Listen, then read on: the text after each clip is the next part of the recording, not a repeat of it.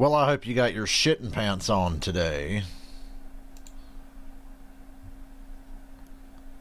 I know I do.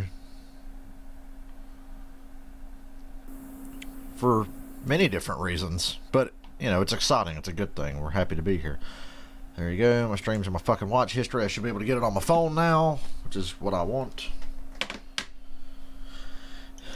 And we're ready to roll. 500 miles. I'm currently watching the Browns and the Cowboys. They're in a hell of a shootout right now. It's 14-14, but it's not even halfway through the second quarter. They're just going up and down the field on each other. So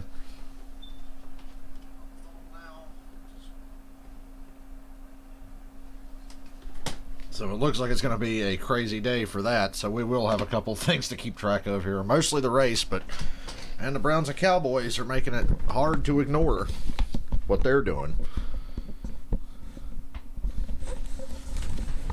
Oh, God, I didn't sleep worth a shit. Went to bed last night at midnight. Woke up at 1:30. Woke up at 3:45. And then got out of bed about 5:30. So, but I did have an ace in the hole. I drank my pre-workout shit. That juiced me up. And I rode that bike 15 fucking miles nonstop. 60 minutes straight. Got that out of the way, so I don't have to worry about that after the games tonight. I can watch Sunday Night Football, watch The Walking Dead, and go to bed. Oh, yeah, Walking Dead's back tonight. Get hot. Get hot, son. And Odell Beckham has 2 touchdowns today. So it looks like the Browns are finally figuring out how to use Odell. I'm talking about football till the race starts because that's all we got. Hey, Lori. Cowboys and Browns are in a hell of a game. I was hoping that Cleveland would just come out and whoop the shit out of Dallas, but Dallas has too much talent on offense to get shut down. They're going to be in a lot of shootouts this year. They got the ball back now. Cleveland just scored a minute ago, so it's 14-14 with 13 minutes left in the second quarter. Both defenses are taking a lot of chances that are not paying off. The Browns got fucking smoked because they blitzed and it just failed miserably. Gave up a wide open touchdown to CeeDee Lamb. And then on the next series, Andrew Sendejo thought he jumped the route perfectly. And it looked like he did, but he missed. And the ball had about a half an inch to get to Amari Cooper's hands. And he just walked into the end zone from there. So, yeah. These defenses are not faring too well. And the Browns, unfortunately, look like they've lost Nick Chubb for the day. But anyway, we're here to watch a race. Of luck. They're all in line right now on pit road. Let's go to pit road to get some of the storylines that we will be following. And I'm going to listen to the race audio on my phone and see how it sounds to me. Luck needs to be on your side here at Talladega, the most anticipated playoff race of 2020. As I walk the grid, I can feel the nervous energy. The trophy is on display, but if you want to have a chance, you have to find a way to survive this difficult racetrack, Dave. Steve, Joey Logano started the round of 12 in a subpar manner after contact sent him to pit road. Sounds good to me. How's it sound to you out there? Eventually got the free pass late in the race, but finished race audio just good enough. Just 11 points above the cut line. The good news is he's won here 3 times. Understands the Meanwhile, Baltimore is slowly starting to smother Washington. The Washington, whatever the fuck you want to call them. 14-0. Slow start, Baltimore. They'll get there. At Talladega, but in spite of that, Martin told me 3rd and 1 for Dallas. They get it. If I was going to trust the team on 3rd and 1, Dallas would be very high on the list. At Talladega. He'll be trying to change those statistics today, but first up, whoever converts the most 3rd and 1s in the NFL this year, Dallas is probably going to be in the top 2 or 3. We'll see if they can work together to stay up front. And Kelly, with all the wins in the bank for Denny Hamlin, you think they would feel this is a great game. Going to the next round, and they do feel pretty good about that. So Michael, whenever he gets on here, I sent my message. Austin Dillon is my money bet today. To get stage points to be able to keep up with Kevin Harvick and his strip sack recovered by the Browns. Yikes. Woo! Go Cleveland. Myles Garrett, man. About the only guy on Cleveland's defense making any noise today. Olivier Vernon's having a good game. Extra points within the race. It's time. Well, as you can see, Pisspot fakes the ball to Zeke, which is his best fucking play, and doesn't even see Myles Garrett coming around on his other side. And here to say the most famous famous words in motorsports is the founder. Beautiful strip sack by Miles Garrett, recovered by the Browns. Makers of Yellowwood brand pressure-treated pine. Look, it's the fat guy in the yellow hat from the Curious George books. Drivers. Your engines. If that man's not racist, somebody in his family's racist. You can just tell by the way he sounds. And they're in Alabama, so I mean, fuck. So yeah, Austin Dillon is the money today. Fire the engines up. So all my money and my hopes and dreams are in that fucking 3-car. I don't even know what the exact odds are, but I said, you know what, Almirola. The other picks I was considering was like Almirola or Ryan Newman, but Almirola's pretty high up on the list, so chase the odds because it's Talladega. First down, Browns. Man, OBJ's going off. It's another catch. Creeping up on 100 yards, and we're not even halftime yet. Myles Garrett's trying to win Defensive Player of the Year in one game. Man, the Browns. A lot of talent on this team. Hoping they can start to put it together. They're going to be in a fucking shootout today, but holding up pretty well. Just sucks they're not going to have Nick Chubb for the rest of the day, it looks like. That's just how it looked earlier when he went off the field. It didn't look good. Oh, Kareem Hunt making guys miss. First down, Cleveland. Look, if Nick Chubb got hurt, Kareem Hunt's the kind of guy you'd want to come in and replace. Kareem Hunt's good enough to be a starter every down back. He's more of the cleanup guy. You know, they run Chubb for most of the game, and then if they're trying to put somebody away, then they bring in Hunt. And Hunt's good in the passing game, too. Man, I'm excited for this race, though. It's fucking Talladega. It's going to be fun. We got the best super speedway package we've ever had at Talladega since the early 2000s. Cleveland is at the Dallas 13. Well, there are some gaping holes there in that fucking line. I think they just scored. I don't think he was down.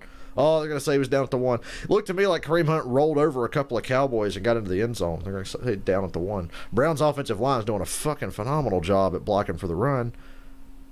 And Baker's getting the ball out quick. So, I mean, there's been a couple times where the Browns O-line hasn't held up in pass protection that well, but you can't tell because Baker's getting the ball out fast and they're running the ball. Okay, yeah, I think they're going to say he's down. Yeah, fair enough. Down at the 6-inch line. Touchdown. Oh, look at that. It's my man, Austin Hooper. Went to a Super Bowl with my Falcons. Now he's in Cleveland. Sad when you go from Atlanta to Cleveland and you end up on a better fucking team. And the Browns, don't let them get hot now. You know, last year I hated the Browns, but this year I actually want to see them do well. Last year I knew they were going to suck. When everybody was like, oh, the Browns are a contender. It's like, no, they're not. Now I want them to do well. The AFC North is tough. Even the Bengals are not a pushover anymore. One of the best when you talk about super speedway racing. Want to take a look at today's starting grid brought to you by Applebee's, and we'll listen to the playoff drivers as they introduce themselves. Denny Hamlin, number 11, Joe Gibbs Racing Toyota. Kurt Busch, Number 1, Chip Ganassi Racing Chevrolet. Mark Truex Jr., Number 19, Joe Gibbs I'm Racing. so OCD about the race sound. I don't want it to be too quiet, but I don't want it to be too loud. And my OBS threw me for a loop yesterday, so I still don't trust it. Number 4, Stuart Haas Racing Ford. Kyle Busch, number 18, Joe Gibbs Racing Toyota. Brad Keselowski, number 2, Team Penske Ford. Joey Logano, number 22, Team Joey Logano, fuck him. Clint Boyer, number 14. Never thought I'd be cheering for Austin Dillon, but today's the day. Ford. Chase Elliott, number 9, Hendrick Motorsports Chevrolet. But if I can't win my money, I'd like to see Chase Elliott or Alex Bowman win this thing. Haas Racing Ford. Austin Dillon, number 3, Richard. Austin Dillon, be aggressive. You got a hole to dig out of. Go make me money. field, we see in row 9, Jimmy Johnson will be starting the 17th position, making his... You know, I'm not watching the Saints game. Like I said, I'm watching the Browns and Cowboys. But from what I hear, old Drew ain't holding up too well again. We mentioned he was going to be one of the drivers we'll be able to listen to during the race and ride along with. Let's hear from him. Jeff. How about you, Eric? You got us? Yeah, I got you guys. Well, buddy, you have done really well at this racetrack in the past, but a lot of pressure on you today, and a lot of other drivers. How you going to navigate your way through all that? Well, honestly, just got to go race. We know the situation we're in. Odell Beckham's playing like he got shit on last night. He's feeling it today. Kind of makes it easy for us, in a way. Just got to go race and see what happens. So we've had a lot of success. Talladega. It's a place I really enjoy coming to, and we won back here in 2018. So we'll see if we can't do it again with our Smithfield Power Bite Ford Mustang. I'll see lined up right there. So today is the final Cup race for Brendan Gaughan. Can you guys and will you guys work together today? He shall be missed.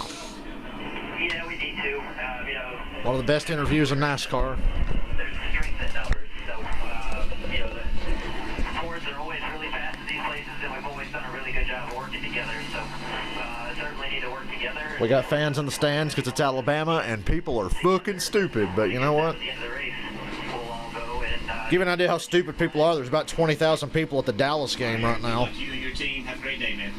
Man, Austin Hooper looks like my friend Dylan. He looks just fucking like him. Lucky to be on the rival board. My friend Anthony looks like a big Russell Wilson. So The Smithfield Power Bites camera off the roof. can't really say I look like any celebrities or athletes. Athletes tend to not look like me. We're going to see what he's looking at, how he's using his eyes to see the action around him. Brad Keselowski. A goofy ass picture of Myles Garrett when he was in high school. Dude was jacked though, so you can't say shit to him. Got the head and face of a dork, but the rest of his body is like he's chiseled out of stone. And from Bayonne, New Jersey, Mark Trix Jr. have the Toyota Camry. First and 10 Dallas at the 25. Please fumble again. Hasn't wanted to play track. He's had a lot Ooh of boy, success in Zeke's playing free. racing and Oh boy. Oh, they tried to strip him, but transferred over. oh, I think they did. See if he can get a win today.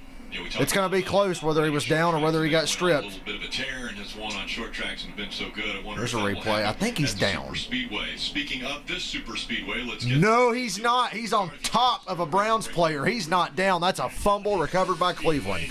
That is a fumble recovered by Cleveland. Get that call right. He was on top of a Browns player. Knee was not down. Ass was not down. Elbow was not down. That is a fumble, son. Challenge that if they didn't call it right. I got the sound off, so I can't tell if they challenged it or got the call right or what. Stages today, 60, 60, 68.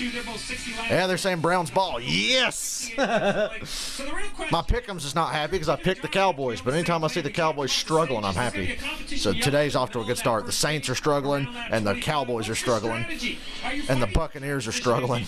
You couldn't ask for anything more. Make sure your driver tries to keep it on the racetrack. If the driver wants to fall back and be conservative, no reason to fight for it on track position. Lights are still on the pace car, so I can watch the game a little bit longer. That's the best way to start the race here at Talladega. Big run for the Browns. Be jumping in throughout the entire race, obviously talking about that strategy. We'll see manufacturers working together, coming to pit road at the same time, trying to stay together as a pack. There'll be a competition caution on lap 25. Competition caution lap 25. The drivers want to come to pit road at that time they can. That's again because of no practice, no qualifying. This is the first time they've been on the track. And let's get a few final updates. We'll start with Dave.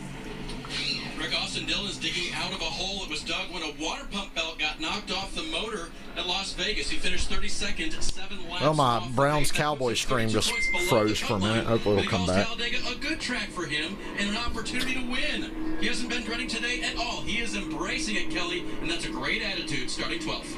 In spite of a top 5 finish last week at Las Vegas, Alex Bowman finds himself just 9 points to the good to the playoff cut line. The good news is crew chief Greg Ives told me they have the confidence in all 3 racetracks of this round that they can come away with a win. And what type of speedway racer is he? Well, Greg Ives said he is patient. Well, damn it, I probably got to find a new stream for the Browns and Cowboys. Not that that matters because I'm about to watch the race. Today, Marty. Kelly had a chance to visit with Kurt Busch fresh off the hometown. Oh, God damn it, illegal streaming website. Let me watch my free football. That's okay, we have options. This little website I'm using has options. A bunch of different streams. Can't stop me. Run up front. It would be easy for this one team to say, hey, we've advanced to the round my of stream 8. ain't working either. Back and take it easy here in Talladega this afternoon, but they plan to run up front, gather stage points, and who knows, Rick, maybe get their second straight win. Well, I don't want to be Debbie Downer, but a year ago, all 12 of the playoff drivers ended up having issues. And when I say issues, got into altercations on the racetrack. So there could be something. So, like I said, say about not being I picked Austin Dillon because he's so far back in points. You know he's going to be aggressive. He has no choice. He's 32 back with a road course coming up. You think Austin Dillon stands any chance at advancing through because of a road course race? I don't think so. The deal with some adversity, and the crews will be pressed into action to try to repair. And they're going green this time around. They're on the backstretch now. And there's so many guys that just do not have enough points. I'll stop making pop-ups pop up on my PlayStation. You know, this race is really going to be broken down into 3 races, right? Because you have to get stage points. So this first run is the 60 laps, and I think that's how the drivers are thinking about it. This is a 60-lap race. Okay, my brown stream is back on. Get that done, and then focus on the next 60 laps. I can have that on in the background. Browns are at the Cowboys 12. Big run again. Man, this Browns O-line is eating the Cowboys defense alive. Gaping fucking holes. Sounds gross when you say that, but you hear football and analysts say it all the time. Gaping holes. It's like, Is this clips for sale or is it a fucking NFL game? Come on, Browns, score. They're about to come to the green flag. It's first and goal at the Dallas 2 for Cleveland. Back-to-back turnovers. We going green here. There's that look. Riding along with Bubba. We're getting ready for the green. Touchdown, Browns. And we're green at Talladega. Great day all around.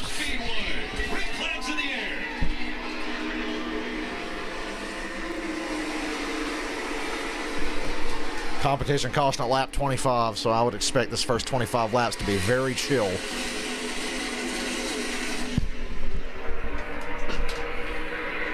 But I've been wrong before.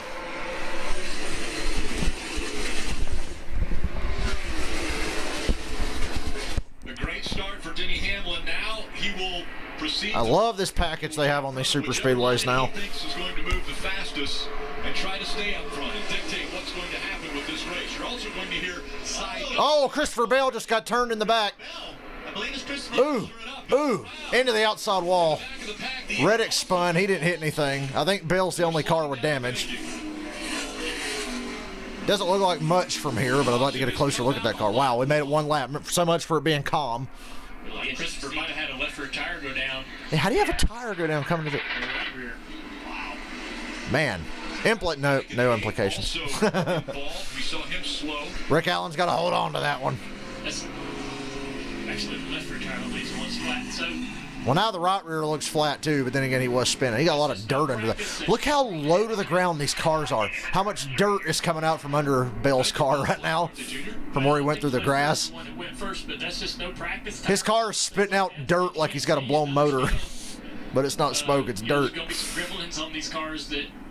Really low to the ground, these cars. Oh, man, Reddick's got more damage than I thought. He's got more damage than Bill. And yeah, it was a flat tire. He just spun on his own with a flat. Just have to wonder if that left. Boy, good thing all the playoff guys start up front. Yeah, Tyler Reddick, no place. Oof. Tyler Reddick's day, that was a big impact for him as well. What a disappointing. What a tough start. Race with those two drivers. Couple of rookies. Well, Reddick's a wild card. I mean, his car's still going to run, but that's not good on the left front of Reddick. Bubba got into the back of somebody. Not that hard, though, I don't think. Yeah, they're fine, I think. Experience probably helped him right there. And a lot of those guys are lucky for it. He didn't turn around quicker and go back up the racetrack. We'll see how extensive the damage is. They're putting well, that didn't take long. And there you see the damage on the left side. Back to the restart. The ESPN announced to be like, that didn't take long, did it? Fuck off. Don't miss those days.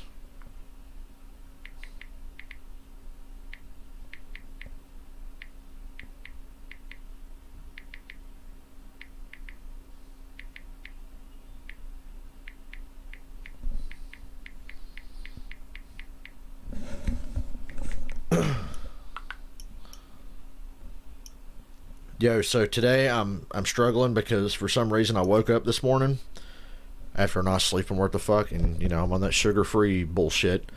I woke up today and I've been craving ice cream more than I ever have in my entire fucking life. It's the first time since I started this whole plan that I'm actually desperately craving it.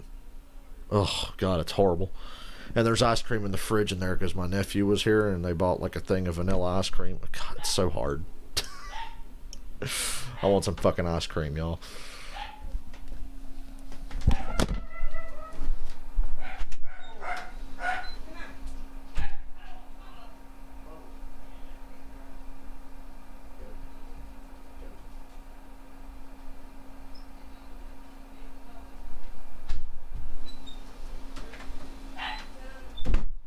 Dog's in there barking at people that come here all the fucking time. It's my dad and his wife. And she's in there freaking out like she's never seen them before, even though she sees them like multiple times a week. Okay, it's Cleveland 28, Dallas 14. 7:20 to go in the second. Dallas has the ball back now. Throw a pick six. Just complete the fucking trifecta. They've turned it over twice now. 2 possessions in a row. Fumble by Dak and then a fumble by Zeke. Here comes Myles Garrett again. Ooh, he just missed Dak. And Dak's rolling. Pump fake. Pushed out of bounds. Gain of 1. Boy, when Myles Garrett missed, I thought that play was going to go somewhere. Because there have been plays down the field. Giving up on both sides, really.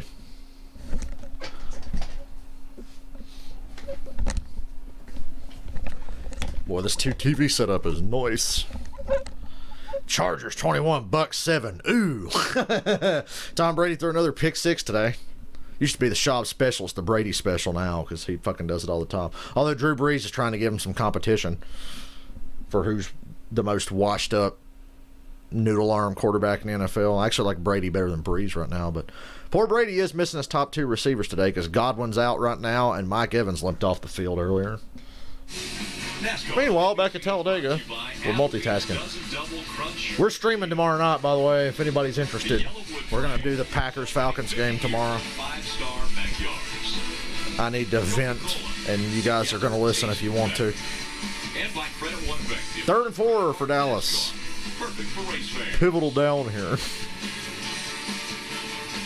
Take a look at today's Ram. God, Myles Garrett is tearing off the edge. He didn't get there that time, but that speed, first down Dallas. Big one. I mean, there typically sometimes can be 2 or 3 big ones. Hell, a big one can happen by something as fluky as what just happened with Bell. We're lucky Bell spun in the back, basically by himself, off a flat tire. You got to stay on top of that as a driver to understand who's around you and where you want to go. Yeah, no mistakes on pit road. That goes without saying. But coming to pit road, no mistakes. That energy drink I had this morning, sugar-free, still made me sick. That was disgusting. If it wasn't for that, I wouldn't have been able to work out as long as I did, though. So it was kind of worth it, but I'm never drinking that shit again. Oh, my God. Another Cleveland's DB misses a fucking easy interception. First down, Dallas. But, yeah, God, I think it's called Bang Energy. I'm not drinking that shit anymore. It's completely sugar-free, and it really helps me work out and wake up, but no more. I just can't. Made me feel like garbage, and it didn't taste good at all. I was miserable the whole like 45 minutes to an hour. I was sipping on it to get ready to work out. First down Dallas to Cleveland 46. Play action. Ooh, a drop by Tony Pollard. Junior, right? I mean, I think aerodynamically, while it's not pristine, he might not want to be the lead car in the line, but second or third. Check my OBS again, see how the fucking sound waves look. Most of the damage is up high, though. Radio inlet down low. And as they come to the green, Rick, it reminds me. Looks good to me. Cone here at Talladega. You have to line up. According to Lori, it's good. That's good enough for me. Oh, the Saints are beating the Lions now, 21-14. Lame.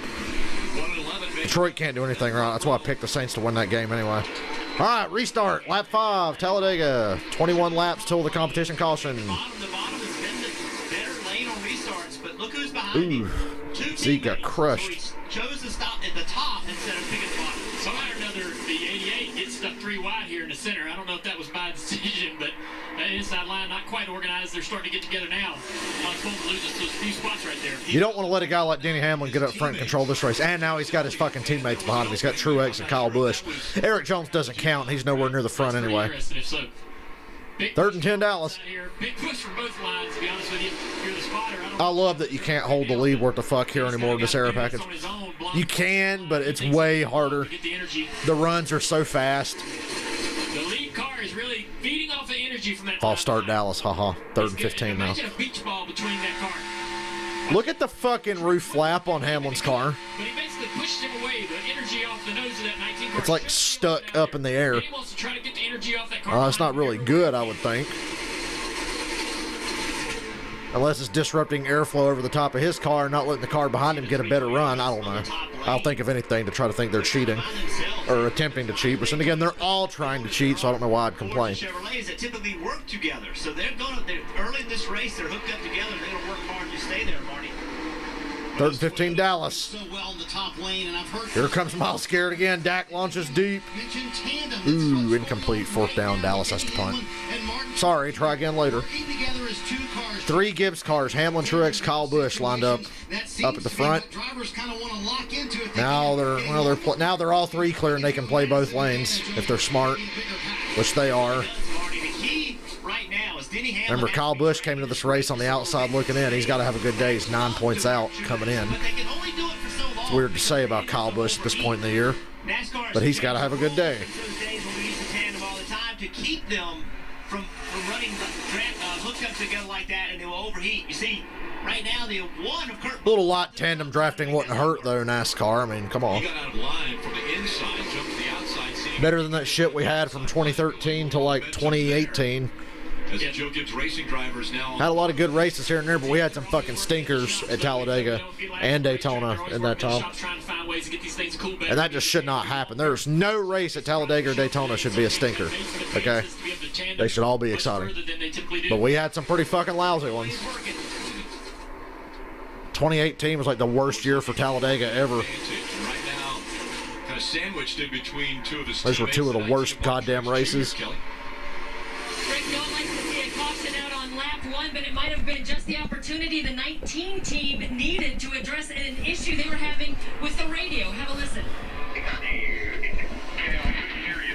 My antenna came unplugged at the roof. I plugged it back in. Couldn't hear anything when I was out there running.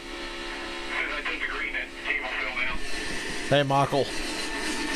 So they got the issue fixed, but how much do I get if Austin Dillon wins? What was the deal? Feed your eyes and your skies are spotters. The radio is perhaps more important here than anywhere else. Oh, I think cars getting together behind. Whoa, what the hell? Oh, Stenhouse. Oh, that's done for the day. Backed it into the wall hard. Look at the front. Woo! Somebody I didn't pick wrecked. He had some damage already from that first lap wreck. 2 cautions in the first 10 laps for single car incident. Well, the first one was like a 2-car incident. The back end of that car is destroyed. Yeah, I'm watching Cleveland and Dallas right now, Michael. This is a racetrack where he is so good. Stenhouse backed into the wall hard. Good to have the race on NBC today. Who calls? Oh, look, it's John Hunter Nemechek and Stenhouse. Well, you knew something bad was going to happen. Nemechek through the trioval. Yeah, Nemechek and Stenhouse. That's not a pair I'd want to be working with. Yeah, bad deal. Ooh, Bubba just avoided disaster there. He almost would have. He damn near got hooked into the outside wall. And William Byron has the best paint scheme of any car on the track today. You guys see that thing? The lead car. Oh. So easy to spin somebody out. DNF for Ricky Stenhouse. That's his last chance to win this year. Right there. I get $33 goddamn dollars if Austin Dillon wins. Fuck. And Stenhouse is out already. That's one good pick that's out of the race. The more guys get wrecked that are not Austin Dillon, the happier I'll be. I remember that. Getting on the left for a quarter panel. I had held it against you. All right. Well, I don't know if you remember. But that is exactly right. When you're 10 to push. First and 10, Cleveland from their own 10. Right rear. If you get on the left rear, it's up by 14. so difficult. And the trouble, believe it or not, is to work making do with Nick Chubb and or not Nick Chubb, Kareem Hunt and whoever that other running back is. Who is that? Pushing someone in trial on the left rear quarter panel is really, really dangerous thing. His last name's Johnson. Right front is flat. So I don't know. Did you know this is the first time the Cleveland Browns have scored 28 points in the first half since 1991?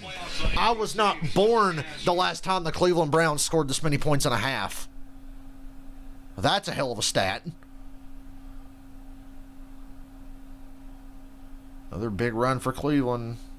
I gotta go tell my grandparents get a kick out of that. I'll be right back.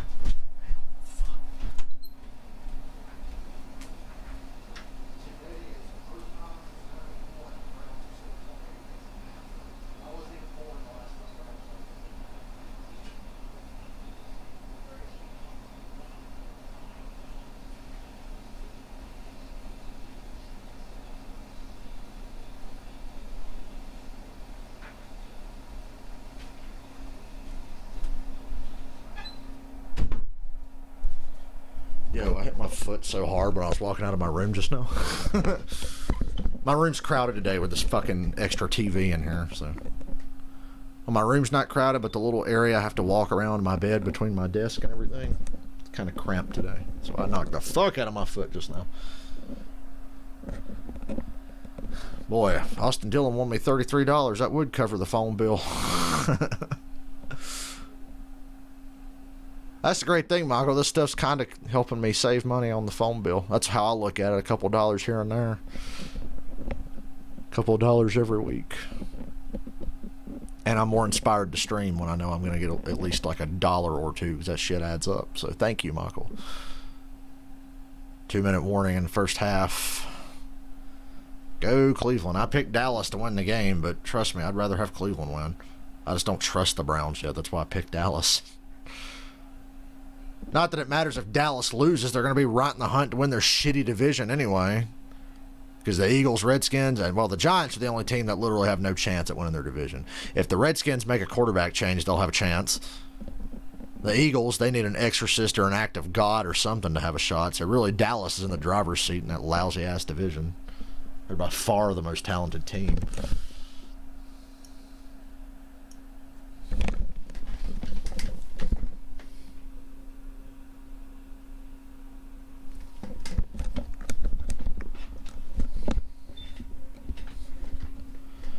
Feels good outside again today. It was so cold last night. I left my window open, though, and I woke up this morning. Felt great in here.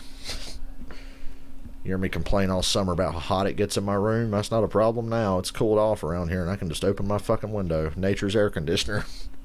Shut my door and open my window. It's great. I got my window open right now. Back to the Yellowwood 500 history. Talladega. Much richer than at Talladega Super Speedway, one of the longest, fastest tracks. Slow start to this race. Today's sponsor. Could be a long day. Man, look at that picture. Mike Skinner, Mark Martin, and Bobby Labonte. What was that, like 97?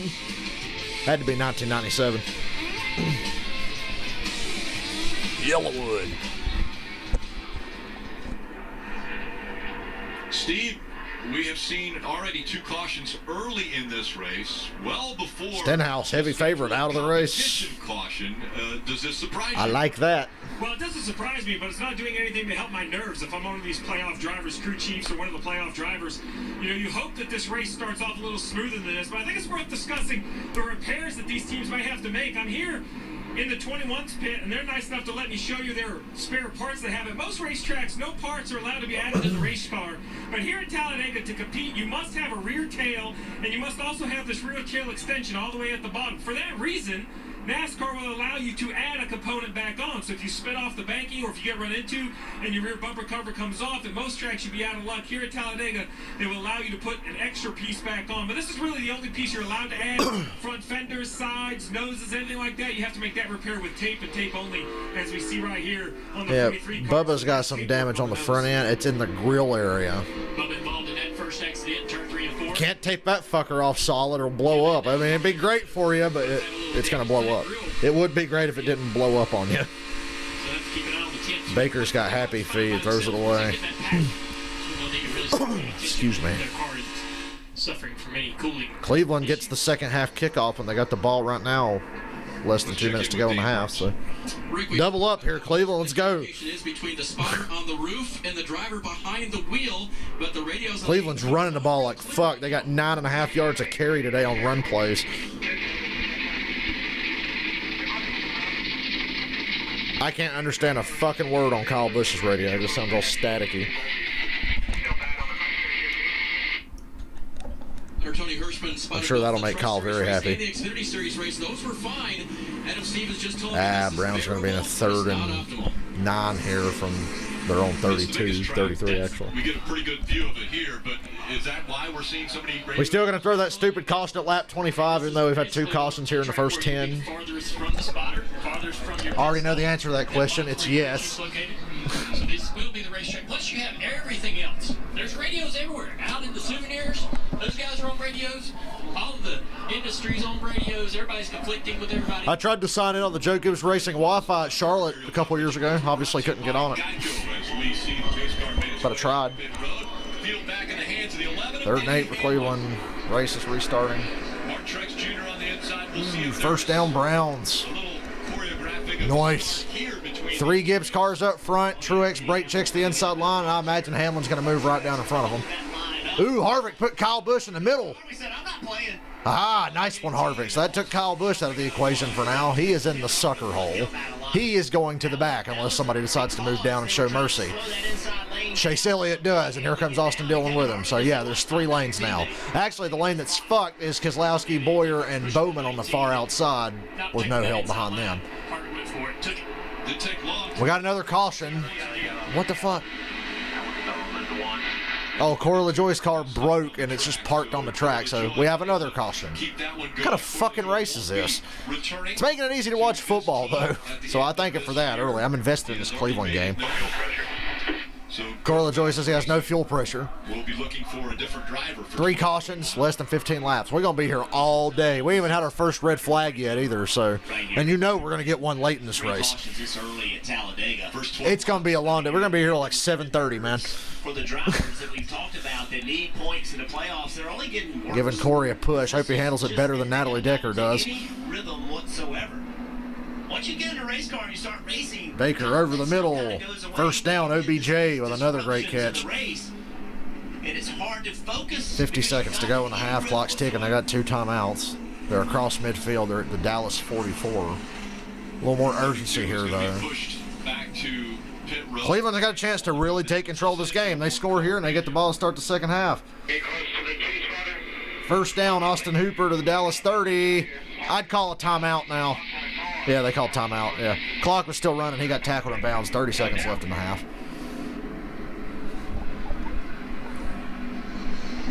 So that's one of the ways that the teams will communicate with each other, because now no longer, it used to be when there was tandem. This race can't get going. Everybody would have everybody's frequency, and you can actually, drivers, you were able to talk, and then NASCAR said no. They said no longer are you guys able to do that.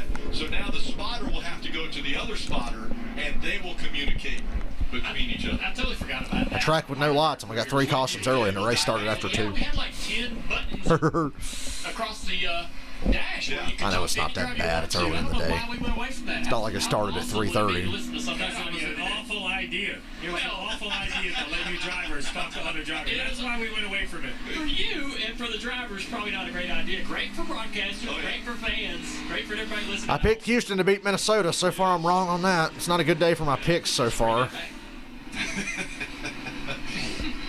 Especially if you're looking at that Chargers-Bucks game. I found it entertaining. I say we bring it back as well, Junior. Hey, one thing we're going to talk about today, manufacturer alliances. Steve, I'd love to get your take on this, but here's where it kind of stands for this playoff race at Talladega. Ford had a call earlier this week. It was a really short call. All right, Baker. We've talked about how these teams or alliances will work together. Boy, here comes a Baker going deep. Never had a chance. Baker got hit as he threw, I think. Still got the ball off. It got downfield, but it never had a chance. At least it's incomplete and stops the clock. Not a sack. came on the call. Think and positive here, organized the plan for Chevrolet. And from the Chevrolet crew chiefs I talked to, Steve, they said that plan was very, very organized and very well detailed as to what Chevrolet will do today. Now, this is tough to get everybody on the same page, right? But Eric Warren, although he works at RCR now, going green next time. Go to GM and work for Chevrolet and kind of lead all of their racing operations. So an interesting move by Chevrolet to have Eric Warren lead that call and lead the plan for Talladega today. Well, if you're going to have a plan, I think it needs to be very spelled out. That's a mistake, Baker. To each team to decide how committed they want to be. Timeout Browns, 18 seconds left. No timeouts left now. Third down. I think they run at least, yeah, they got to run one more play here. They got out of bounds all good. But they're walking a fine line right now. And this is the kind of situation where the Cleveland Browns fuck up all the time. So it wouldn't surprise me here if they botch this. Chase Elliott to the win, and you're Austin Dillon. Do you really want to move one of your playoff competitors through into the next round, regardless of the make of his car? As a crew chief, I don't like these plans. I like to think that I'll be able to do it on my own with just one car, but we've seen when the organization's stacked up, it's just hard to beat them by yourself. We asked multiple drivers this week, how do you deal with that? And they didn't know either. Like, how do you push somebody that's hurting your opportunity to make the next round? So we got 3 cars out of the race. I don't know if LaJoy's out of the race. Well, I don't think Bell is either, but the priorities of the his laps down anyway. To work together. The 9, 3rd and 4, Cleveland. And the 3. Don't take a sack. He throws it short and back. You got to spike it now. You got to spike it, kick the field goal here. They're fine. 10, 9, 8, 7, 6, 5. They spike it. It'll be about a 36-yard field goal here to end the half. Now this first half's going really well for Cleveland. I'm happy. Hard to balance. And by the way, you know, when my team sucks like the Falcons do, I root extra hard against the teams I hate because I got to have some kind of happiness. I got to have something to cheer for. Side draft, do I not? I don't know if the competition caution's still at lap 25, but if so, we're 10 laps away from it. Here's another restart.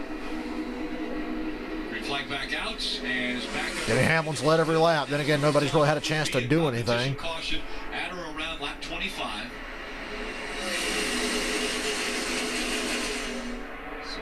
And the field goal is good. Cleveland 31, Dallas 14. Halftime. Sideways through the trial. Right on board, Toyota camera. Mark Trench Jr. looking at the 4 car. They close in on the leader, Denny Hamlin. Joe Logano back there in the 4th in line on the inside. Thank God this race is on NBC. A little bit of advantage right now. We know that outside line can make things happen. Here they come down the front straightaway. Denny sees Here comes an outside line push. Hamlin's going to move up to cover it. Wonder if Harvick will just be patient here. I'd be nervous getting pushed by Keselowski. He don't lift, remember? Oh boy, 3 wide in the back.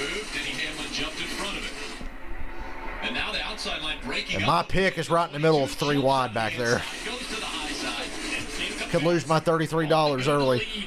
It's Ford's lined up now on the outside. Logano's the first car on the outside line now. Hamlin's already anticipating a move. He's moving down.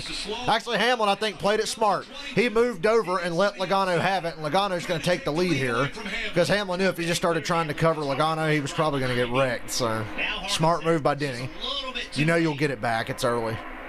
Hamlin up the side drag. You got a teammate behind you, too. Then he turns to get away from him. Hoping Truex can give him some help, but Boy, Harvick is going to push Joey. I'm terrified, and we're not even 20 laps in. Look at how they're running. 3 wide everywhere. My pick is right in the middle of it. Logano's out front now. Oh, man, that high line's got some momentum. Clint Boyer leads that. It's so scary when you see that outside line getting a big push right as they're hitting the exit of 2, and you know they're going to run into the back of the leader and something could go bad. I think they'll stay there through 3 and 4. There's so much going on, I can't even call it. Oh, to the middle they go. 3 wide, 3 wide, 3 wide. Except for Logano and Hamlin out front. A lot of learning going on right now. No practice, obviously, this weekend. People really don't know what their car is. Ooh, look at Ollie Lord to jump on the outside. Didn't make it work. Come on, guys. We're not even at the competition caution yet. We're not even halfway through stage 1. Push back to the lead. Here it comes. You can't do me like this. Denny's going to almost is clear. Chase Elliott, big run up the middle. Chase Elliott. I think it's going to stall out, though, unless Kurt Busch gets closer. Yeah, it's going to stall out. Boyer's got a big push to Harvick on the outside now. Lap 19, guys. Harvick lifted. He didn't want to run over the back of Logano with that big push from Boyer. At lap 19, we're already seeing aggressive driving. This track position, it matters. You have to. Hamlin. I don't know about that, Hamlin. He is clear. He's clear, barely. Good God, you cut up in front of Logano like that, you're playing a dangerous You're game. saying not clear, his spotter's saying clear. I think the 22 had to let him. What happens here if they all wreck and we're left with like 5 cars after 20 laps? Joey wanted to let him do that. Let's push that 11 car out here. Joey's going to have a little bit of a run. But I tell you what, stage points do fucking matter today, so maybe they're just trying to stay in the right position.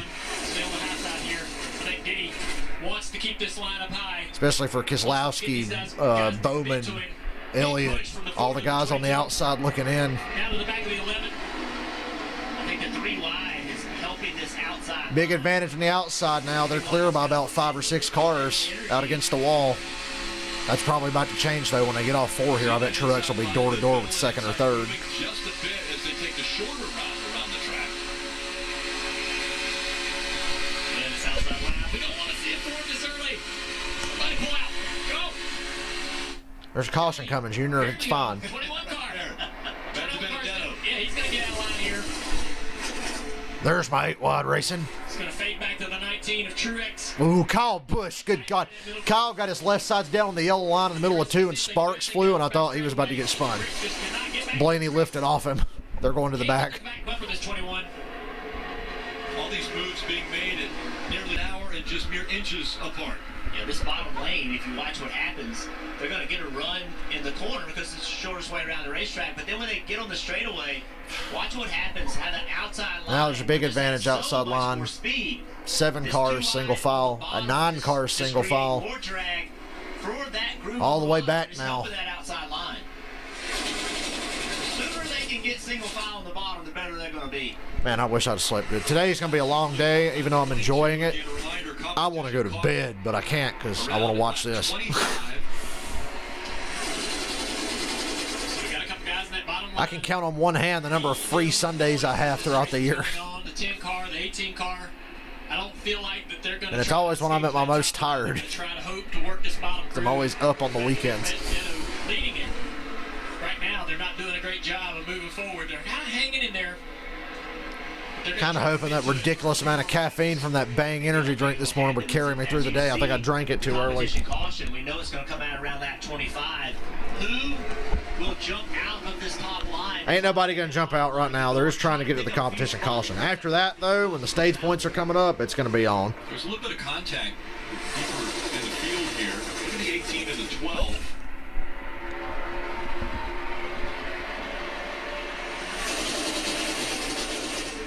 Blaney just giving him a little. See, I'm fucking tired. Getting some momentum going. That bottom lane's coming right now. They've gotten organized. They're single file. A lot of pushing going on. Yep, bottom line's getting back to the front. Almirola and DiBenedetto with Kyle Busch, Ryan Blaney. Good tandem work. They've made it all the way up to 2nd. And he's brought everybody with him. That's the key part. But those two bring that 18. They bring that 12 as they advance. Matty D's got to do. He has a job to do here in that 21 car. He needs to drag the brake a little bit. Get hooked up with Almirola. There you go. Now get latched up. Now Hamlin's got to block the bottom. The momentum on the bottom of the track now. Denny Hamlin jumps down there. So when Denny goes away from the top has to kind of become the middle. Now Denny's playing both lanes. Good God, can we just get to the competition caution here in a lap or so? Now the top's all disorganized. Yeah, good move by Hamlin. The top line did get messed up, and Hamlin went back to the bottom. Great job by Matt and a 10 to destroy that top groove's plan. Now it's like a whole new race up front. Like they're racing to the competition Except for Hamlin being the leader. It's been the same. We're seeing a break up from the lines that they had been running. Next time around, there should be a caution. Almirola shoots to the outside now. Now that outside line's going to have a big run on this lap. Because Logano's second in line, and he ain't going to sit there. He's going to push. Hamlin moves up to block Almirola. Up in front of him. Look at him get loose right there. I've never seen cars look so stable and unstable at the same time. They're kind of stable because of the downforce, but the turbulent air has them bouncing all over the place. Off the roof. Watch as this 10 car gets closer to the 11 car. And Jeff, that's what makes an airplane fly. That lift. 22 to the outside. Physics lesson from Rick Allen. Back to the bottom in front of Matt. Hamlin better cover the outside. Here comes a run from Logano. You better not be late either. All right, throw the damn yellow. It's lap 26. Fuck. Kyle Busch made it 3 wide, put Matty D in the middle. It's constant action everywhere. They gonna throw the caution? Or are they gonna wait another couple laps? Logano, you're killing me. There's the caution. Jesus Christ. Logano's about to kill somebody if they didn't throw that caution. All that for no points. Right? That's just for track position. Wait till points are going to be paid. Yeah, that was a bit much. But it's fun to watch. I'm already wore out. We're 26 laps in. They're enjoying what they're doing. So, Steve, are we going to see everyone come to pit road? Yeah, you got to pit. You can't make it to the end of the stage here, Rick Allen. Ask a stupid question. Give him a stupid answer, Steve. Rick Allen asked a stupid question. He deserves a stupid answer. It's used as such. I expect everyone to come to pit road because you need to stop now to make it the end of stage 1. We'll see some variety on 2 tires, either rights or lefts, and fuel. Some teams will opt for 4 tires. But, Jeff, I think you called it. You know, everyone is fighting for track position. They know those points are going to be awarded, even though that's still over 30 laps away. They're fighting. And I still want to know, how did Bill blow a tire on lap 1 with no contact with anyone? Move them to the front, perhaps only 2 tires of gas. Well, NASCAR Drive, that's your live race day cooking. Follow your favorite drivers with high-definition in-car cameras. All you have to do is visit NASCAR.com/drive, or you can download the mobile app today. We were riding along. Oh, lady, would you please stop messaging me? Riding along with Bubba Wallace. That helmet cam giving us the perspective. There he looks down at his dash. We saw all that action and the guys racing and taking risks. And Kurt Busch dropped back to 21st, Bowman to 22nd, Keselowski to 23rd. A couple of those guys were like, it's a little too hot for me right now. Hey, Rick, one thing that concerns me, sorry guys, I was going to say, as I mentioned, different ideas on pit road. Junior, Jeff, I know it's a big pit road and big stalls, but if guys are only taking 2, you're fuel only, you start to leave at different times. Very easy to damage a car early in the race here on pit road. Yeah, this is the spotter and the crew chief have to be on their toes right here. They have to let the driver taking a break from talking during the caution because Jesus. The driver's cue on a 4-tire. Boy, you guys remember how fucking raspy my voice was last week at the end of the Vegas race? They have to communicate properly. I mean, jeez, I was done last week. Today might be just as bad, if not worse. I could barely talk at the end of Las Vegas for some reason. I didn't even do that much yelling last week. Actually, a lot. I yelled during the Falcons game, but it was more laughing than anything.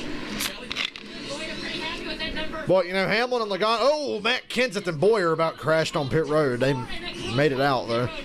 The call from Chris Gabehart for Denny Hamlin is FedEx ground. Hey, remember Logano and Hamlin were the ones that killed the field at Daytona back in August. So, I mean, hey, they want to pick up where they left off. Just don't take out Austin Dillon. I want my $33. Stuart Haas team number 10, Eric Almirola, 3 spots, and you see new leader, Eric Almirola. Pit road did not take new tires. Well, dude, it's like I said earlier. We had 3 cautions in the first 15. Really, we had 4 cautions in 20 laps.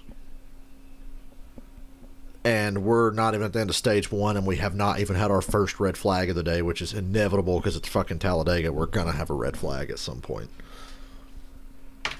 So, and based on how they were driving there, when these stage points come up here in a little bit, hit the deck. That's all I can say. You got to wonder if you're Austin Dillon, you're so far back in points, are the points even really going to be worth it? Just based on the feel of the race, you got to sit back and let these guys wreck.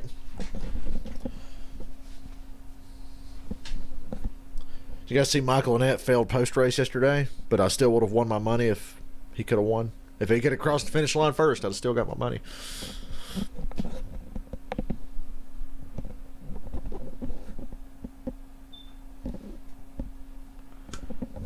Hopefully this Browns-Cowboys game will get back on here just before this commercial ends so I can see a few plays again. It's hard juggling sports. Especially because I'm OCD. I like to sit down and focus on like one thing, and I'm sitting here multitasking. Cleveland 31, Dallas 14. We're coming out of the first half. Halftime's over now. Cleveland gets the ball here. Hope they go up 38-14. And since they're not the Falcons, surely they can hold it, for God's sakes. Although they are the Browns. Like I said, I still don't trust them. Cleveland's got to stack some games together. They're working on it.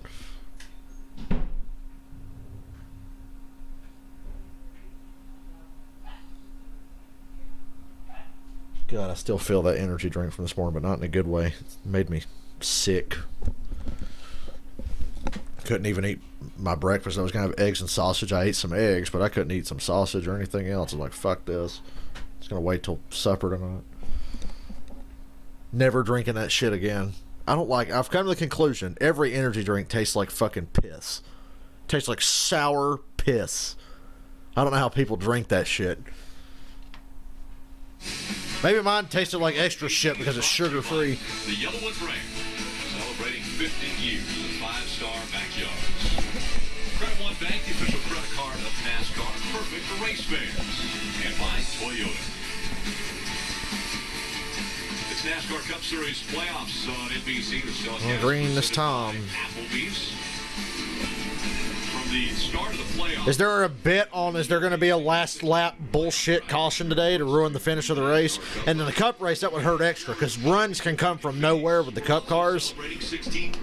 So if you throw a caution going into 3, the entire race could end up different if you didn't throw a caution on the last lap. Earlier today, we talked about Jordan Page, Jackman under the numbers. So I'm hoping we get a good finish today. Something fun to watch, not an anticlimax like the last 2 races this weekend. Cleveland 1st and 10 at their own 30, up by 17. Series championship as part of Brad Keselowski's number 2 pit crew back in 2012. He's racked up over 30 wins. And the Cowboys still can't stop the run. You know, I thought the Cowboys had a good pass rush, but they're just getting completely killed by this run game today. That just negates any pass rush you have. But this truly is a team sport, so we're honored to pay tribute to some of these guys who work. How about that? 2 weeks in a row, I just so happen to be watching the Cowboys game. I don't watch Cowboys every week, but they're the most interesting game on right now, so I chose them. Mainly for the Browns, so I get to shit on the Cowboys and back-to-back NASCAR screams. Because we were making fun of them last week when they lost to Seattle. And telling their special stories. They waved off the restart here, so I get to watch a little more Cleveland. Kyle Busch coming into pit road. First down, Cleveland to midfield. He's gonna lose all that. The Browns are rolling, but don't count anything until they get in the fucking end zone. That's what we talked about. Crew chief saying, go, go, go, go. Matt Kenseth coming in. A little bit of contact right there. Boyer's fine. They barely touched. Tore up the skirt on the 14. You should be fine, though. Great save, really. What the fuck's going on there? Yeah, he did a great job not making that situation any worse. Little contact on the track before. I think he's just telling him. Is that high? Is that the way you guys say hi out there on the track? Ooh, the Cowboys finally blew up a run. 5-yard loss. Coming back straight away. I don't know if that was first time today there's a flag though with somebody offsides. Let's see. I don't see anybody offside. Maybe it was a hold. I think it's gonna be a hold on Cleveland. But you gotta decline that penalty. That was a 5-yard loss. Marcus Lawrence blew up Kareem Hunt. So up front we got Almirola, Logano, Boyer, DiBenedetto, Hamlin, and Blaney. Almirola picked the outside line for this restart. He's got a bunch of Fords behind him. Clint just a little bit worried that he might have a tire rub. We'll see when they get up to speed. I don't think he's got a tire rub. We'll see, Alan, when they get up to speed. That damage didn't look bad. I don't think he has any kind of damage around that area. Just that. They barely touched. Just the crush panel might be knocked out, but whatever. Getting ready for the restart, and now it's only like 70 degrees there today. At least they're not cooking in these cars. It's a nice cool day down there from what I saw, looking at the weather. First and 20, Cleveland. Why wouldn't you take the 2nd and 15, Dallas? You just gave them a couple extra plays. Not teammates, but manufacturers of the same make. So Gunshy Baker don't want to go deep. Ooh, missed tackle. Big play. Gain of 12. So they get some of that yardage back. So only 29 laps. Baker looked like Drew Brees, hesitating to throw deep there. They can run from mid-pack to get some points. But one missed tackle later, and they're back on schedule. Field approaching the Geico. We are halfway through stage 1. Again, Almirola and Logano. Brace yourselves. Boyer, DiBenedetto, Hamlin, Blaney, Harvick, Eric Jones, Cole Custer, Mark Truex Jr. all in the top 10 right now. Great organization in the outside line. 3 cars locked bumper to bumper. Good push on that outside for this restart. They have a shorter distance. Looks like 2 are going to get clear on the outside. Teammates Almirola and DiBenedetto clear Logano down to the inside. So there's 5 Fords on the bottom there lined up. Actually, Matt, this hard. 4. I couldn't tell who that was behind Boyer. It's Hamlin.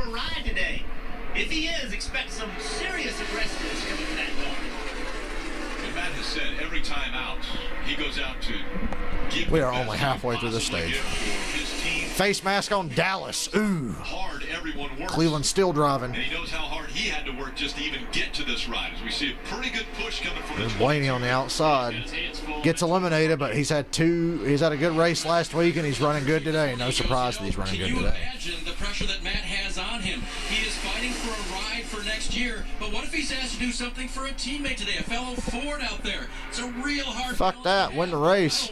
I feel really bad for him. But I'll help you to a point, but I'm not sacrificing my chance to win a race just because the guy in front of me drives the same kind of car I do. It's stupid. I'll play nice up until that point. God, missed tackles everywhere. Dallas sucks. Can we just delete the NFC East for a year? Denny Hamlin just checked out of line and went to the back, obviously on purpose. I don't blame him. With the 10 car getting some great help from the 22. Joe Logano is pretty aggressive. 2 lanes equal at the front. When it comes to moves, taking risks. Look at that. Almost turning the 21 car sideways. That 21 car is moving around. It's a lot of work. I'm just riding around here at Talladega, getting pushed like that. It is up on the wheel all the time. Harvick behind this, he's bailing out, had enough. Harvick going to the back. He jumped down below the yellow line to drop to the back. Him and Hamlin don't need the points. They're fine. It shows you how wild these guys think it is. 2 veterans. Hamlin. It's tame compared to how it was before that last caution, but you know it's going to get worse here in a little bit. Almirola, stay on the bottom. There you go. Smart move, Almirola. You guys up front, the opposite of Sheldon Creed would have made that block and wrecked the whole field. Eric Jones is a good dark horse pick today. I thought about him this morning. Guys on the right side of the screen doing, but we don't want to do that. We want to stay aggressive. We want stage points, and we still feel like to get to the round of 8, there is a points pass. So Eric Almirola sticking to a very aggressive strategy, and you see Denny Hamlin bailing out there. Asked Chris Gabehart about Denny's skill, and he said one thing that impresses me. Ryan Blaney's the leader now. For the moment, that'll change. He knows when to bail out. We all know it'll change. It's going to go back and forth. Exactly no point in calling the lead. He can almost sense when the wreck might be coming. So Denny Hamlin saying, hey, I've seen enough. I'm headed to the back along with Kevin Harvick. Denny Hamlin also has mentioned that one of the things that he's done better this year is understanding when things are crucial, when a great restart has to happen, when he has to be up on the wheel and do everything perfectly. And this is a situation where he's gotten smarter as a race car driver. He knows he doesn't need to push it because right now he's got the second most points of anyone in the playoffs. This is as calm as it's been all day. Plus 33 points right now. So doing well as far as above the cut line. We mentioned Matt DiBenedetto up here trying to race for a job. They got on the outside. Yeah, I considered Eric Jones this morning. Eric Jones is also racing for a job. We haven't heard any official word on where he's going next year. I don't think winning a plate race is going to get him a job next year, though. But he'll have a ride next year. Something will come up for him. He's got the Truex behind him. Another car behind Truex. The 18 car is going to be committed to that 19. Going to push Jones out into the lead here. And look how quickly. Looking good right now. 25 to go in stage 1, 24 to go in stage 1. He's leading. Lost track position on a slow stop on pit road, but has been able to get a little bit closer toward the front. Yeah, now they calm down. As their side comes out for the lead here at Talladega. Man, better go to commercial while you can. I don't know how calm that's going to stay. My Dallas stream froze again. Got to refresh it. These streams are pretty reliable, but every now and then they freeze. And it'd be more annoying if I wasn't watching the race right now. Just now I got to click off of pop-ups for the next 5 minutes because I'm on PlayStation. On my computer, when I use this site, I get no pop-ups. I got ad blocker and all that cool shit. So there we go. My stream's back on now. I don't know if Cleveland just scored or whatever happened. They're in commercial right now. So I'm in for a surprise here.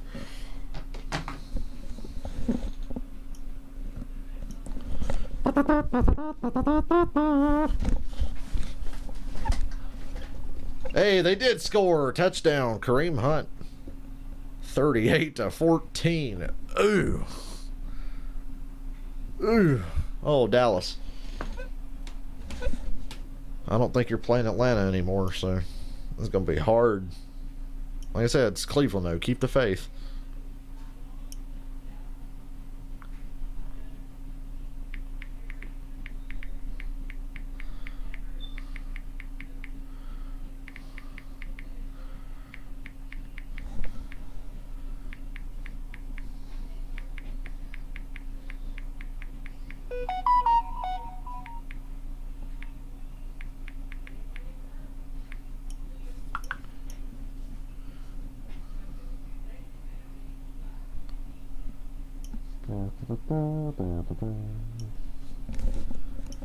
First and 10 Dallas from their own 23.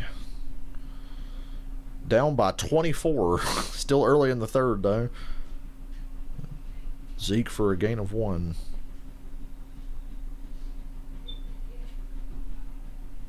They're saying Houston Texans players came forward to lobby against their team signing Earl Thomas. Boy, that says a lot about Earl Thomas. That guys in Houston were like, don't bring him here. Earl Thomas is like the AB of safeties.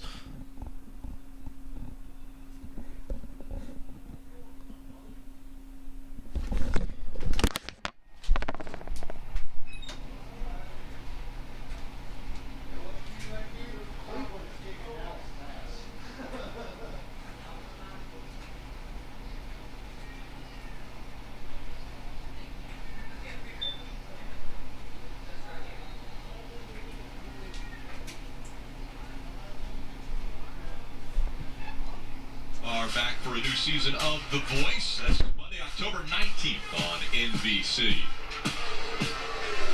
Eric Jones from the pack. Eric Jones still in. Ooh, we got some Toyotas up front. Jones, Truex, and Kyle Busch. Ooh, Dak Prescott just got destroyed. 4th down. Youch. Let's watch this play again. This is beautiful. They move from the middle down to the bottom. Browns blitz, and they got there that time. Corner and a safety. Leads that middle line. Meanwhile, Eric Jones is your leader. 2 teammates behind him. Hamlin still safely in the back of the pack, not up front with his Joe Gibbs teammates. This early in a race in a long time. It's extremely aggressive. Well, you gotta be. I'd say it probably can't. 20 to go in stage 1. They've calmed down for a little bit. Look at Daniel Suarez in the top 5. He's in that outside line. Second place almost. Wouldn't he like to get down there and run with them other Gibbs cars and pretend that he's relevant? That he's relevant to us or those guys in those other Toyotas. They fade right back. Bubba peeks out, trying to go around the outside here. Decided not to push the now Bubba and Austin Dillon have a strong run. Getting that outside line running. In the 3rd lane. God, it's changing so fast back there. The top 5 are single file on the bottom. Where the 22 car is right in the middle of all this. Boy, I'd kill to see Logano eat shit right now. Oh, they're not really, because Austin Dillon's right there with him, and I want to win my $33. Be some shit if out of all the races I finally get a nice payday, it'd be Talladega. That would just be luck. Not so sure he's not a little shocked. Now that outside line died. Car on the outside. Daniel Suarez. There's another driver. We have not heard what he's doing next year. Suarez going to drive full-time for Junior Motorsports, you watch. Wind up in Xfinity. Nah, he'll get to 43. is a race car. How much you want to bet Suarez gets to 43 next year? Faster, that's what you need to do. Blaney in that 12 Blaney goes to the outside, pick up Suarez with Keselowski and Logano behind him. And Buescher. Remember how good Buescher was here back in May or whenever they raced here? June? I don't know. It was June. Pretty sure. Blaney's going to lead that lap. Good push on the outside.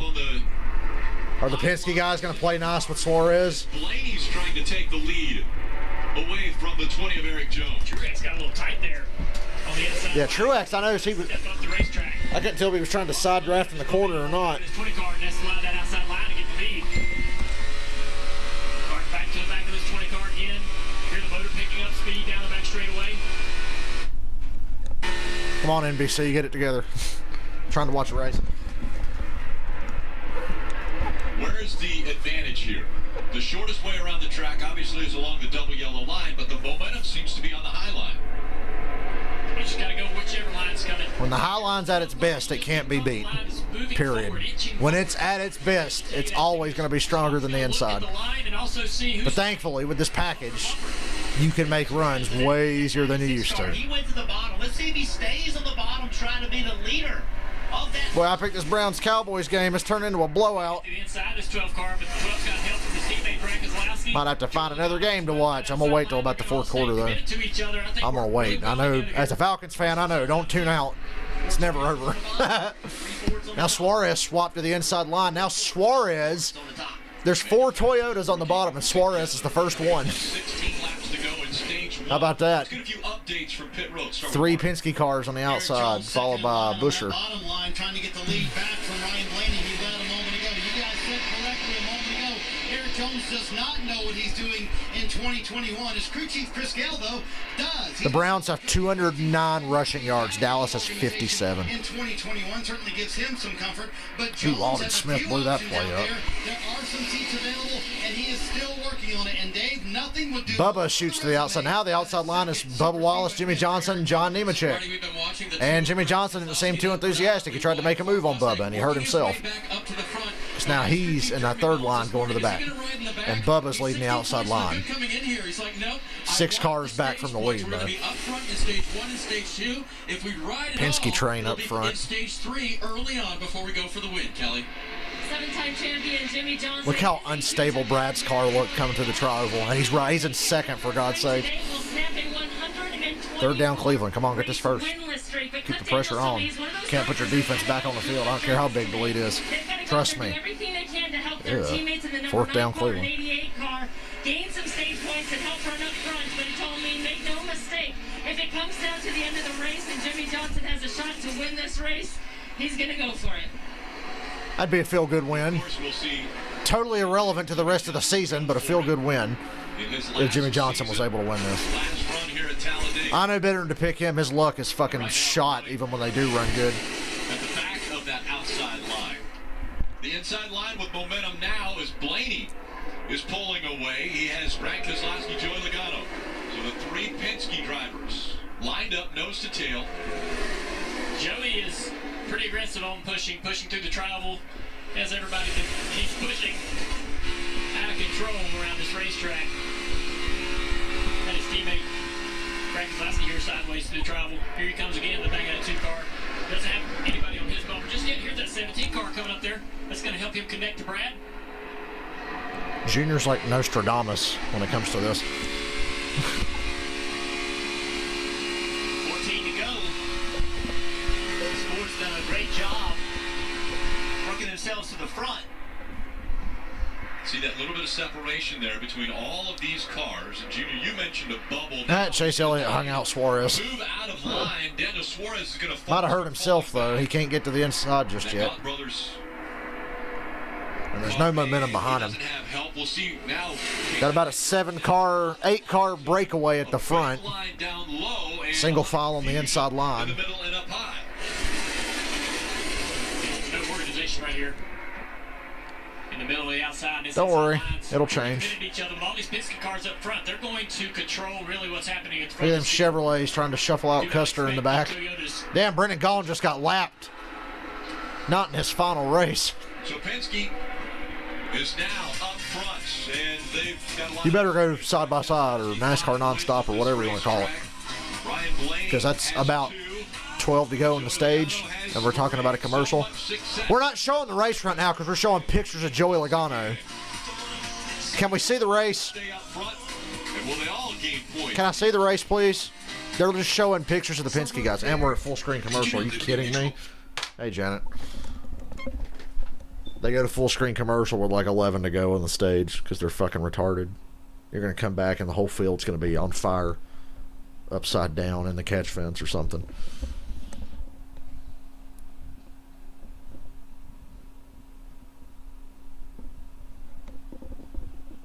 How about them Cowboys?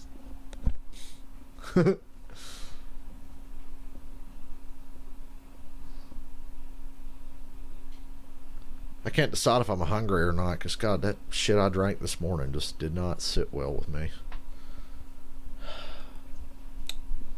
I can't wait to go to bed tonight.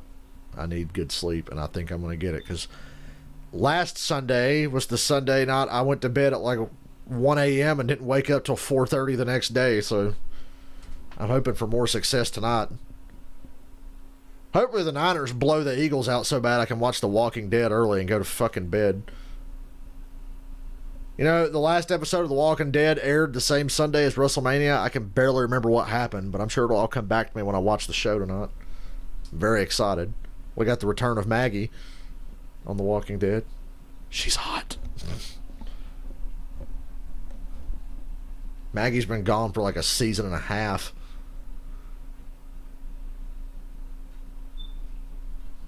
People are, what's he talking about The Walking Dead? It's my stream. We talk about what I like. God, the Panthers are kicking the shit out of Arizona. What happened, Arizona? The fuck? 28-7, Carolina over Arizona. Fuck, I like Arizona.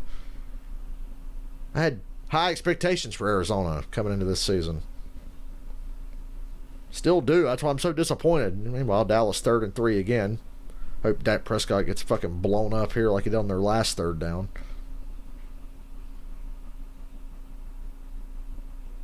Rough day, Dallas. 3rd and 3.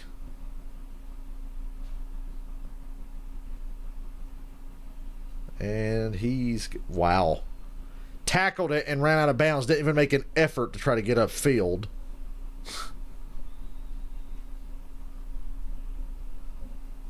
Meanwhile, that old man... Ooh, they come back for commercial, and Eric Jones was getting tied off of 2 as Elliott was going around him outside for the lead. Elliott and Bubba have brought this outside line back up to the front. Now it's Elliott and Kyle Busch door-to-door for the lead. Really glad we went to commercial there in NASCAR. See, I told you. Take a look at today's Xfinity. We had 25 cautions in the stage, and you still had to go to commercial with 10 to go before the end of the stage. Oh, dear God, they're stacking up on the bottom. Jesus Christ. The Penske cars got stacked up. Elliott's going to have the lead easily here. There's no help in that inside line for now. 8 to go on the stage, and Elliott's in the lead. Boy, I'd love to see him win the stage. He needs the points. I could rest a little easier going to the Roval next week. Well, I'm not going to the Roval next week, but that's the next race. Bubba Wallace into second. He pushed Chase Elliott up into this position. 8 to go on the stage.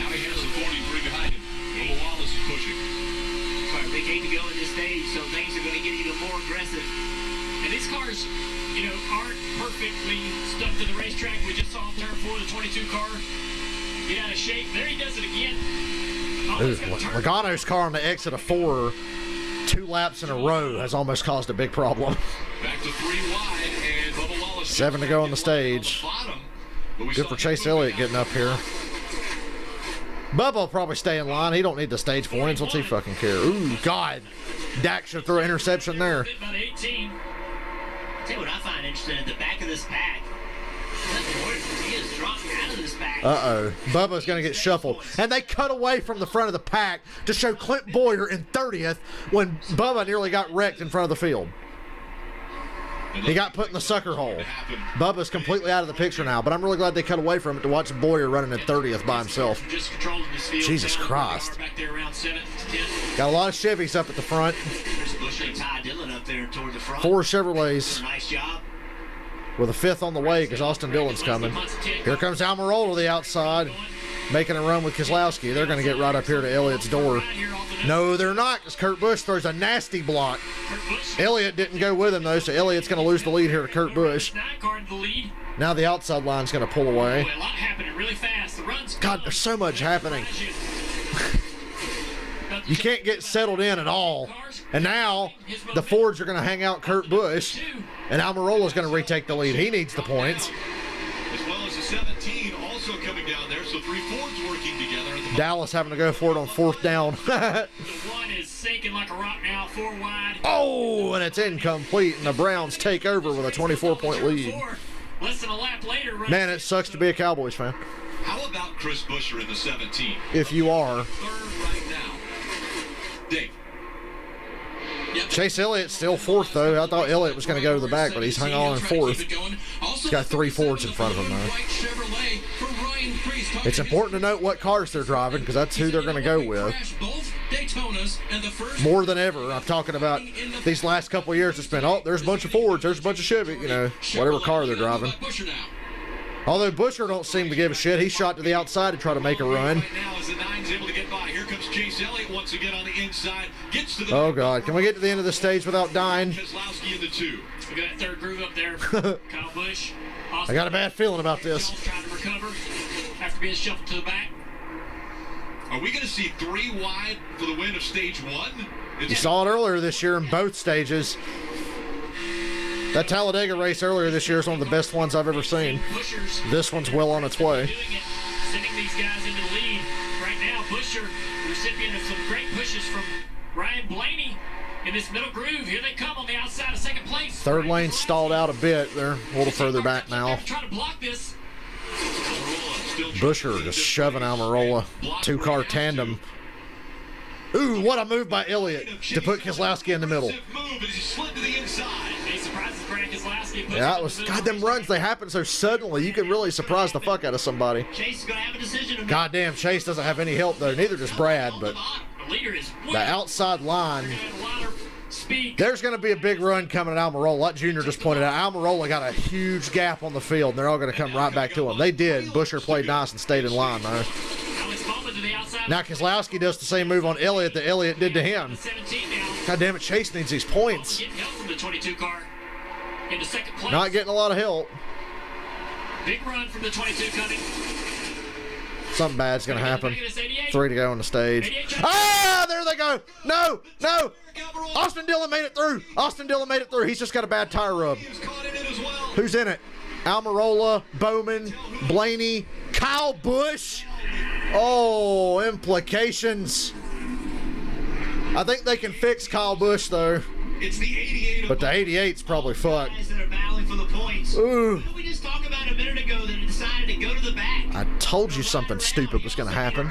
Good job there. Austin Dillon's got some damage, but he made it through. Just a tire rub. My money is safe. I got $33 riding in that 3-car. Alex Bowman is involved. Eric Almirola, the 14, unscathed. So how much damage does that? We got to evaluate the situation here. Not too bad. It was airborne, Jeff. He just has to be careful here coming around this racetrack. He's got some tires that are flat spotted, possibly tires that are going to be coming apart. Perfect. Right side spot. Blaney's irrelevant, but he's got a lot of damage. That hurt my soul to say that, but it's true. Almirola got hurt the worst. Dodged a bullet not picking Almirola. I'm doing good today. So Austin Dillon just got checked up and got some left rear damage. They can fix that. He'll be fine. I'm still in the game. Trying to squeeze in there. The 10 of Eric tries to block it. They make contact. Here it is, the 88. Let me watch Elliott through this. I need to see what happened with him. I don't think he got any of it at all. What a surprise. A push starts with Joey Logano and causes a big fucking wreck, and he gets through unscathed. Elliott made it through just fine. If the 88 lifts and doesn't do anything, he's like Jesus, man. It's just such a big push. That's the end of stage 1. See right here, Logano pushing him. They get to the outside.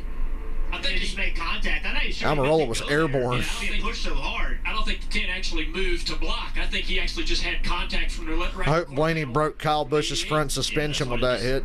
Watch this ride. God damn it, Bowman was in it. looking in the mirror or doing anything to try to block that run. The 88 really kind of got forced up into the back of the 10. Oh, that's an interception for the Cowboys. Hello. I think that's an interception. Well, at Cleveland, they're probably going to say dual possession. It looked like a pick to me at first. So happy when you get through there and nobody collects you, clips you. Let me watch. I want to see the back of Austin Dillon's car again. This is very important to me. And you can see from that shot that contact was made. Eric Jones is blind, doesn't see the fucking wreck right in front of him. Running to the back of Austin Dillon. Long for the ride. Oof. Marty. And Eric Almirola said the car is probably done for the day. He said about it. Yeah, that's a DNF for Almirola. He didn't want to pass me clean on the outside. He just decided to wreck me. That was a quote from Eric Almirola. Bowman has made a couple of really dumb mistakes the last 2 years now in this exact race. He killed the field last year, and he kind of caused that wreck there too. I mean, I tried to trace it back and blame it on Logano like I always do, but that was pretty much Bowman's fault. From it for Eric Almirola, and it looks like their day will be done. But if you're on the playoff cut line, you've got a couple less guys to worry about now. Well, at least one, because Almirola's fucked. You get run into from behind.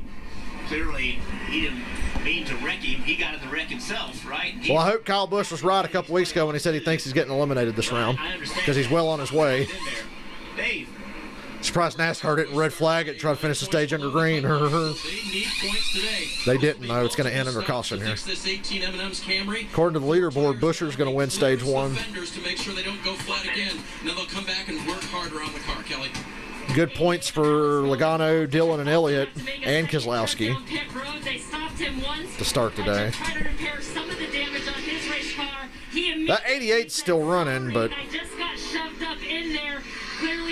first down Cleveland. To the 10, but the 10 of Eric Almirola stopped on pit road next to the 88 to show his displeasure. 88 still running, Marty, but they've got more damage to repair on this car. And Kelly, officially, Eric Almirola is done. You see his climb from the car and frustration kind of throwing his gloves down inside the car. And there you saw the replay of Eric Almirola driving in front of the 88. That's a good thing for Bowman. He's still out there running because Almirola's pissed. All year long, guys. Really put themselves in a terrific position to make a run in the championship this year. And everybody talked about how much this 10 team improved. Eric improved as a driver, but now they're going to go into a he was having a great year. In Charlotte next week, needing to win that race at a road course where Eric will admit it's not his best. The 10 is 41 points below the line now. 8 straight top 10s at Talladega coming into this race for Eric Almirola. So a place that he felt very... Implications everywhere. That was as bad as it could get, or as good as it can get, depending on who you're cheering for. Sure enough, it's going to happen. And yeah, Chris Buescher's going to win stage one. Flag is going to go out to Chris Buescher. Austin Dillon gets third place points. First stage win. So first stage win ever for Chris Buescher. Anyone can win this race. That right there shows you Chris Buescher just won stage one because of all of the chaos that happened on those last 3 laps. Yeah, every driver that entered this race, 8th through 12th in points, was in that wreck, except for Clint Boyer. Shows you the impact that wreck right there could have on this, who's going to make the next round of playoffs. Yeah, it's great that Clint missed the accident, but he doesn't finish well enough to get any points. That's true. The race, so still not in a great point situation, even though he's clear of the crash. Sure, Kurt Busch is the only guy out here having fun today since he won last week. Kyle Busch, he does have damage to his car, which I think they can repair and make that car competitive, and he still has a shot at winning this race. Currently sits minus 22 as they run, I think, 31st. The big winner right now is Austin Dillon. Austin Dillon finishing 3rd in that stage and getting some good stage points. He came into this race minus 32. Yeah. I mean, as they run, we know there's a lot more going to change here. He's plus 11. I would have never guessed that he could point his way back in. Look, he's got a left rear tire blown out on that car. So yeah, they can push that left rear fender back in. Show me the back of Dillon's car. He can come in here and point his way back into contention. Fix that left rear up and keep me in this race. Talladega. And we see some incredible things. I want to commend NASCAR, the engineers. We saw that 18 get up in the air.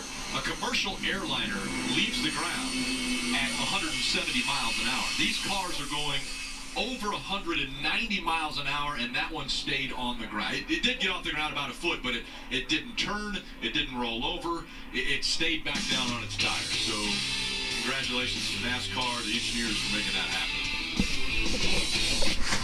Austin Dillon had a flat there. He had to pit before pit roads open. It's no big deal. He was going to be starting at the back anyway. They got to take the time to work on that little bit of damage they got. I'm going to try to minimize it and say it's not that much. It's really not that much, but because I got money on the line, I really don't want it to be. So I'm trying to speak it into existence that he's going to be okay.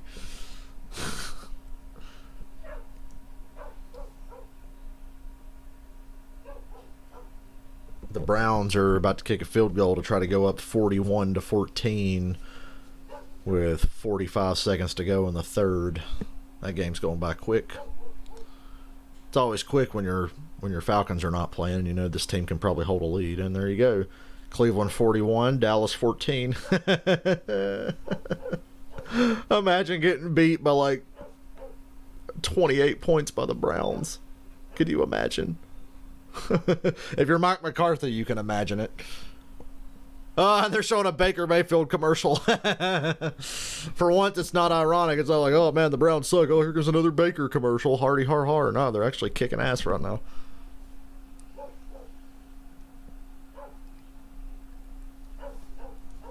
I believe in Baker. Actually, I believe in that fucking run game. I hope Nick Chubb's okay.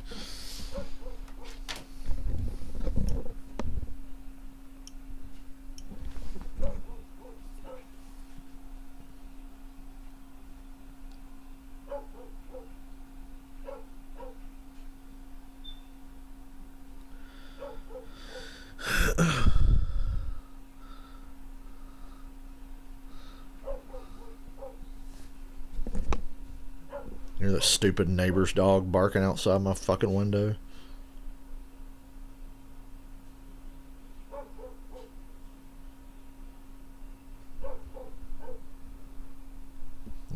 Lean out the window and be like, shut up. Oh, the Bucks are coming back on the Chargers. Well, that's unfortunate. From Talladega Super Speedway. Good for my picks, but not good for my meaningless team's playoff chances. Not that they have any playoff chances. As the field now coming to you, Dave. And a nice stage win for the first time in 2020 for the car on the top. That's 17 of Chris Buescher for Roush Fenway Racing. Buescher gets this valuable point, never mind. The pushes he's getting, they'll make a little chassis adjustment there. 4 Goodyear tires and Sunoco fuel, Kelly. Martin Truex Jr., that 19 car pitting from the 7th. And that was just stage 1, kids. A little bit snug running in the bottom lane. He also will get 4 Goodyear tires, Marty. Chase Elliott, a nice recovery after a speeding penalty last time down pit road. He finished 4th in that stage 4 fresh Goodyear tires. He told Alan Gustafson, I'm not sure what to tell you to do to make the... I don't know who's got the worst defense, the Falcons or the Cowboys. The Cowboys are giving us some competition. New leader, Chase Elliott, with 4 tires. Everybody took 4 there. Get your 4 tires out of the way now. Bubba Wallace, this is that helmet cam, and he's going to see all of the carnage and gets through. Good for Bubba getting through that wreck. That was a lot of shit going on. Oh boy. Let me, you guys are going to see this. I'm going to check the NFL scores and see what game I want to switch to on my PlayStation really quick. So we'll just go to NFL.com. What? Sure.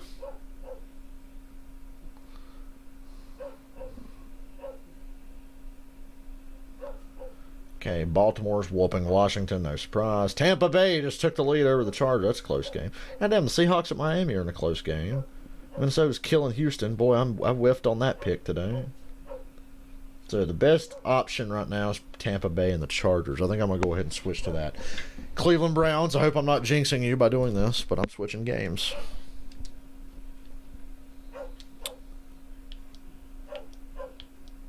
Yeah, I'm switching games, bitch. Whoops, hold on. Got to get back to the website to do it.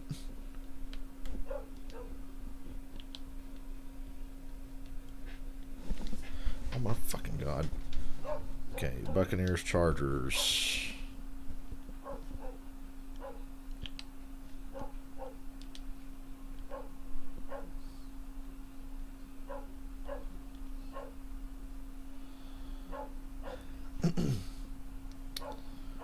Boy, I want to smack the shit out of that dog outside. He won't shut the fuck up.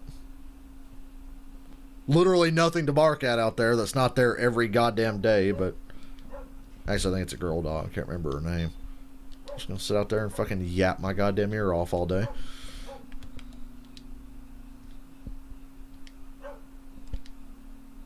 Okay, I got my Chargers Bucks stream on. Don't know what 4 o'clock game I'm going to watch. Hell, Patriots Chiefs ain't till tomorrow night.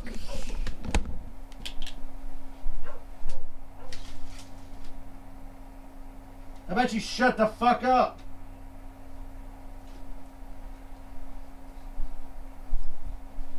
The dog actually looked at me like, what? That worked for now.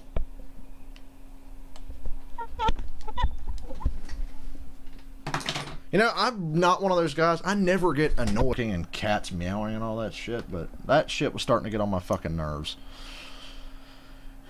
And I'm sure it wasn't fun to listen to in the background for the last 20 goddamn minutes.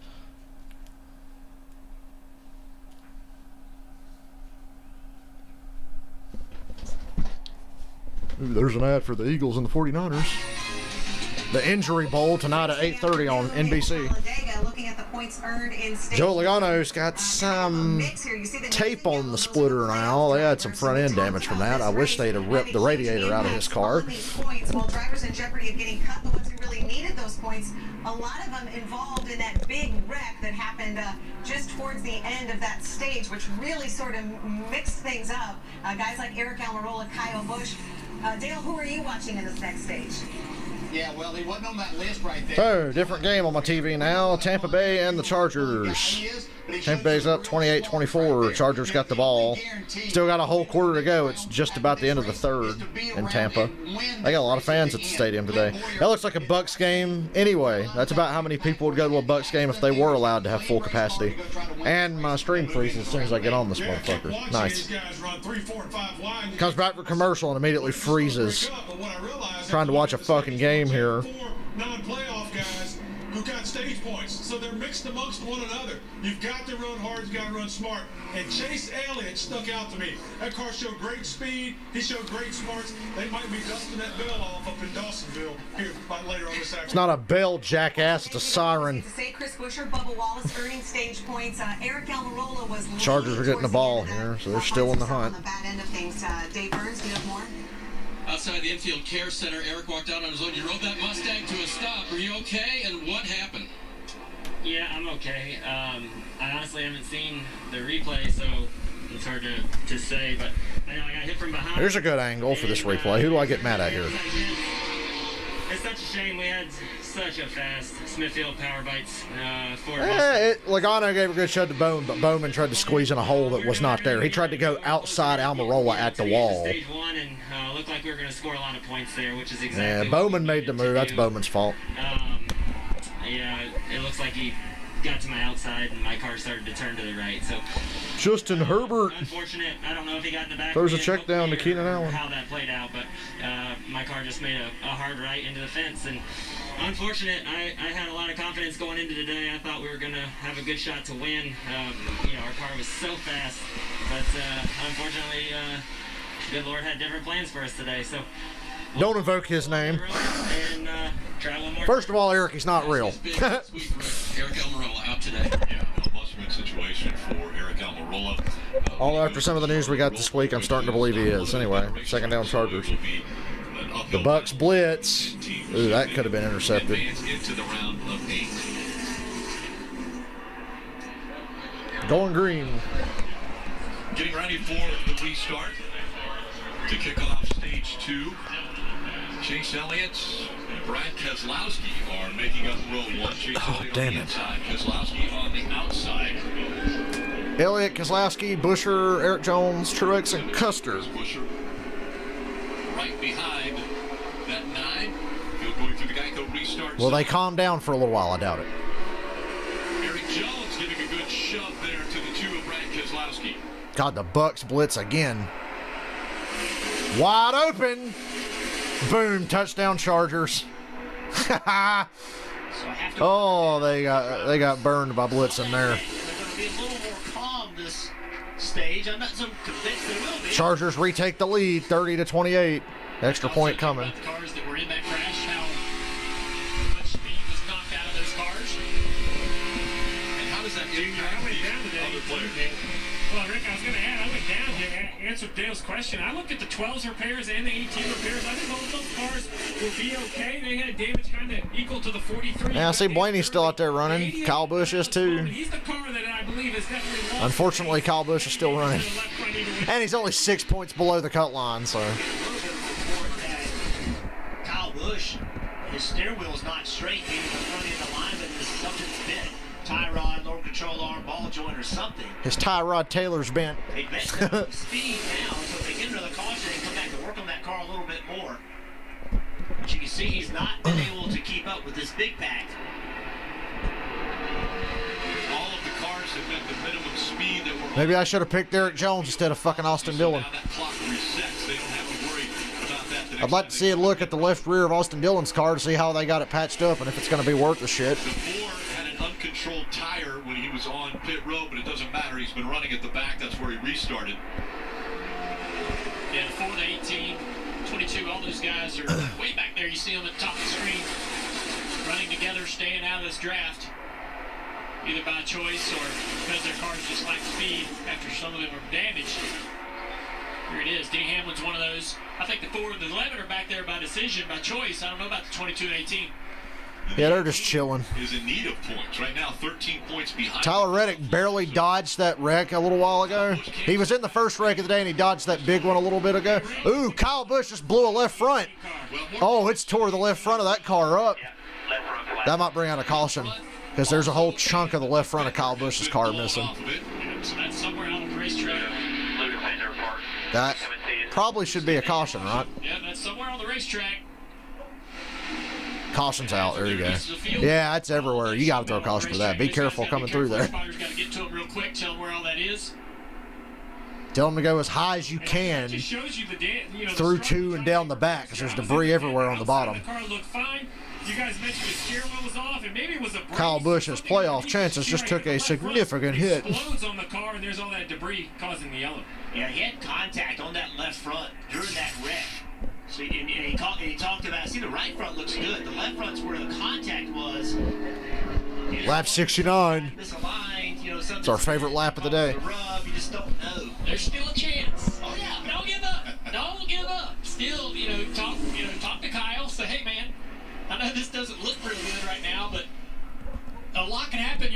There's so many cars that could be involved. We just saw how hard they were racing right before the show had come out. They were 3 wide up at the front of the pack. I mean, there's so many more cars can be taken out of this. Kyle needs to kind of hang in there. They can still get a reasonable finish here. That's going to be tough to fix, though. They've got to make sure that the hood stays on it. They can't. Yeah, because the hood is like wanting to blow off the thing. That's a beautiful sight. Kyle Busch has struggled so much this year, I don't even hate him as much as I used to. I have to remind myself that I got to be happy whenever something bad happens to him. That's okay. When he wins 12 races next year, we'll be longing for 2020.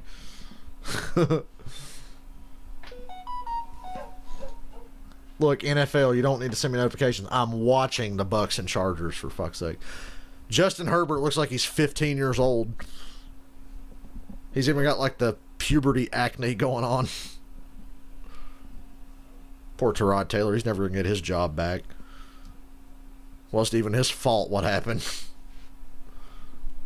Fourth quarter, Bucks are about to get the ball. They're down by 3. Brady throws another pick 6. I'd die laughing.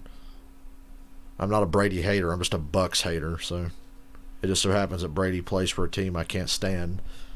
Although out of all the NFC South teams, the Bucks are the team I dislike the least. Probably because they've been the least relevant. They haven't done shit in over a decade. Look how much the Bucks blitz here.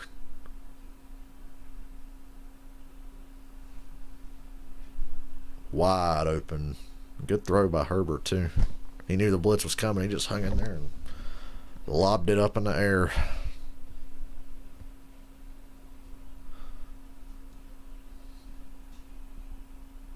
See, Mike Evans is back in the game, so Brady's not missing Godwin and Evans. He's missing Godwin. Ooh. Brady's favorite play, throw it 4 yards. That's what happens when you're in the plus 40 class. I think Joe Burrow's going to get his first win today. I picked the Bengals, but then again, they're playing Jacksonville. Of course I picked the Bengals. It's always nice to be able to pick a team to win that you never think is going to win otherwise. Although I did pick the Bengals last week and they tied Philadelphia. So they couldn't even win that.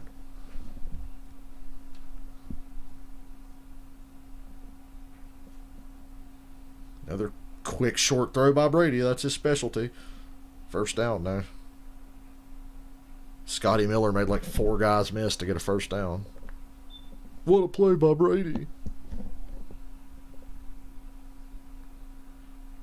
You know, when I read this morning that Bill O'Brien was going to take back full control of the Texans' offense, I should have known better than to pick the Texans to win the game. Watching NASCAR Cup Series playoffs. That's another story. Telecast presented by Applebee. More cars on pit road, Kelly.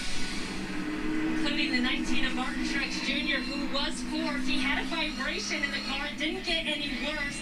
But under that caution, crew chief James Small made the agonizing decision to bring him to pit road to change all 4 Goodyear tires. O.J. Howard was one missed tackle away from getting a touchdown there. He was wide open off of play action. Straight away, Marty. Kelly, Chase Elliott came in for fuel only. Denny Hamlin just now leaving pit road with 4 fresh Goodyear tires. Chris Gabehart saying, hey, I don't know if you ran through any debris or not, but I don't want to take a chance on it. So that's why they came down pit road here, just more precautionary. And the next time by, Kevin Harvick will come down pit road. Rodney Childers bringing him down. And it's now Brady's got 4 touchdowns, but he did throw a pick 6 earlier. This race just to make sure that they don't have. Hope he throws another one. Ooh, Brady lobbing it deep. Oh, incomplete. They're going to get pass interference, though. Can't tell on who. There was a lot of hand fighting going on there. Could have been on Evans. It could have been on Davis. I don't know. And Evans is limping away again. He's been banged up all season so far. Oh, no. Dallas scored. Now they're only down by 19. Well, there's still 10 minutes left. That's crazier things have happened, as I can tell you from experience.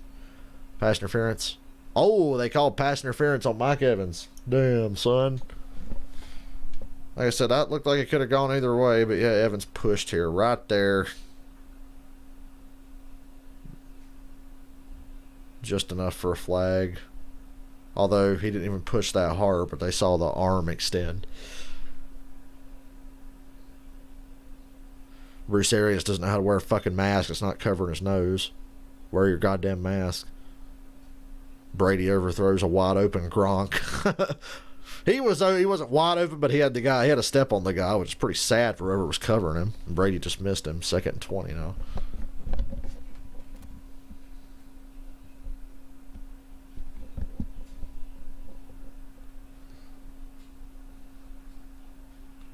Justin Herbert looks like a kid who plays a high school quarterback on a Disney Channel movie. I'm Justin Herbert and you're watching Disney Channel.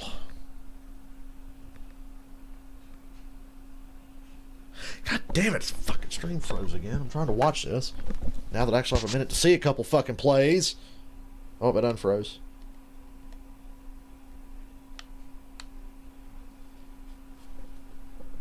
Ooh, Brady first down to Evans. Evans already back in the game. 1st and goal, Tampa Bay.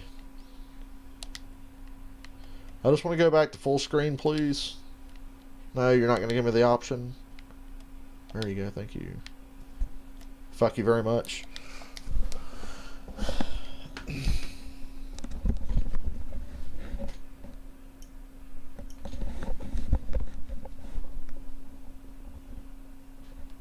Casey Hayward. What was he fucking lost? Casey Hayward ran past Mike Evans as Mike Evans stopped to come back and catch Brady's weak-ass throw. Casey Hayward looked like he was lost. The Vikings are clinging to an 8-point lead with 3 minutes left, but they got the ball. The Panthers have pretty much finished off the Cardinals. That's unfortunate. With the trick or treat blast. I was at least going to take joy in the Panthers' struggles this year, but 2 weeks in a row now, they've looked all right. M&M's and Oreo cookie pieces. The perfect treat before you trick or treat. Only for a limited time at Sonic. 2nd and goal. Tampa Bay. Official app of NASCAR delivers an all-new Throw a pick in the end zone, you old fuck. for the playoffs. You can customize your car. False start, false start, false start. Back him up. Playoffs drivers. Search NASCAR in the App Store. Download for free to start playing today. Denny Hamlin was caught for speeding. Yeah, Denny Hamlin, too fast on pit road. Totally irrelevant. It's Talladega.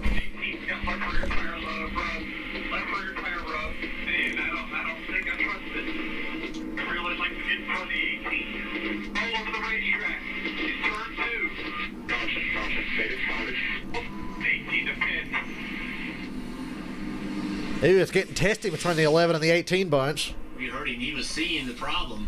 Saw a lot of smoke from the left Second and side. goal from the So 9 his for Tampa teammate Bay. Get on pit road. He saw this happening. Check down Brady, and it scores a touchdown. Tampa Bay. There you I go. believe they have done a lot of work on this 18 car. A lot of Touchdown Seattle. They go up by 9 over Miami now with 5 minutes to go. Probably about to be 10 when the extra point hits. Their different cars because of accidents.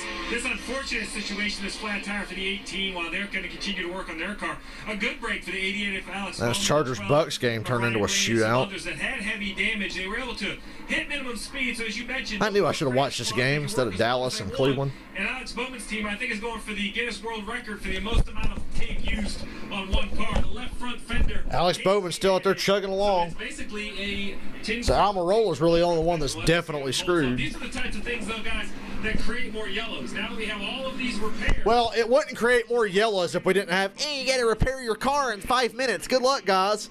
Oh, you patched it together. Now go out there and drop debris everywhere. reasons why the rule was changed. This would not create a caution if we didn't have a stupid-ass damage repair policy. How about you take that shit to the garage and work on it all you want to get it right? Well, now we're in a situation where they're putting so much tape on a car. Drives me fucking crazy, and it always happens at these plate races, or super speed, whatever you want to call them. And going 200 miles an hour, we've seen how violent the wind. Tampa Bay's up 35-31 with 11 minutes to go. And we're going green now. Boy, Brady's got 5 touchdowns today. That was a weak-ass check down, though. Still counts. Busher, Keselowski, Reddick, Eric Jones. Hey, I just saw Austin Dillon's left rear. They got that thing fixed up nice. Still in the hunt. $33, bitch. A lot of good cars are fucked up. Unfortunately, Chase Elliott, which I'm happy he's still running, but unfortunately for my money, Elliott's still running. He's the best guy on the track right now. Now, with that outside liner, middle groove formed up on the back straightaway, get a big run on these guys. Talk about cars with damage. That A car on the inside, row 3. He was involved in that lap 1 wreck. Got in there, got a bunch of tape on that car. Now he's found his way to the front. Remember the 8 of Tyler Reddick, involved in an accident very early. They just said that, Rick. Is Rick Allen deaf? He's literally just repeating what Jeff Burton said. And has been effective. He's been able to... He's literally just repeating what Jeff Burton said. Chevrolet, though, and a bunch of Fords. Rick Allen must have fell asleep for a minute or something. He's like me. He's watching football and the race at the same time. Playoff guys in the top 14 right now. Yeah, the 8 has to kind of protect himself. He doesn't want to give up that bottom or let anybody to There's William Byron. middle here. Hey, you got 3 Hendrick cars up in that front group now, and Elliott's the first one. Michael McDowell, that 34 car, that bright yellow car, is a good road racer. Eric Jones is leading now. Speedway racer. This Michael McDowell there. Let me pull a Rick Allen and just tell you what Jeff Burton just said. There's Michael McDowell in second. Before they sort of wake up, see it thin out a little bit, go up there and start making some moves. He's not racing for any points throughout the event, just up here for a trophy. Get a great push by the 9 car. He's got some great help behind him.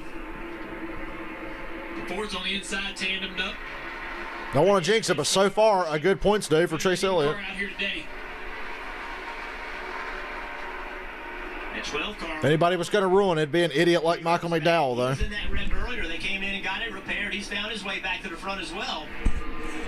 And he's not done. If the damage isn't too awful bad. As big as the spoilers are, I think, you know, you could be missing a fender and still hang into this pack. this thing, if we have a few more crashes, a couple more cars get thinned out, those guys with that real bad damage can still get in there and find themselves in the top 10 come across the finish line. Staying side by side, fighting for the lead, and 2 non-playoff drivers. Man, I'm tired. Need some food to wake me up. Camera. Brad Keselowski push it. Chris Buescher. Through the corner. I think I'd rather Brad push me on the straightaway. He's going to push you where he gets there. No, didn't you play NASCAR 2005? You share draft in the corner, and then you just straight up push down the straightaways. That's how you do it, kids. He's going to get PS2 or GameCube, which is what I had it on originally. Got it on PS2 now. Really helping that inside line. That aggressive shoving from the 2 Flea flicker from the Chargers, looking for something deep. It's not there. Herbert's going to try to run, and he slides. Sack. Well, that didn't work out. Top 4 clear.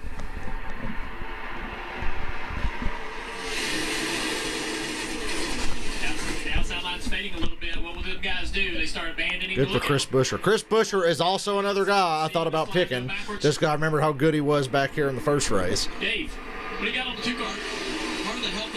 Although I'm doing better than other potential picks that I could have made, Stenhouse, Almirola, Bowman, etc. When Brad was behind teammate Ryan Blaney and was told all the pushes are good, he can have Michael McDowell hung out to dry on the outside. How good they are, but right now it's working for Brad and Chris Buescher. Benedetto jumped into the outside line, hoping to get some momentum, hoping to make it work, but Mike McDowell at the same time decides he wants out of this completely, takes a lot of momentum out of the outside line. They're going to have to reform again. Top 4, top 5 are clear on the inside. That middle line's back together, back working. See if they can start to make some progress. Back toward the front.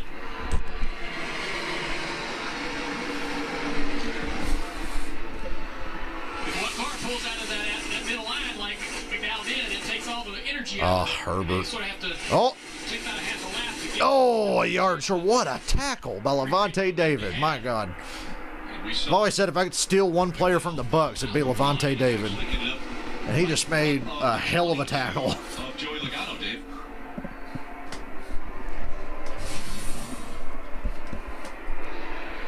There's Joey Logano to get Brady the ball back. The 22 car currently being shown in the 16th position. They were on and off of pit road repairing damage, but Joey trying to get that car back into form, winning form, being a former winner. We get it, Coca-Cola. Can I watch the race now?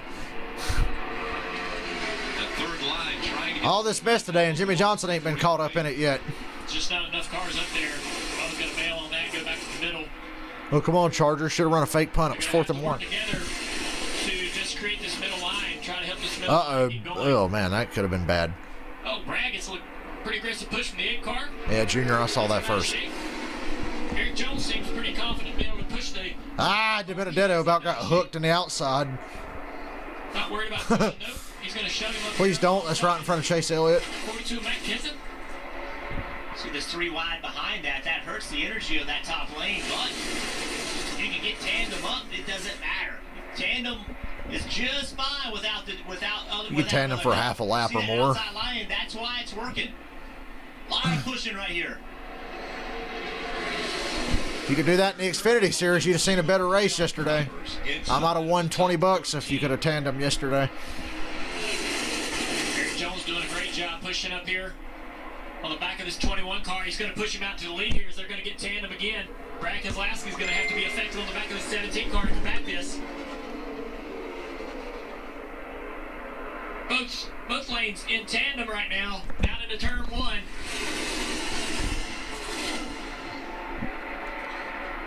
That's straight up 2011 right there. A pair of 2-car tandems.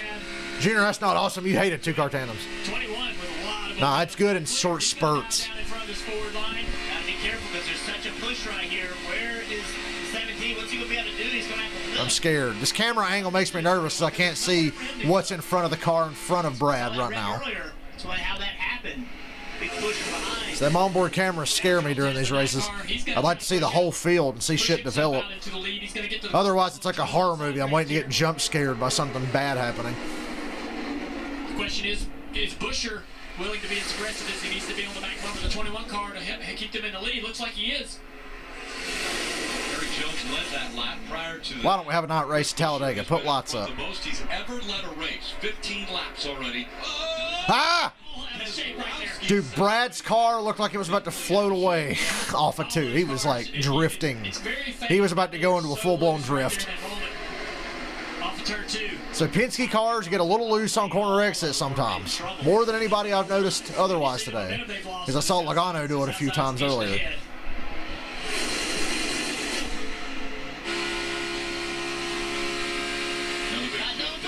Yeah, from Keselowski into Chris Buscher. Buscher then moving forward, trying to get to the cover of the 21 of Matt DiBenedetto. Eric Jones leading at Talladega. Got help from a Chevy behind him. And now you want to go to commercial. Like I always say, commercials at super speedway races piss me off more than anywhere else. Oh well. Tampa Bay has the ball with a 4-point lead. 8 minutes to go. 8.5 minutes to go. Not out of the woods yet if you're a Tampa Bay fan.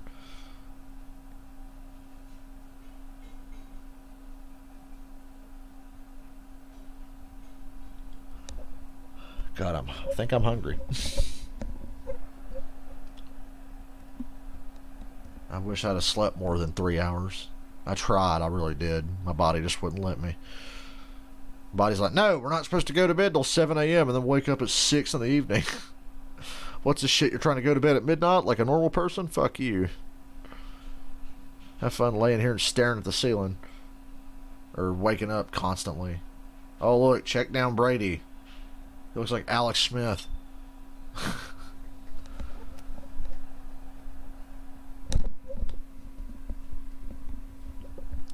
Tampa Bay scored 4 straight touchdowns on their last 4 possessions. And they've done it pretty damn fast every time.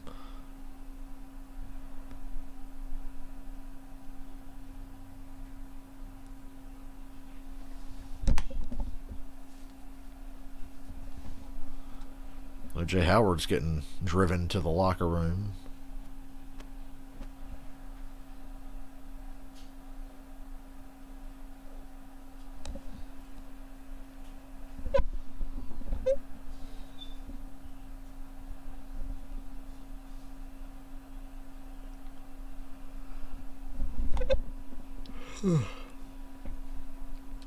No caution on the leaderboard, so I guess they're still fine during this commercial.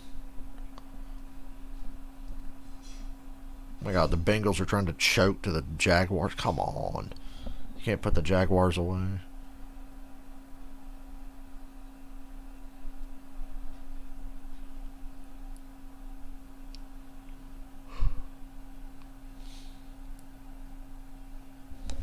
Well, we got green flag pit stops. The Hendrick guys are pitting together. Chevrolets. Kelly. Well, 3 of them. The ones that aren't beat to shit.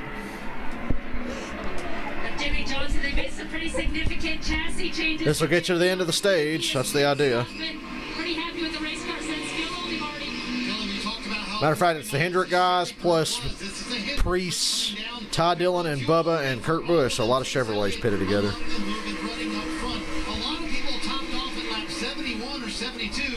Hey, Dallas is only down by 11 with 6 minutes left. The stop should be quicker. Here come more cars down pit road. Eric Jones coming down. Caution, yes! The Hendrick cars are going to cycle to the front. Yes! Coming down pit road. Yeah, when the caution comes out, that closes pit road. Yes! Come onto pit road and yes! Yep, debris. be penalized for that. They can big chunk of something laying there in the tri-oval. avoid not getting back on the track. Must be off of Blaney's car. Track the 12, as I mentioned here. He's made contact with the fence. Or it could be off Kyle Busch's car. We don't know. He was only a few seconds away from getting lapped. That caution came out. Beautiful. He was just, Worked out great for Chase Elliott. Windshield. Big break for him. Not sure, he has the speed, but every time he can stay in a lead lap, that's an opportunity. Yeah, there's so little they can do now. They can't add parts to these cars. And so, with that entire left front fender gone, a lot of the front end also damaged. He can't push very effectively. Oh my God. Houston is 4th and goal at the Minnesota 5, down by 8. They did a touchdown and 2-point conversion to send it to overtime. Wow. Honestly, go Houston. Even though I hate Bill O'Brien, I like Deshaun Watson. My question is, though, we see all these cars getting loose. I'd be very inquisitive on the radio. Do we think tires help?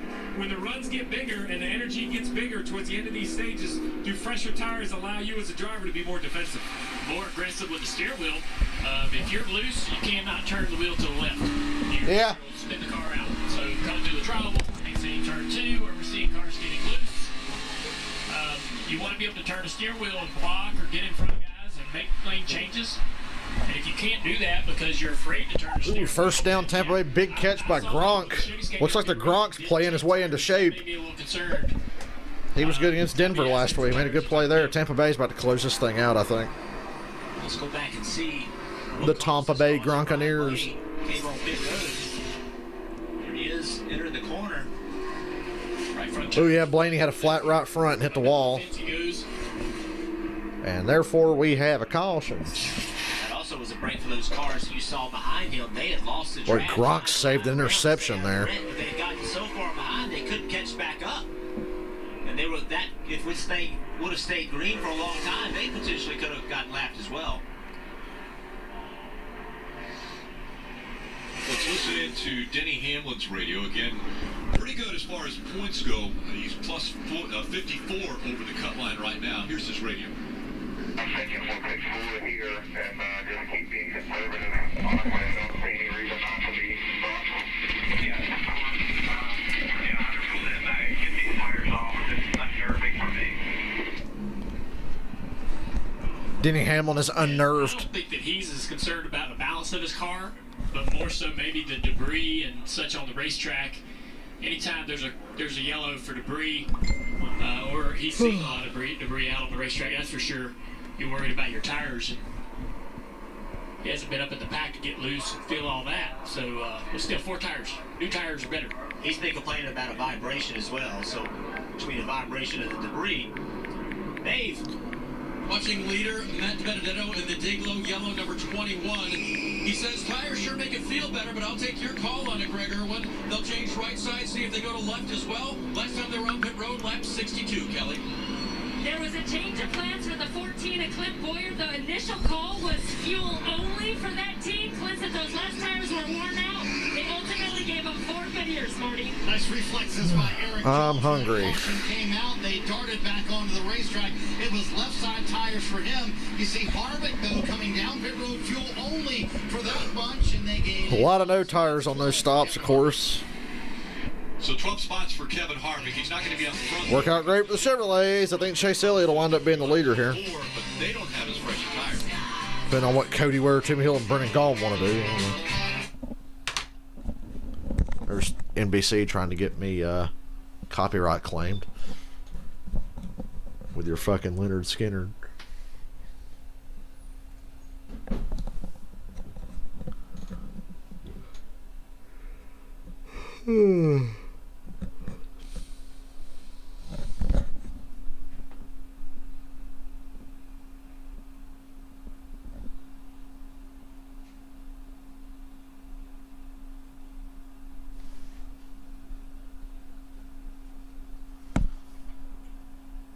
Well, Minnesota just beat Houston. They're taking a knee now.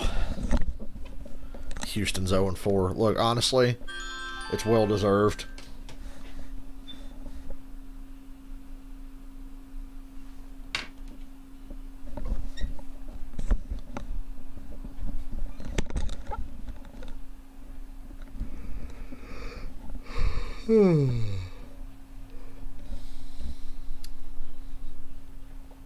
God damn it. I'm so tired.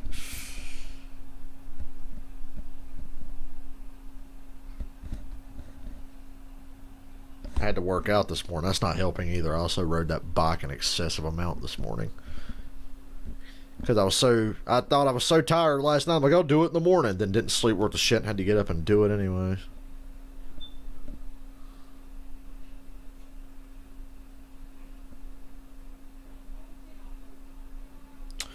Well, the Chargers are going to hold Tampa Bay to a field goal. It'll be a 7-point game if this field goal's good. And they're going to have 2:40 and a timeout left.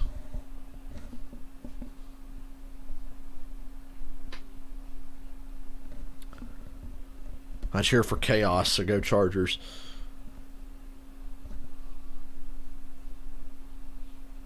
Hey, the Bengals are in the red zone with less than 2 minutes to go and a lead by 8. Beating Jacksonville is like a rite of passage in the AFC for young quarterbacks. Everybody gets their first win against Jacksonville. Field goes good. Bucks are up by 8, 38-31. 2:40 to go. Could have closed them out there with a touchdown, Tom. Now you're over there talking with Blaine Gabbert about how you could have done better. Interesting quarterback room there in Tampa Bay. Tom Brady, Blaine Gabbert, and Josh Rosen.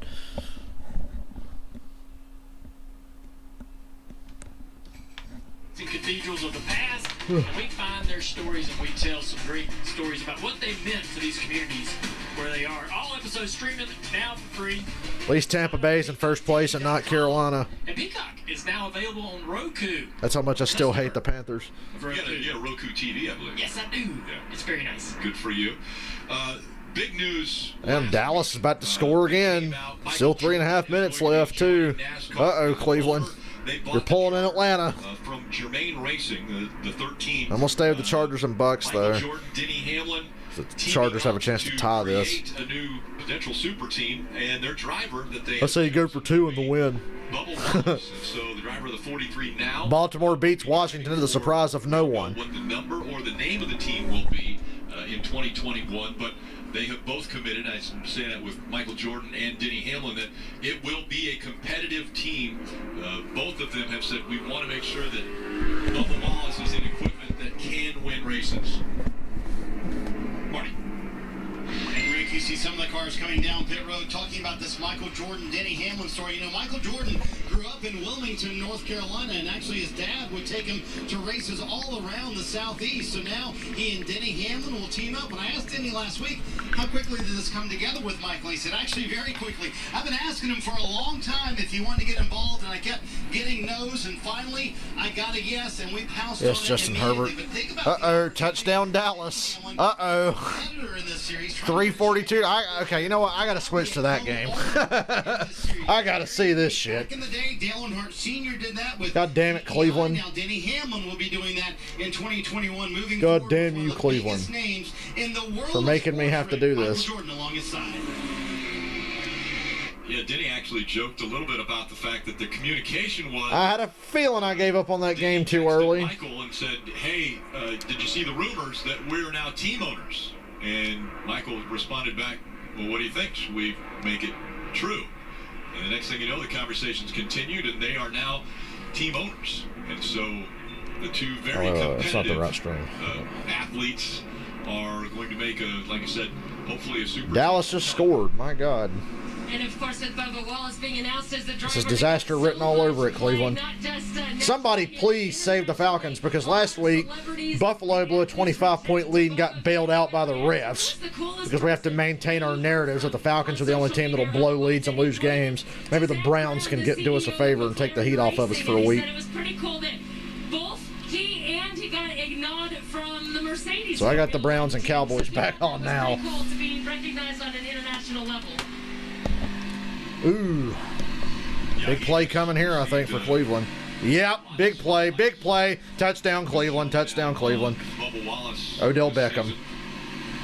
And now for a great reason. Yep, that'll do it. It was a fucking end-around reverse fake or whatever to Odell, and he took it to the house. So never mind. The Browns are still going to win. Anyway, race is restarting. Wow, just when I switched back to give the Cowboys a chance.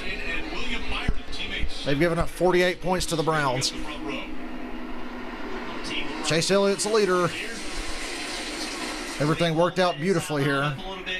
Still got 27 to go on the stage, though. They're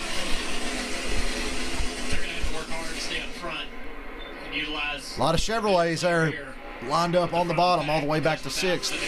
All those guys behind them that pitted got new tires, and that's going to play. No, they didn't, Junior. This stage goes on. Like, one guy took 4 tires that came out of the top 10 on pit road. Dale Jr. out here telling lies. You mentioned they have their hands full. When we're watching it here on television, it looks like a little bit of a slide. Jalen Smith is so fast he damn near caught Odell Beckham before he got to the end zone. It's huge. Yeah, it feels much bigger inside the car when the back of the car steps around unknowingly, unexpectedly. These small movements that we see visually from this vantage point of the television doesn't do it justice. Get inside the car like we are with Truex here riding on the Toyota camera. We can see him move the steering wheel if he were to get turned sideways. You see how big a deal it was for him. Look at that throttle. No shit, Junior. Ooh, Dallas blocked the extra point. Jumps to the outside. They can run it back for 2. Or the Browns can pick it up and run it in for 2. Are you kidding me?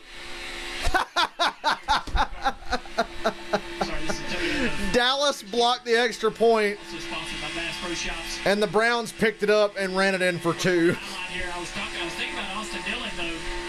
One of the Chevrolets that did not pit with the That's a 2-point conversion, you fuckers. So far in this race, because he has the newer tires where his counterparts don't. He needs these stage points. He needs the... Dallas blocked it and were the first to touch it to try to get it back in play. They couldn't get a hold of it. Cleveland ran in, scooped it up after they had bobbled it around and ran it in for 2. That's a 2-point conversion, and that's hilarious.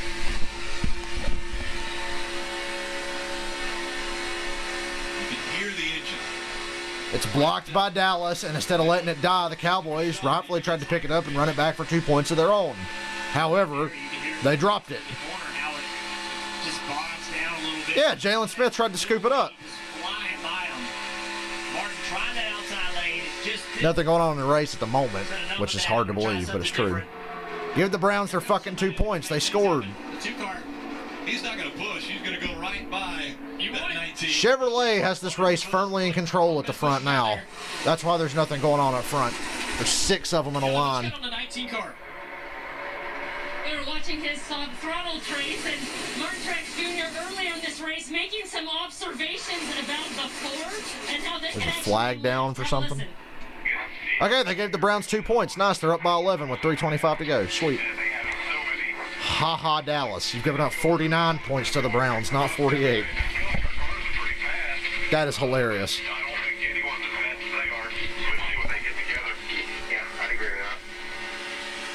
Toyota's outnumbered, but then Martin did make the observation that he could hear some of the Fords lifting, and he said, even though they lift, we can't catch them. Martin jumps to the outside here, had a huge run. Let's see if this works out. He's wide open still. Doesn't look like it's going to work out, Junior. Frustrating. Get a big run like that. Got a little help with his friend Ryan Newman behind him. I can't quite get there to the back bumper just yet. Man, you get these huge runs in the draft, you pull out, you're exposed to all the air by yourself, leading the line, and then you go nowhere. Frustrating how this draft works. The handling for the Chevrolets seems to still be working, even though they didn't get tires on that pit stop. Yeah, they just have the numbers to stay up here. I think 6 Chevrolets on the bottom, and 2 are leading the outside line. It's Ty Dillon and Tyler Reddick. It's going to be more and more difficult for them guys. I think the further back that those older tires fall into the pack, the less aggressive and confident they can be with their cars. The leader of that middle line is the 13 of Ty Dillon, Marty. A couple of RCR corporate teammates hooked up there. Ty Dillon driving for Germain Racing.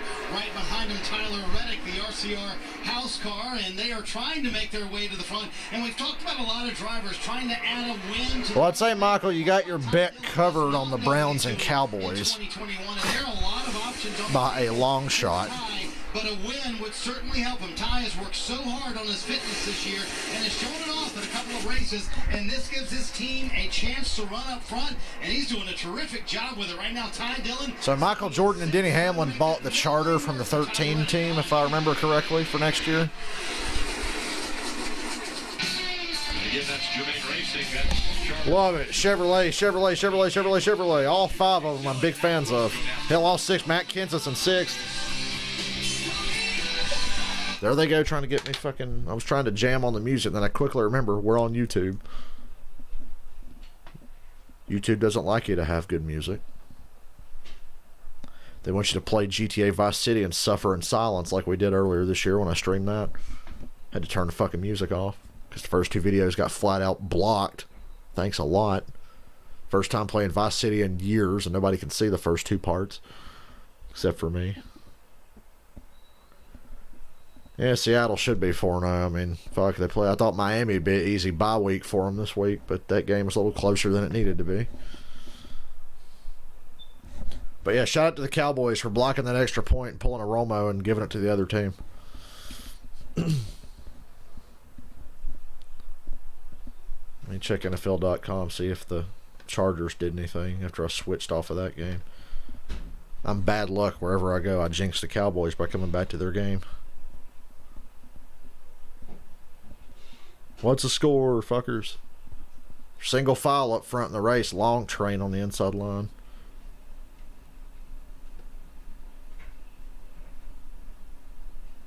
Tampa Bay beat the Chargers 38-31. That game is over. Now, wait a minute. What 4:30 game am I going to watch? Or half-assed watch while I watch this race?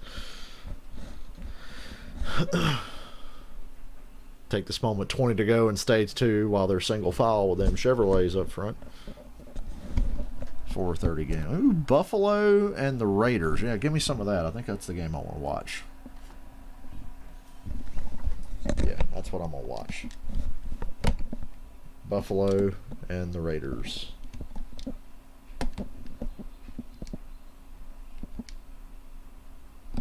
Don't mind if I do.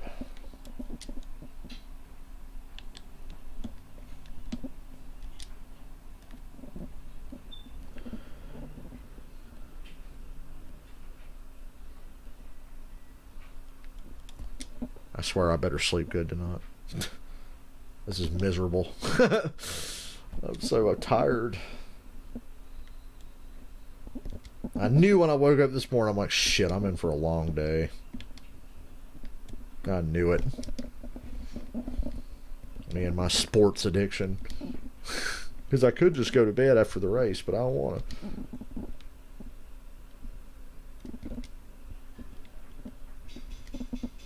Although it's starting to sound like a good idea now that I've said it out loud. We'll see. If the race gets really crazy, my adrenaline will start flowing. I won't be sleeping anymore. Right now, there's just a bit of a lull in the race, and it's making it hard on me. In the second stage, and it's still Chase Elliott out front, but we have seen a lot of action, and you were able to see it. There's some Fords lined up on the way. Boyer, Logano, DiBenedetto, Keselowski, and Custer. Custer about got wrecked by Logano during the commercial. Way to go, Joey. Joey has been really aggressive with pushing today. You don't say. He's got the front of that car taped up, and you have to imagine that what they applied to the front of that car has made it a little bit more grippy. It's grabbing the car as he's pushing that car, is kind of steering that car in front of him a little bit more uncomfortably. Oh, good. So Joey's got a weapon on his front bumper. That's good. That's just what everybody wants to hear. You guys up front do a little more pushing. I don't like that. These Fords are coming. Hell, there's like 7 of them now. Says Joey, let's go. Yeah, now the 48 of Jimmy Johnson. Jimmy Johnson isn't scared. They're all the way up to 3rd place. There, make his name known. Byron and Elliott are the only 2 that's clear of them. Now Johnson moved up in front of them. There you go, Jimmy. Jimmy Johnson taking one for the team. He broke ranks. If Clint was watching when we were watching, the hood flap there. The hood flap blew off of the 21. That hood flap, because it's all the way open now. It's open, so it's not a safety thing. It's an aero problem for DiBenedetto, I would assume. All that air going in the front. It's damaged. You can't put tape over the hole. But if it does, that thing's barely hanging on. Unfortunately, though, it has a tether. That sucks. That might fly off. Hit somebody in the head up in the grandstands, right? That might be the next yellow if it comes loose. I don't even know. Oh, Jimmy up the racetrack. Jimmy's blocking the shit out of Boyer and Logano. And now Boyer's hung out. Logano left him on the far outside to stay in the middle behind Jimmy Johnson. His hardest to get up here and try to get some of these stage points. 16 laps to go, coming to 15 to go. The 14 car is going to lose a ton of spots right here. Now he's trying desperately to find the hole. There's the first one. You know, my other option, I could watch the Colts and the Bears, but neither of those teams are going to be relevant in a few weeks, so I'm just going to watch the Bills and Raiders. He does that. He follows him up there, but you got to watch that mirror as well. I'm telling you, these guys racing out here are looking in the mirror more then they look out the windshield. And they know this racetrack. They got a lot of laps here. They know how to get around it. Clint jumped on the outside, 3 wide by himself. Not sure that's going to work. Joey Logano continuing to push anybody in front of him. Anybody that's brave enough. Jimmy again up the racetrack, trying to get away from the side draft. Kelly. Jimmy Johnson's got a big piece of something on his grill. Another driver that has been in the thick of things so much of the day, Daniel Suarez, driving that number 96 car in the Team Go Brothers Racing. So that's by design. They put particular emphasis on Talladega. Kind of wanted to pick up where they left off at Daytona in August. That's where Suarez led 19 laps, ultimately getting collected in a late race crash. And remember, this is one of those race teams that has an open seat for next year after it was announced that Daniel Suarez will not be returning. So Daniel Suarez trying to do his part to continue to make a name for himself, but this is the team looking for a driver.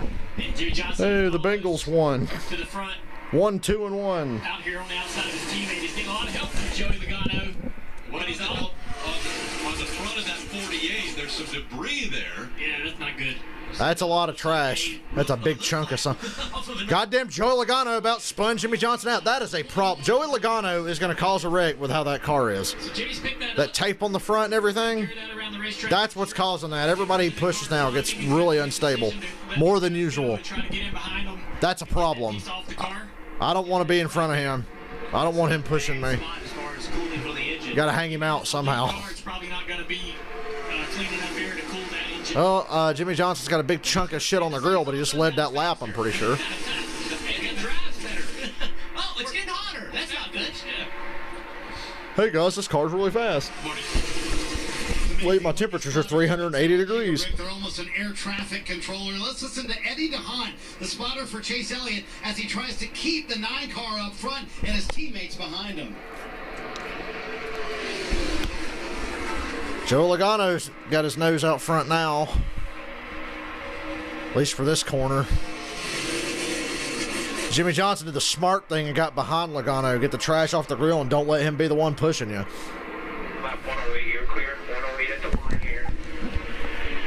Oh, Jimmy Johnson! Kurt Busch! Oh, man, Kurt Busch went, oh. And Austin Dillon's junk. Well, there goes $33. Kurt Busch got airborne. Implications. And Kyle Busch was in that one too. Jesus. He's safe into the round of 8. Everyone else is still Well, yeah, Kurt Busch won last week, so there's no consequences there.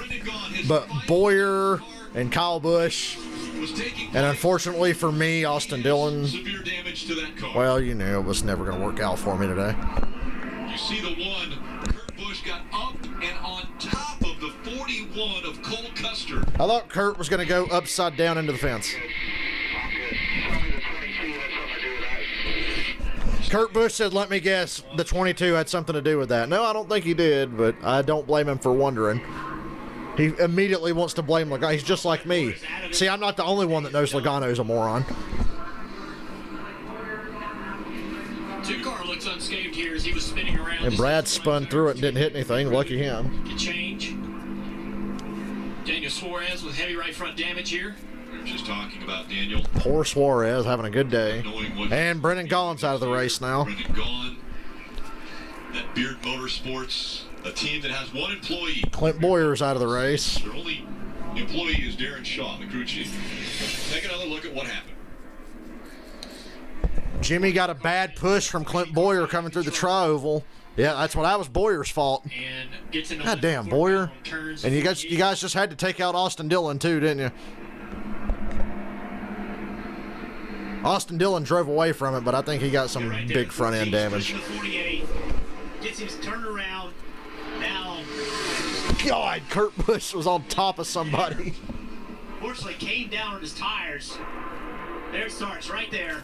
That tri-oval we talked about earlier, that is the worst. Clint Boyer getting up somebody's ass in the tri-oval.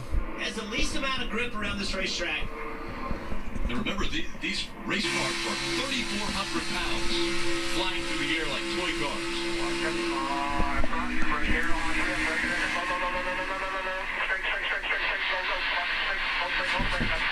Yeah.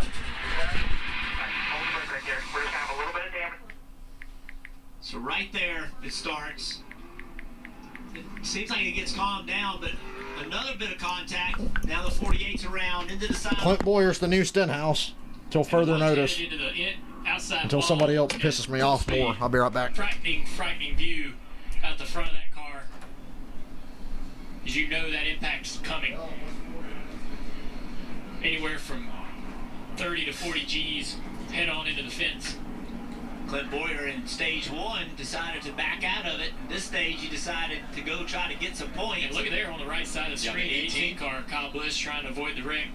Slides up into Brandon Gaughan. Jimmy, look at the hands on the wheel. Whoa. He was turning hard right, and the car was still going left. Anytime you get pushed in the left rear quarter panel, the way the arrow works on these cars, it just spins the lead car out. More times than not. A lot of cars involved. There were 11 laps to go in stage 2. Kyle's trying to miss the 48 as he's coming off the wall and gets a little bit of contact in the right rear tire. Look at that, how quickly that car. The contact, a head-on hit into the outside walls, is really scary to watch. Watch this shot. Bottom 3, there's only 3 or 4 at the top.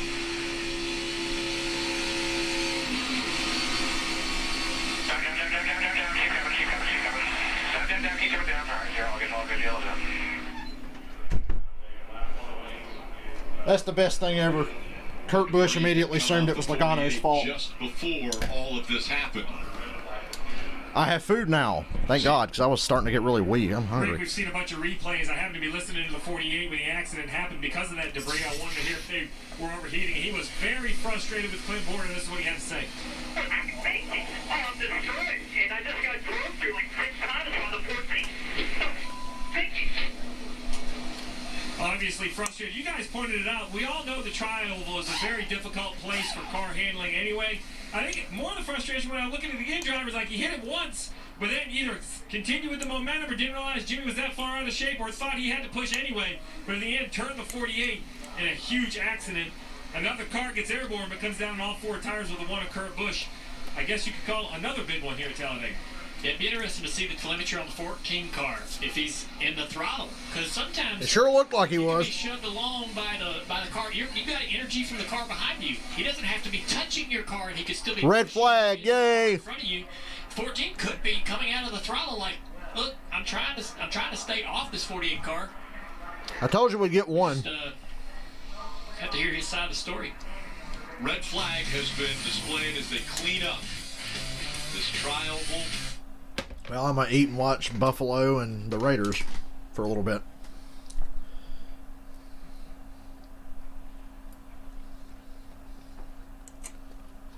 Just win, babe. I picked the Bills, but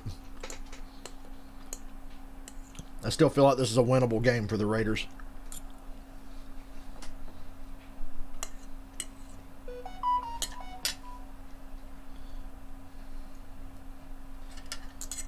I mean, Romo's not doing this game? I'm assuming Romo and Jim Nantz have the Chiefs and Patriots tomorrow night, since it got moved from today.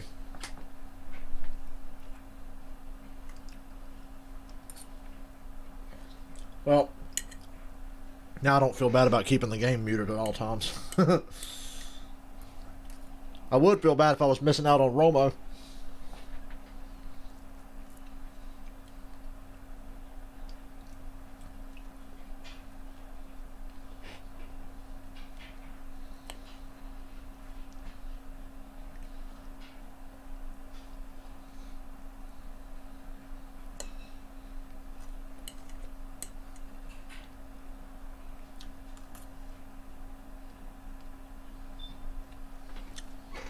Derek Carr going to spend the rest of his life looking like he has eyeliner on.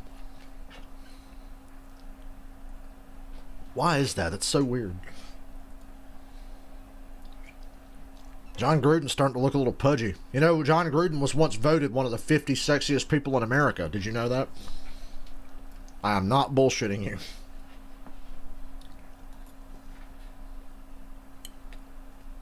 Standards must have been really low in 2001.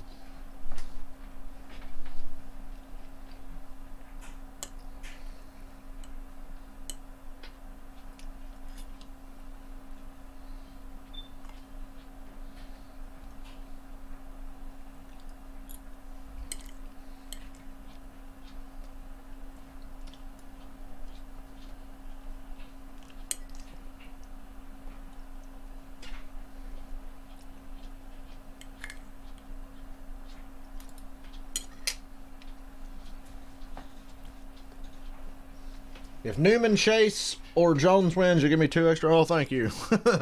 I don't deserve it, but thank you.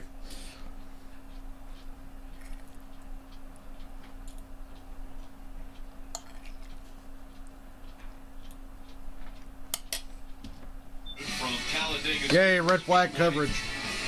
And in this one, this big one, 13 were involved in the most recent big one here at Talladega. And Junior, I know one of our points of interest earlier was the big one. When's it going to happen? But how often is it going to happen? How many times will we see the big one? And now a lot of playoff contenders involved in this most recent one. Yeah, this is all working by design as far as NASCAR is concerned. They've created quite an exciting race for us to watch. And the guys have been racing hard since the green flag dropped, trying to do the best they can to position themselves to get as many points as they can all day long.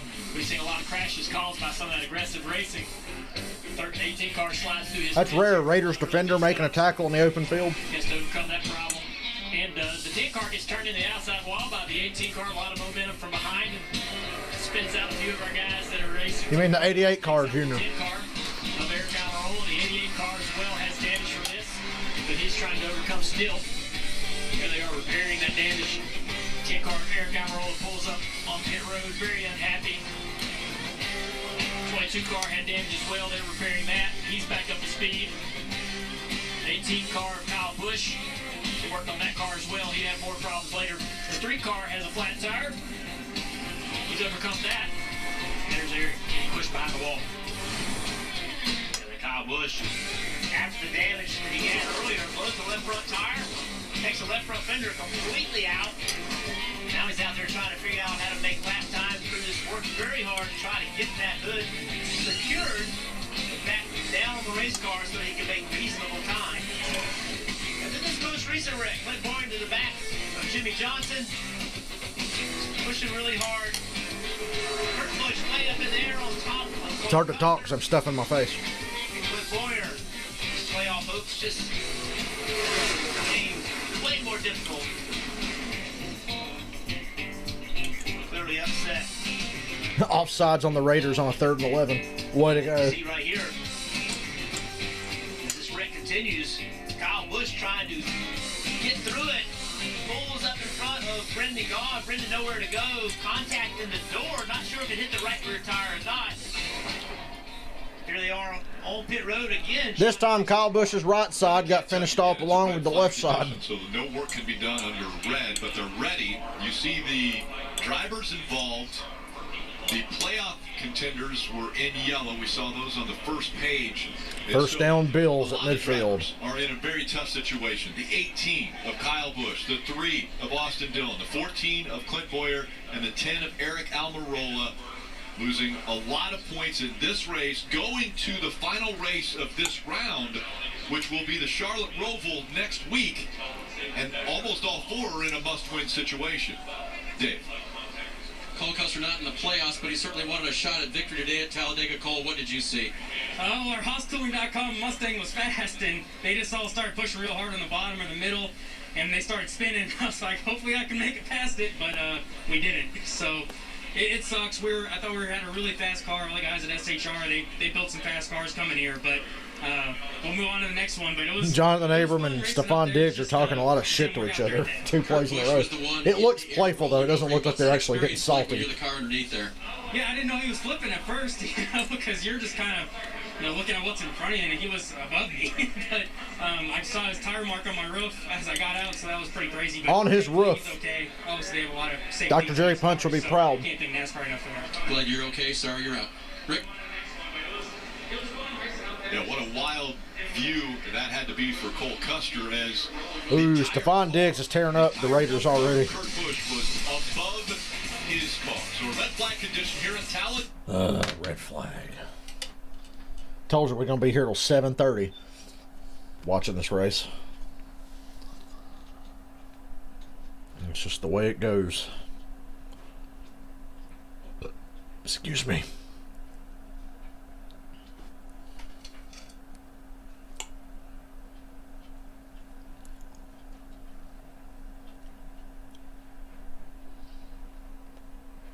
Still don't know half of Buffalo's receiving core. Look at that time they give Josh Allen. This fucking offensive line for the Bills is really underrated. Between you and me, I don't really think Josh Allen's all that, but he's having a great year.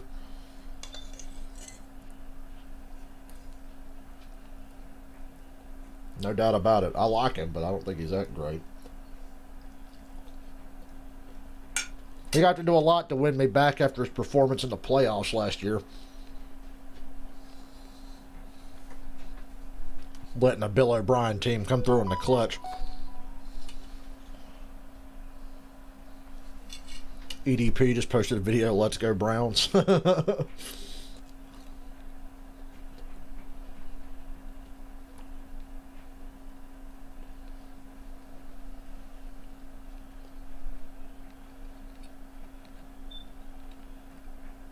Yeah, I think I'm full. That meat's kind of too dry for me to finish. There you go. Hunger has been satisfied. And I still got to avoid that fucking ice cream in there. I've been thinking about it all day. Pretty damn salty that if I ate some of it, I'd feel bad. Ride the bike 2 hours tomorrow. No way. I can't do that to myself.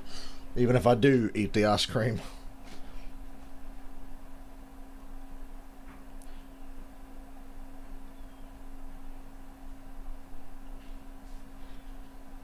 Oh, thank God. Red flag's been lifted.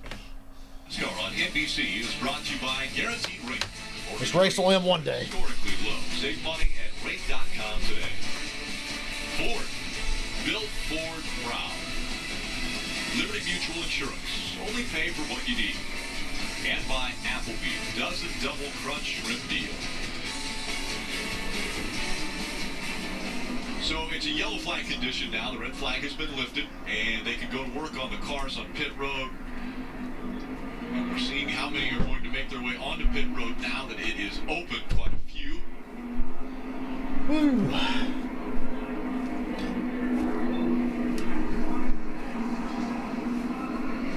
Kelly 19's coming at you. Bert Truex Jr., who had been hanging back in the pack after they pit because of a vibration. But he was working his way forward with a few others. As you see them going to work on the right side of the car to start changing tires, he's going to get 4 of them, Marty. Denny Hamlin pitting here among those who have been kind of riding in the back for much. What's the status on Austin Dillon? 4 French Goodyear tires here. A little bit further back, Kevin Harvick pitting behind. Can I get a status report? His car has picked up a miss in the engine, so a little concern with that as Harvick kind of stops. They put him back in his stall here for a little bit more fuel, Dave. Pit road, a busy place, Marty. So is the infield care center. Happy to see Kurt Busch hop out there as quick as he did. That was a rough ride. How would you describe it? Yeah, it was a wild ride. I mean, that's the nature of this sport. You know, you're on top 1 week with a win, and everything's fantastic. And then this week here at Talladega, I was hoping for a nice, smooth run and to gain some points. And I was just doing my job as a Chevy helper, running top 5. And the next thing you know, I'm going for one of the wildest rides I've ever been in. So thanks to NASCAR Safety, my sponsor Gear Wrench this weekend with Monster, with Chevy. We're just trying to do the Chevy thing and get some points out of that stage, but this is Talladega. It's wild rides always continue. Kurt Busch helped by the NASCAR safety rules and also that safer barrier, guys. Thank goodness for that safer barrier. What a wild ride. And he mentioned, 1 week you're on top, 1 week you win the race, and you know that you're advancing to the next round, and then the very next week, you are out. Dave. And Clint Boyer has stepped out of the infield care center now. Clint, you were doing the pushing and being aggressive there. Was that? 3rd and 1 Buffalo. Not to wreck They got a play action pass. Josh Allen throws deep. Touchdown. Wide open, man. That's why I picked the Bills. Raiders secondary is horrible. I don't think they're that bad on the defensive line, but everywhere else on defense, they got some fucking work to do. I pushed him in the front, and So touchdown Bills. I was like, oh my God. And before I know it, he was tank swapping all over the place. I don't know if that was how they had their car built or whatever, but he was, as soon as he got close to him, he was all over the place. Obviously didn't mean to wreck him, but I mean, you're going hard and 3 wide, people are behind you pushing. I mean, I was hoping he'd save it, but he didn't, and we all wrecked. Clint, how do you Can't remember the last time I heard Jimmy Johnson use so many F-bombs. Go to win, baby. That's what he'll do. Rick? 13 cars. Yeah, unless Chase Elliott gets corona, you don't have a chance to win next week, buddy. But Boyer was one of them. We saw Brendan Gaughan there, also out of the infield. I'm twittering Austin Dillon. I got to get an update. Kurt Busch.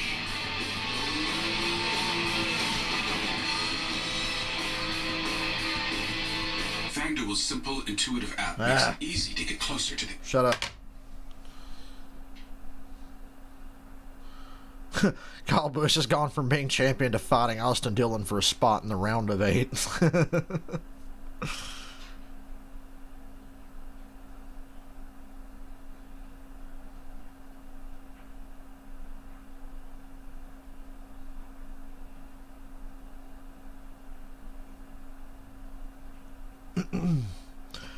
Well, as far as I can tell, Austin Dillon's still running, but I don't know. They haven't really shown his car at all. If they have, I was in the kitchen getting my food, so I don't know.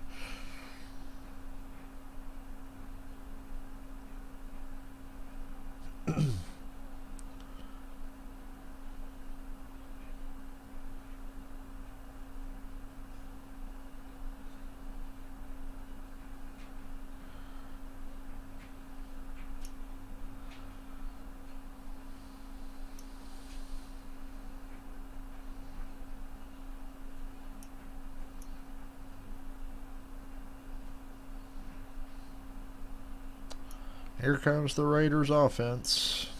How many laps to go on the stage when they restart back? Gonna be about 9. 8 or 9. And we still got a whole last stage to go. Not over yet. Long way from it.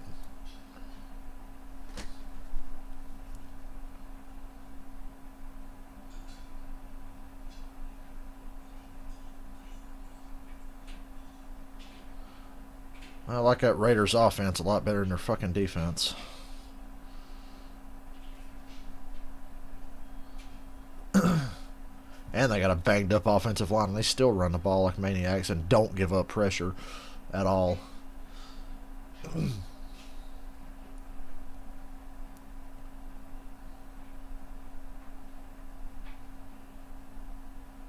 Yeah, first down. Oh, race is back on. By Geico. Look down on this massive racetrack and venue. And this track has really, as we see a big crash here, has been the catalyst for a lot of safety issues that have been put into the cars. Yeah, they had the Earnhardt bar. So a car years ago, back in the 90s, mid-90s, that was involved in a crash here at Talladega. Schrader hit him in the roof. And that bar there was installed. Derek Carr overthrew a wide open Hunter Renfroe. This design car was built. Nasty. He got in a wreck here and flipped, and the cage kind of collapsed a little bit. These bars were added to help aid the strength of that cage from collapsing. So constant evolution of the sport to make these cars as safe as they can be. Anytime you strap yourself into something going 200 miles per hour, safe is a relative term. But they've done a great job making advancements. You've always been at the leading front of that sector too, Jeff. Kind of a voice in the garage of, for all the drivers. We really appreciate that over the years. You guys are being awful nice to each other now. A little while ago, 7 to go in stage 2. Yeah, I was arguing with a... Elliott, Byron. Unfortunately, Logano's still running. Talladega, but I had to do Talladega. I don't see Austin Dillon back there. Hell, he might be. I know I see Austin Dillon. Austin Dillon's still in it. Still out there. You never know. In this stage, It would be quite the improbable victory. you might want to think about doing it now. I'm glad Elliott's not the one getting pushed by Logano. Byron is. Elliott clears Byron now. William Byron right behind him. We got to get these stage points. The pusher of the day, the 22 of Joey Logano running third. Those two Hendrick Chevrolets up front are going to stay together. Look at this run coming from behind. Matt's like, hey, Joey, let's go. I'm coming.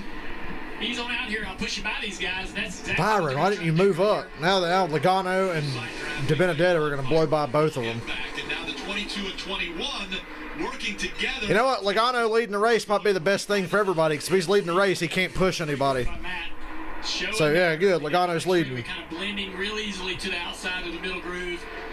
Letting Logano know, hey, man, I'll pick you up if you want to come out here.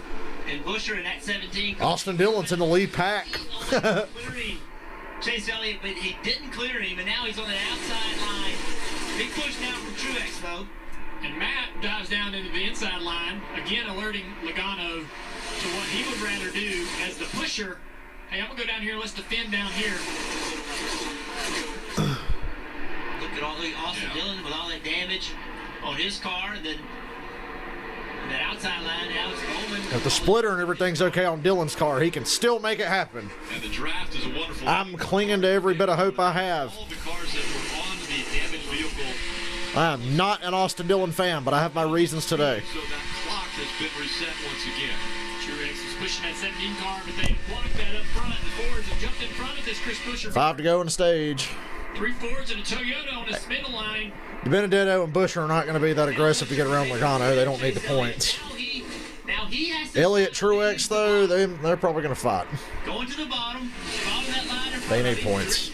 They don't need, well, they're both in decent shape now, but we still got a long way to go. Talladega's so stressful. 4-car breakaway out front.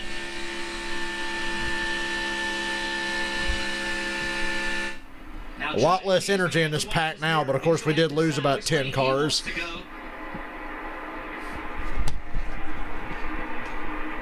Hey, look, as far as I'm concerned, we're coming up on stage 3. My money pick is on the lead lap and in the lead pack. All things considered, it could be worse. Tyler Reddick in the 8 coming up behind him. Could have no hope at all. I saw Kurt Busch win the Daytona 500 with a car that looked a little worse than what Dillon's does. 8 lost a little bit of ground right there. Wasn't able to keep up with Barton. Now he's going to get a big run. With a shittier aero package where he couldn't get a run worth a fuck on anybody. There he goes. Get hooked up. Oh, the 21's going to have a big run to the back of this 22 car. We're going to have to lift a little bit. Here comes the 9. That's going to allow the 19 to get a run here. He's going to jump to the outside of the 17, to the outside of the 21. And here comes Truex. Decide what to do here. He's going to try to go block. No, he's going to stay low. Wow, Joey didn't throw a ridiculous block. He stayed in line with his teammate. Truex is going to take the lead. I can't believe Joey didn't throw the block. Will he lead the lap? Truex leader now. Good outside line there. And now Truex clears Logano. Take advantage of that. And a few inches to clear Logano. He took advantage of it. Now he's got to control the race. We're going to have to decide which lane to block. 3 to go on the stage. Just try to get the points here. Ooh, Nemechek about turned Reddick. They're not. Wow, Logano just fucking clobbered De Benedetto and sent him below the yellow line. Wow, Joey. Wow. Logano didn't even give a fuck. He just nailed De Benedetto and nearly killed him. What a fucking moron. He's just trying to survive right there. Now Truex has got some work. Oh, Truex. Oh, Reddick and Nemechek to the inside. Reddick takes the lead. Not quite clear. Ah!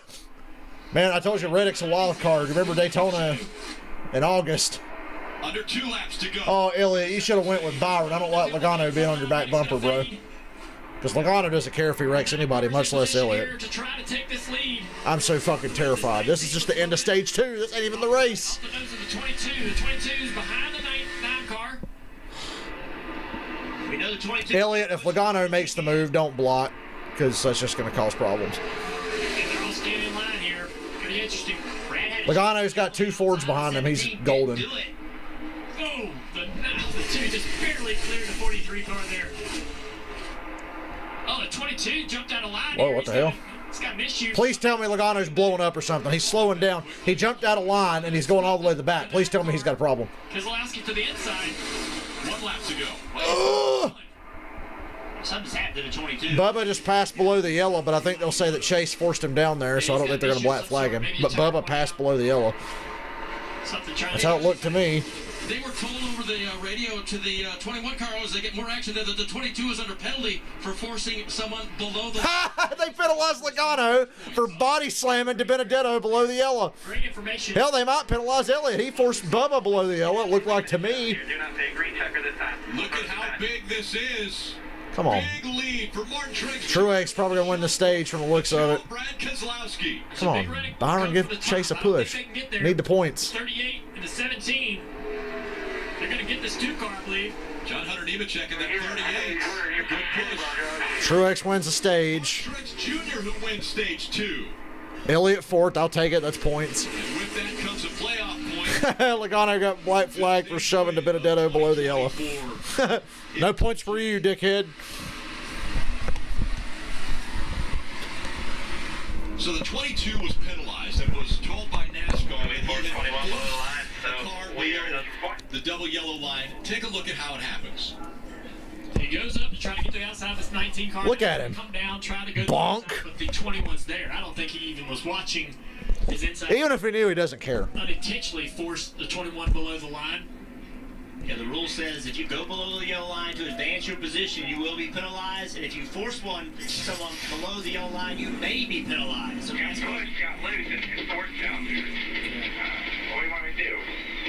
Shut the fuck up, you goddamn bitch. Yeah, I don't think he was looking, hey, I'm going to block the 21 here. I think he was just trying to move around and get on a quarter panel of the 19 car. Maybe he should pay attention next time. I don't know. I don't like it either. That was a fucking absurd move.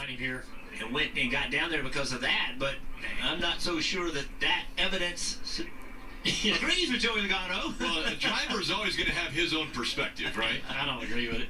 I don't agree with what Joey said. I don't know what race Junior's watching. I do think that Joey probably really didn't mean to make that happen, but hell, he forced Busher down there too. And the 21 car does go way down and has to try to find his way back on the racetrack. Everyone's lucky that wasn't any worse than it was. And that's why the rule is there, because when you blend back in, getting into turn 3 or getting into turn 1, that's where those wrecks always happen, and that's why NASCAR put that yellow line rule in effect. They rarely exercise that side of the rule, though. Tell that to Johnny Sauter. More than happy to penalize the guys that are going below the line, but rarely do they. Well, that's your mid-race reminder. Don't fuck around with going below the yellow line at all. Cost Joey Logano some stage points that he may need or may not need. I'd be telling my driver right now, the 22 just got black flag for putting somebody below the yellow, so be careful. A block that ridiculous, it deserved a penalty. 22 of Joey Logano, 12 points above is the 88 of Alex Bowman. Again, so many cars that are involved in the playoffs and looking to advance to the next round, involved in incidents today on the racetrack. And Joey Logano, which the car doesn't look bad, pretty unscathed for Logano, other than that back bumper beat a little bit because of the hard shoving that they've been having, but so many others involved in incidents today on the racetrack. You see the playoff points and the standings on the left side of the screen. Now there's just the final stage coming up from Talladega. And again, if you're a playoff driver and you win this race, you will automatically advance to the round of 8. That Roval coming up next weekend doesn't seem so intimidating.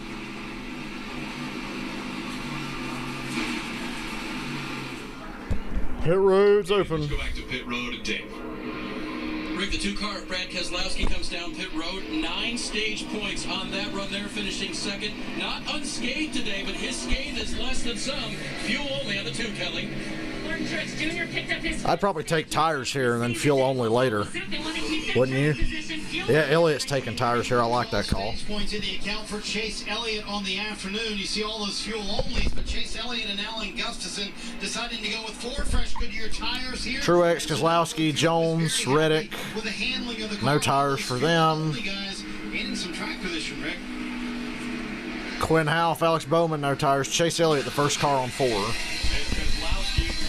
Oh, we'll be right back. I'm going to run to the bathroom one more time before we all... Oh, fuck. Austin Dillon's in the garage. Yeah. On that note, I'm going to go take a piss. I'll be back.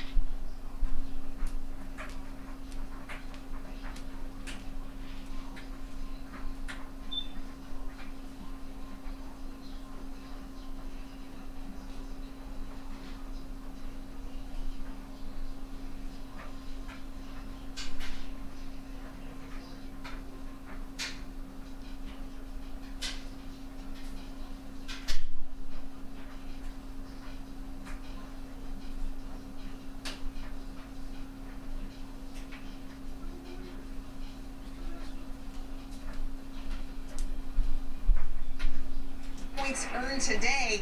Dale, one of our themes on the pre-race show was the fact that it might not be a playoff driver in victory lane. Something we heard in that stage, I'm going to say this quote: "I saw his tire mark on my roof." There's something you don't always hear. That sort of sums up what we just saw on the racetrack. Oh my gosh, yeah, I mean, you can't even recap this in a short amount of time. Just incredible what's been going on. Maybe the most intense 120 laps of a 500-mile race at Talladega I've ever witnessed. And so we're still going to have just over 60 laps in this final segment here. Back to finish this thing off. A lot of drivers that are up there. I think that'll be my last bathroom break, but I can't make any promises. Depends on what happens here. Race. And so that's why things are going to be even more so here as the playoff drivers try to advance their position in the playoffs. This is just amazing and should be fun. Yeah, absolutely. And one of those playoff drivers, Martin Truex Jr., he's gained 13 points today. He's done an excellent job of getting those stage points. And maybe this is a day I'll jump on the Chase Elliott bandwagon and jump onto his. Maybe he ends that 0 for 62 drought. I'm sure we're done with cautions for the rest of the day, so it should be Katie bar to door for that 19 team. Well, I know someone who's probably glad he's not up on the pit box anymore as a crew chief. We didn't get the one to go yet, jeez. Yeah, Krista, this is the type of race I would have dreaded. Everybody has had issues today, but one car that comes to mind, the 88 of Alex Bowman. He was in one of the early cautions on the backstretch. Him and the 10 of Eric Almirola. The 10 was unable to continue. The 88, though, has made 11 pit stops. Continued to work on this car.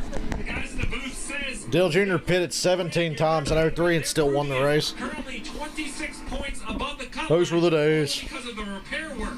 Will the work here today take some pressure off at the Roval next week? I hear there's rain in the forecast, Burton. That could be an exciting Oh boy, it might rain at the Roval. And I'm not going. Fuck. Talladega followed up by rain at the Roval. Yeah, cup race in the rain. I love it. Sounds fun. Yeah, because we're watching. Yeah, Junior likes it because he's not in it. Really? Yeah. I wish we did more often, even at the ovals. Look at Quinn House sitting there in 5th place. Quinn House is in 5th, legitimately. That's a good point. Marty. Rick, they have all kinds of ideas when they're not out there. How hard are they going to work to hang out the 00? I want to see it, Junior. How about that? If we can see it. Hey, you see Denny Hamlin leaving pit road. They led early. Look at Denny's car. Really not a scratch on it. We saw him bail out of the pack. They played a lot of pit strategy. Chris Gabehart bringing him down here, topping him off with fuel. And Gabehart told Denny a moment ago, it is not time to race yet. 64 to go. He said, I'll tell you when I can let you go. But right now, I see you riding in the back, taking care of our car. So Denny Hamlin is always up front of these races. He's shown speed today, but he's being The Raiders just gave up a 3rd and 13. There's been a lot of cars in accidents today. We still have 27 cars on the lead lap. So a lot of cars out there still with a chance to win. And Junior 64 laps. Well, Austin Dillon's back on the track somehow. How many laps down is he? They know a trip down pit road is still required. Austin Dillon back on the track, 2 laps down. 2 laps down? He can get that back. What a great job. You're allowed to do that? Well, fuck. Give me a bunch of cautions. They will line back up. I'm still not done yet. Tis but a flesh wound. For the start of the final stage, Martin Truex Jr. Stage 3. The actual race. We got one more pit stop to make. 63 laps to go for Talladega. Elliott immediately put the 00 in the middle to get him out. What did I tell you? How long would it take for them to shuffle out the 00? Trying to push the issue.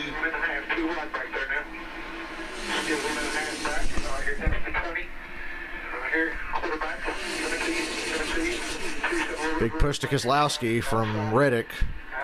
As a Junior fan, I really selfishly don't want Brad to win today. He'll tie Junior on Talladega wins if he does.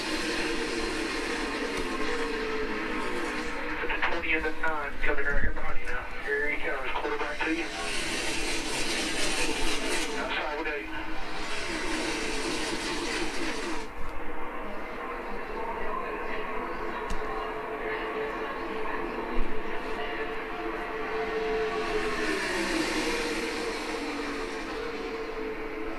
And Alex Bowman in the top 5 with that car. The 19, Clayton Hughes. Who's the first car 1 lap down? I'd love to know. If there is any, other than Austin Dillon being 2 down. Getting a great push from the 88. can't believe the 88 can push him. Look at all the damage on that 88. Well, both of them are damaged. The 8 of Tyler Reddick has a lot of damage to the front. The 88 has damage. Still working that outside line. A lot of Martinsville cars running up in the top 10 right now. Very aggressive in the middle of 3 and 4 with a side draft to the side of the 2 car to get him slowed down. That allowed Alex Bowman to get to him. Now a good push from behind. What's Reddick going to do? Is he going to go to the bottom or stay at the top? I'd go to the bottom.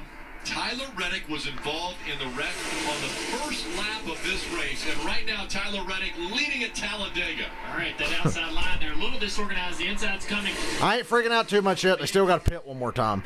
Once they've made the last pit stop, that's when shit gets real. Together there, they're going to get to the back of this 2 car. And watch what happens when he gets. But look at that third line in the far outside. Look at this outside line. Bubba, Ty Dillon, John Nemechek, and Chris Buescher. Oh, Truex almost in the quarter penalty 88. You got a little tight right there. That was close. It doesn't take anything for these guys to get loose. Keselowski to the outside of the 8. And a big run there for Keselowski. He's going to clear the 8. Wow, that's impressive for that car. Pretty much all by himself. He got a little energy off the nose of the 88 late on the pass, but pretty much did that by himself. Now he's looking in the mirror and he sees 3 lanes. He has to block 3 instead of just 2. That gets a little more difficult. Oh boy. Bubba Wallace getting on the outside corner. Bubba! Yeah, he's up top. Going for the lead. The 2 trying to take the lead away at Talladega. Here comes Ooh, Elliott just pulled out of line. 3 wide for the lead as they go into turn 3. Well, I don't think Elliott's got a problem, but he ducked out of line really quick. Ty Dillon on the back bumper. Hey, I said about a lap or 2 ago I liked that outside line with Bubba and Ty Dillon. There they are. I bet on the wrong Dillon brother. Bottoming out on the racetrack. Look at that top lane. None of those guys has a win in the Cup Series. Bubba Wallace into the lead and clear. Once again, you know, if Bubba won this race, I think I'd die of happiness. I would just drop dead on stream from laughing because all the boomers would be so upset. Man, Ty's getting a big push from the 2. Ty's going to have to do something with it. 2's going to push him up the racetrack. And Ty Dillon was not content to stay behind Bubba. He was trying to make a move for the lead himself. It's amazing. So much for loyalty. Kidding. Into a situation where they have to get out of the way or have to go somewhere one way or another. Bubba and Bowman, that's unlikely, friends. I doubt they're going to be very friendly. 48-year-old. Out of retirement and back at Talladega, last place he wants to be, right? Not being very good at the plate races, but he was very good, I thought. He was good at these. Hell, he still is, apparently. Kansas right now, 3rd in line in the 42. Brad Keselowski trying to get some momentum once again on that high line, but everyone's still the Bills are in the red zone. Bubba Wallace out front, into the first quarter. And enjoying the view being up front. We've seen Bubba Wallace have some really good results on these super speedways. Nearly won the Daytona 500, and I asked him kind of what's the secret. Looks like Chase Elliott just checked out to get out of the mess right now. There's really no need to be up front. He's got his stage points. Just wait, try to win the race later. Really counts, but he said my only strategy is really just miss the wrecks, avoid the wrecks, and be there at the end. Well, he didn't avoid the wrecks. He was part of that lap 1 wreck. He's been on pit road 8 times. They've made repairs to it a few times, but look, he's got a strong car and he's out And front. Bubba's got this race in command right now, it looks like, for the moment. Bubba Wallace so emotional when he finished 2nd at Daytona just a couple years ago, and now leading at Talladega. Well, how about that? For his first ever win in the Cup Series. Bubba Wallace, he knows his future in 2021, but this would make it oh so much sweeter if he could find victory lane in 2020. Oh shit, I just realized we're going to get copyright claim now. I let that stupid Garth Brooks song play too long. Should have muted the moment they're like, we're going non-stop or whatever. I'm a fool. Well, looks like they're single file and going to ride till it's time for pit stops. I mean, smart. But I'm okay because Bubba's leading. I'm cool with that. If y'all want to settle down for a little while. Matter of fact, we can stay like this till the end of the race if you want.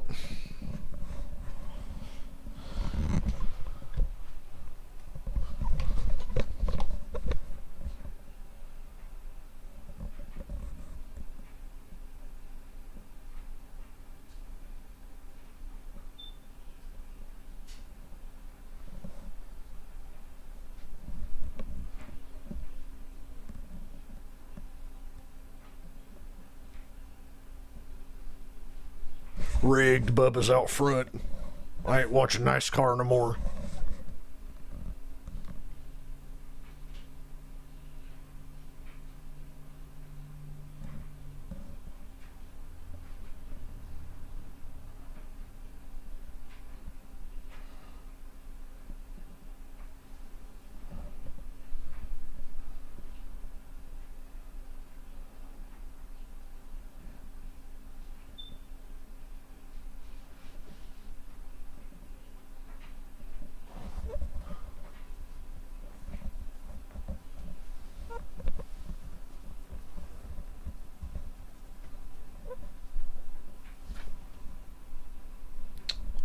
Well, not much to talk about now.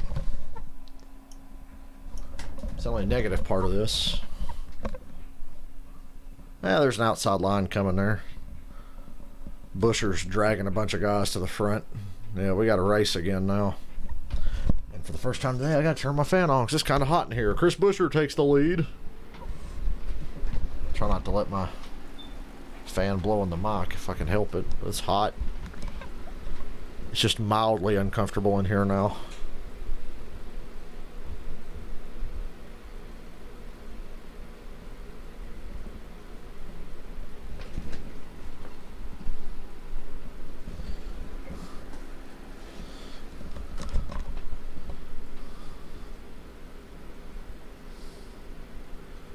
Oh man, touchdown Bills, but Cole Beasley got turned upside down into the end zone. Oh yeah, we got a race now. Keselowski, Blaney, and DiBenedetto out front. Here comes dickhead Logano. Brought to you by Yellowwood's 50th. That's Chase. I just stay in that bottom line. Don't risk getting pushed or hung out by Logano. We've seen some amazing storylines. 3 playoff drivers out of the race. I thought Chase was dropping to the back to avoid confrontation for a while, but here he is, right back up to the top 5. A lot of guys, I mean, every time you turn around, somebody else is pushed into the lead. And so far, there's been 9 cautions in 37 laps, meaning that number is likely to grow. What's the most cautions in Talladega? I don't know. And congratulations to Yellowwood celebrating their 50th anniversary. Brad Keselowski out front, and now the Penske threesome once again. Here. Unfortunately, that 22 car is going to get up here. If he can get out in front. Logano's leading the outside, and the bottom line is Keselowski, DiBenedetto, and Blaney. Lined up on that inside line. That's Most what they're unfortunate. trying to make happen right here. And William Byron, that 24 car, knows it. He knows he's going to push that 22, and the 22 is Hang him out. may just pull down and just kind of leave him out there. But they pushed out so far. Now William can decide what he wants to do. Go to the bottom or stay at the top. I got to do the bottom here to block this run. But he's not going to do it. He'll stay in the outside lane. So he's going to side draft the 24. Austin Dillon's first car a lap down. He's 2 laps down. 24 car. But he's the only car even remotely close to getting a free pass. So if we can get a caution really quick, we get one of those back before they lap somebody else. 24 car even down in front of the 2. Bail on this outside line. He will not let Keselowski and that 2 car get side by side with him before he makes a move. Imagine going to the garage and then coming back out and still winning the race. Just stay up there. I can dream. A little bit of a draft off the lap car here on the outside. It's going to help those guys. Listen to the motor pick up. Grab us a little push from behind. RPMs go right up. Here he comes. Joey's probably getting that information. He's going to try to stay up in front of that 24 for now.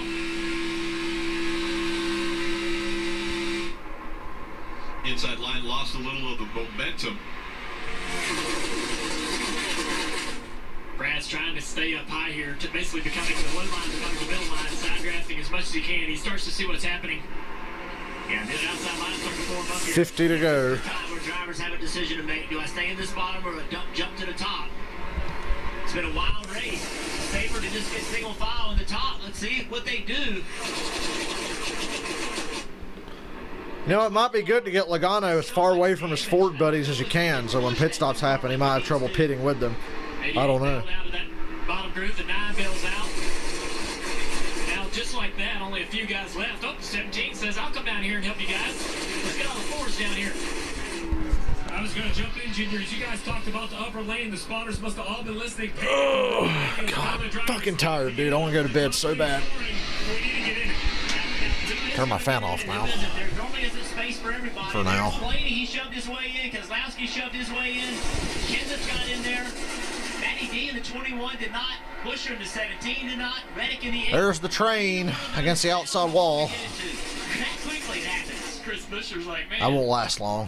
What are we doing? I thought we were going to go down here and run. He got out of the top line, gave up his spot there to come down and help these guys, and then they all said, nope, we're going to the top. Matt found the spot, so Matt Benedetto was the 21 has got into that high line as well. Everyone fighting for a spot here at the dance. I want to take a look at the Toyota driver update. Where's my 8-wide racing? And Eric, the lone Toyota inside of the top 15 right now. Don't forget, Harvick, Hamlin, and Truex are still running. And the number 20, and again, Eric Jones. They're just way in the back. Arrived for 2021. He will not be back. We ain't seen shit from them all day except Truex. Will move over to take his spot at that organization. I'll try to help you understand why this top line works the way it does and why they end up here. When you run the bottom, you turn the wheel a little bit more, it loads the car a little harder, it bogs the cars down, even the lead car more so, and creates the accordion effect that we see and allows guys to break the beach ball or the bubble between the cars and that creates opportunities for guys to make runs and passes. Now when they run the top, the runs don't happen as often. All the beach balls don't get busted. All that gap between each of those cars kind of stays consistent, and a lot more guys are running wide open. That means less runs, less opportunities for guys to pass. Marty. Single file all the way back. Also a new player up here in the top 10, Kevin Harvick. Oh, there's Harvick. I didn't realize Harvick was that close to the front. He's up there in the 6th position, and even for a veteran like Harvick Jr., I would love to know like falling asleep here. I'm fucking tired. He gets up here, under 50 to go now, and learning the energy of the pack. If you want to win the race, yes. In the old days, you could probably ride in the back and make a run to the very end, but nowadays, you need to learn the energy of the pack. So how important is it that Harvick finally making a run to the front here? Don't know what you're going to learn running single file against the outside wall, but I mean, you're protecting your position. And pit stops are coming. Other drivers to see you and say, hey man, look at my car, it's fast. Look at me running up here. Look at the moves my car can make. That builds confidence in everyone else to help you. When you do make a move, when you go out on your own to do something risky, such as get out of this outside line, more guys are apt to go to with you if they have seen you seen you do something successful earlier in the race. I thought it was really interesting how when this race started, the 4 car was very aggressive trying to get to the front, and then he disappeared, changed his mind completely on how he wanted to run this race, and now here he is back toward the front. So let's go way back at the back of this line. Steve Carr talked about it earlier. Kyle Busch clearly has not had a good day, but all that being said, right now, he's 17 points out of the playoffs. His day could have ended twice. He's been in 2 wrecks. So although I'm hoping he's in a third. It could have been much worse. Team's done a great job getting this car put back together. Touchdown Raiders. In this lead draft, in the lead lap. He has made the playoffs since the playoffs started every year but one. The one year he didn't make it, he got in a wreck at Talladega.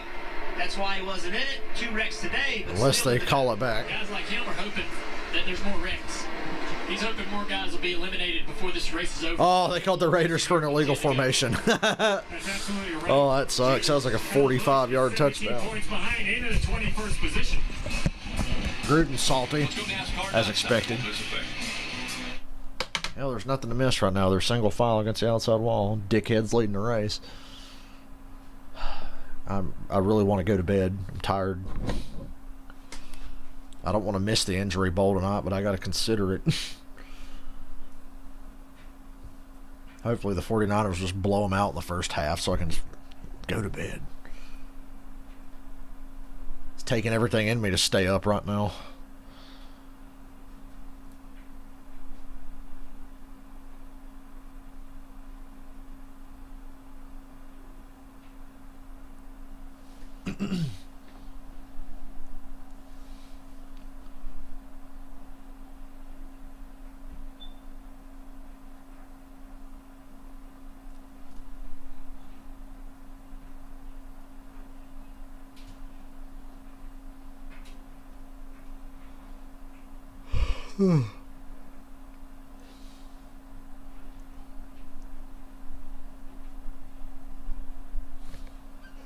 Guess it's safe to browse Twitter. Ain't nothing going on.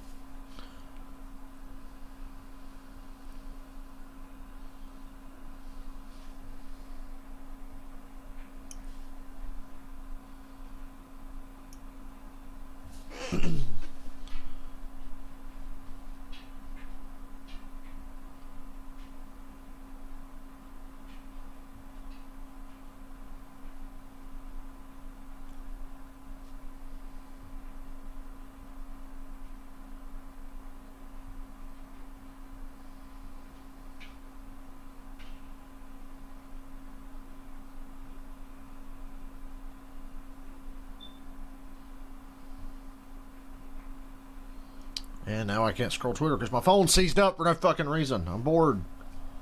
I need to do something. It's stupid.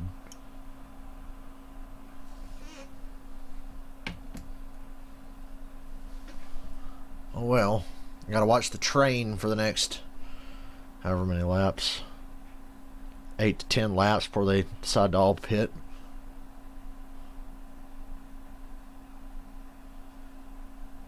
Charlotte next Sunday, 2:30. I wish I was going.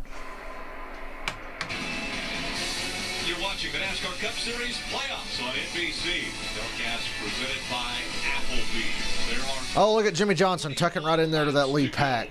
Laps in down. this race, there have already been 41 lead changes. Boy, Jimmy, that might be a caution right there. Jimmy Johnson's oh yeah, that's going to be a caution. Pit stops potentially. Jimmy Johnson's entire front end is flapping and dropping shit everywhere. You're going to have to throw a caution for that. Yep. Come on, throw the yellow. Could bring out a caution. Yeah, the whole tail piece just come off that car right there. That's got to be caution's out. Debris off of the 48. Is Austin Dillon still first car lap down? But he got the speed of that draft and the turbulence in the air. You could see how Good God. What the hell even is that? Because it basically ripped the whole back of that car. Well, now, ladies and gentlemen, it's on. Just returned from being in the garage. They couldn't get fuel into the car, so they had to change the fuel head so that they could put more fuel into it. So he was showing 60 laps down. It sounded like for a second he was... Oh, in case you were wondering, number of times someone was penalized for forcing someone below the yellow line since 2001? Obviously saw some 2. off the 48, but he's 16 laps down with the mechanic. 20 seasons, 2 penalties. With the 48 and fueling, this is a very untimely caution for everyone in the lead lap, just outside the fuel window. From what we understand, they can go mid to high 30s, so with 40 laps to go, Rick, we're going to have to see how many teams think they can make it from here. I assume everyone will come to pit road, but then we'll have to listen to those radios to see who's saving gas as we see all this. Nah, you pit. Now it's time. Just as Dale mentioned, it was okay by itself, but all those other cars, the air just got too turbulent. In the window. Last run here at Talladega for Jimmy Johnson as he will be retiring at the end of this season from NASCAR. It's already been announced that he will be running some IndyCar races, the road courses for Chip Ganassi Racing in 2021. Yeah, 22 drivers have been in accidents today. 8 of those guys have been playoff drivers. Of course, one of those is Kyle Busch, we talked about earlier, made a comment in the last episode, in the last segment, but what I was meaning to say is Kyle Busch has made the Final Four in the playoffs all but 1 year. Imagine that. Yeah. All but 1 year of the playoffs, he's been in the Final Four. Well, he's the defending series champion, and he tells us that he's more worried about winning a race because he has 16 years invested in winning races. He has yet to win. 40 to go, and everybody's on pit road. Leader Joey Logano says the balance of the 22 car is just fine. They'll go to the right side first, and that will be the only set of tires they'll change, Kelly. The 88, Alex Bowman, making his 12th trip down pit road, and if you can believe it, he says that race car drives just fine. They're going to give him 4 figures and patch him up just a little bit more. Purdy. Kevin Harvick in the ball game, right side tires only for that team. Joey Logano will win the race. Unfortunately, Logano keeps the lead off pit road. Harvick second. Jones third. Byron fourth. Kenseth fifth. Everybody took 2 tires. Except Ty Dillon, he took 4. Keselowski took 4. Looks like they might have had an issue there. No tires for that team. Stop with your licensed music. I'm forgetting to mute it before it gets out of control.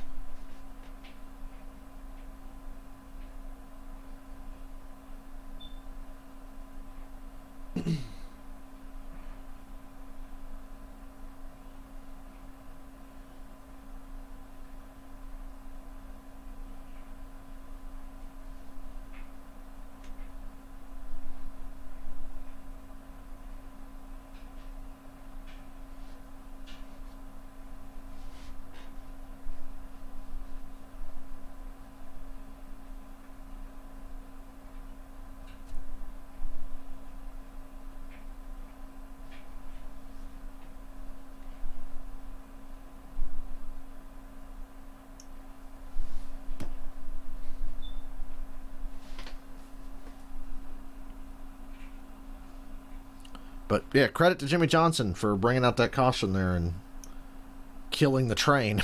Gotta go race now. Last run of the race. Can't hold anything back now. We know.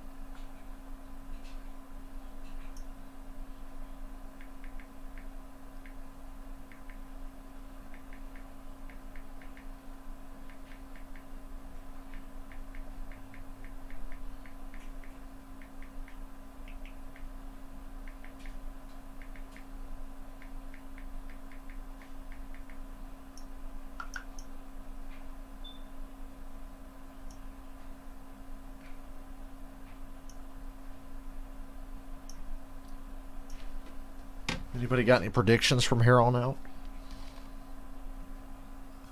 I got nothing. I just hope Logano goes upside down. Or gets penalized again. That'd be even better, honestly. It'd be funny to just watch him have to slow down and let everybody go. Because he's a dumb shit.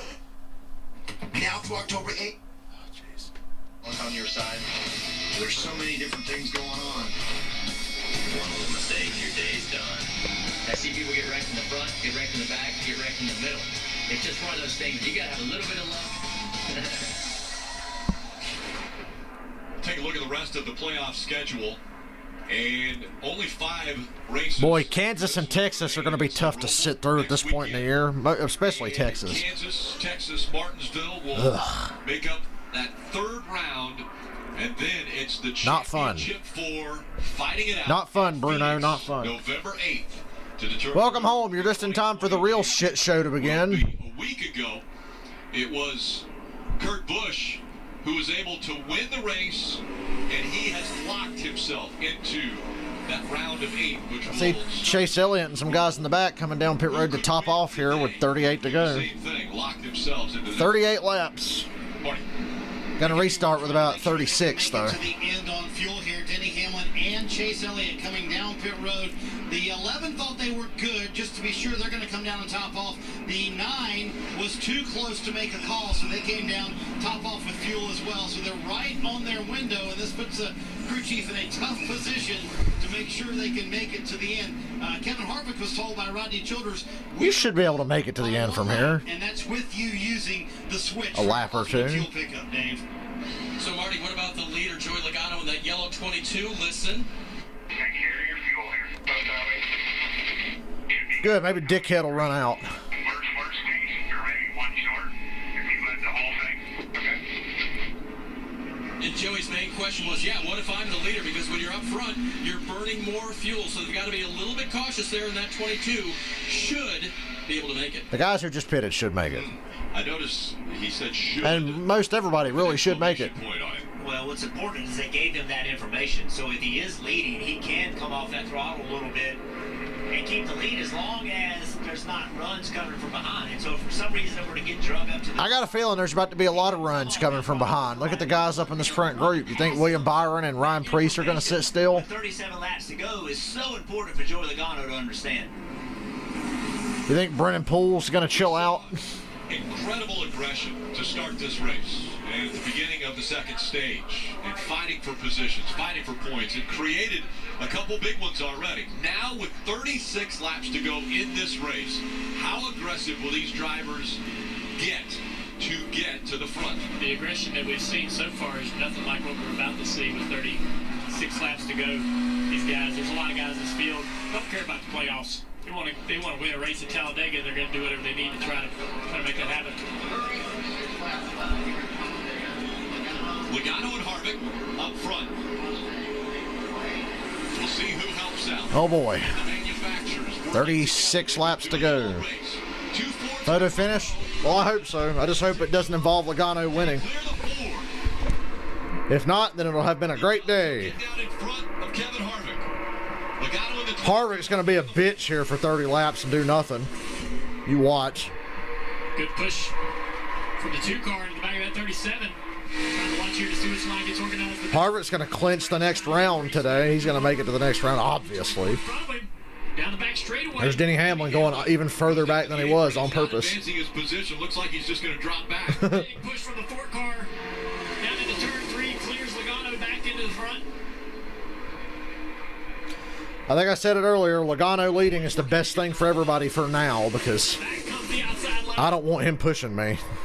Logano's going to try to block it. He got a little side draft there. Here's William Byron on the outside on a computer.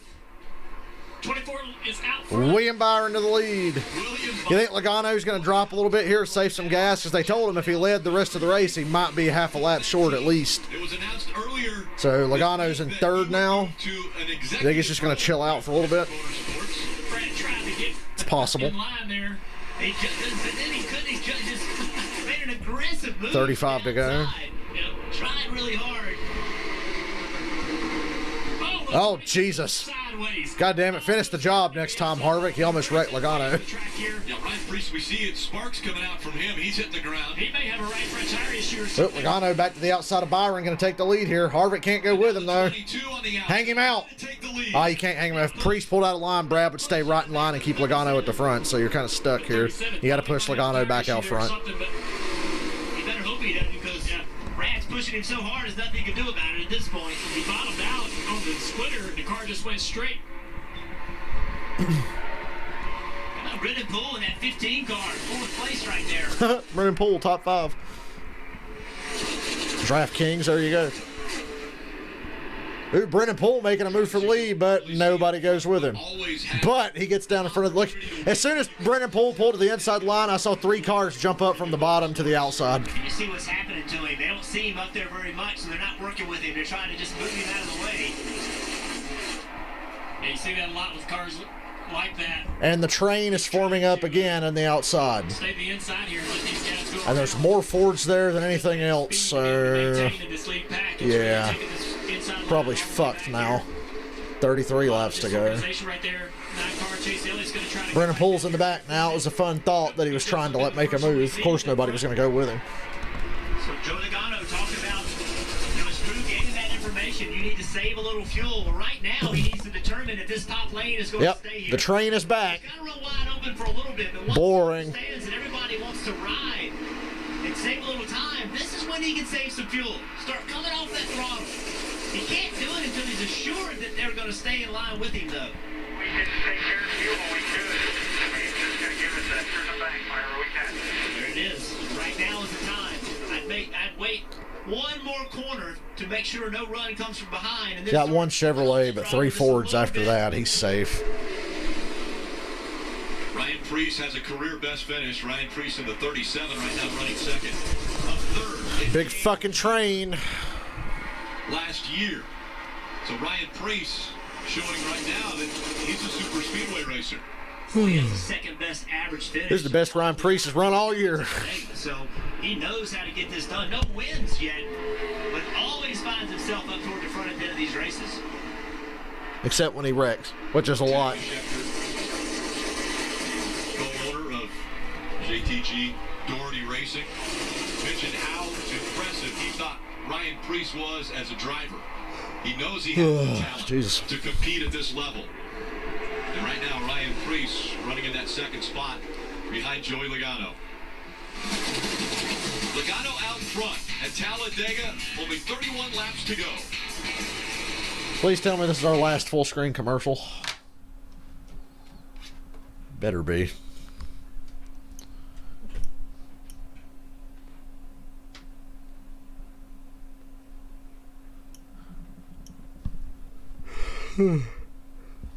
Shit.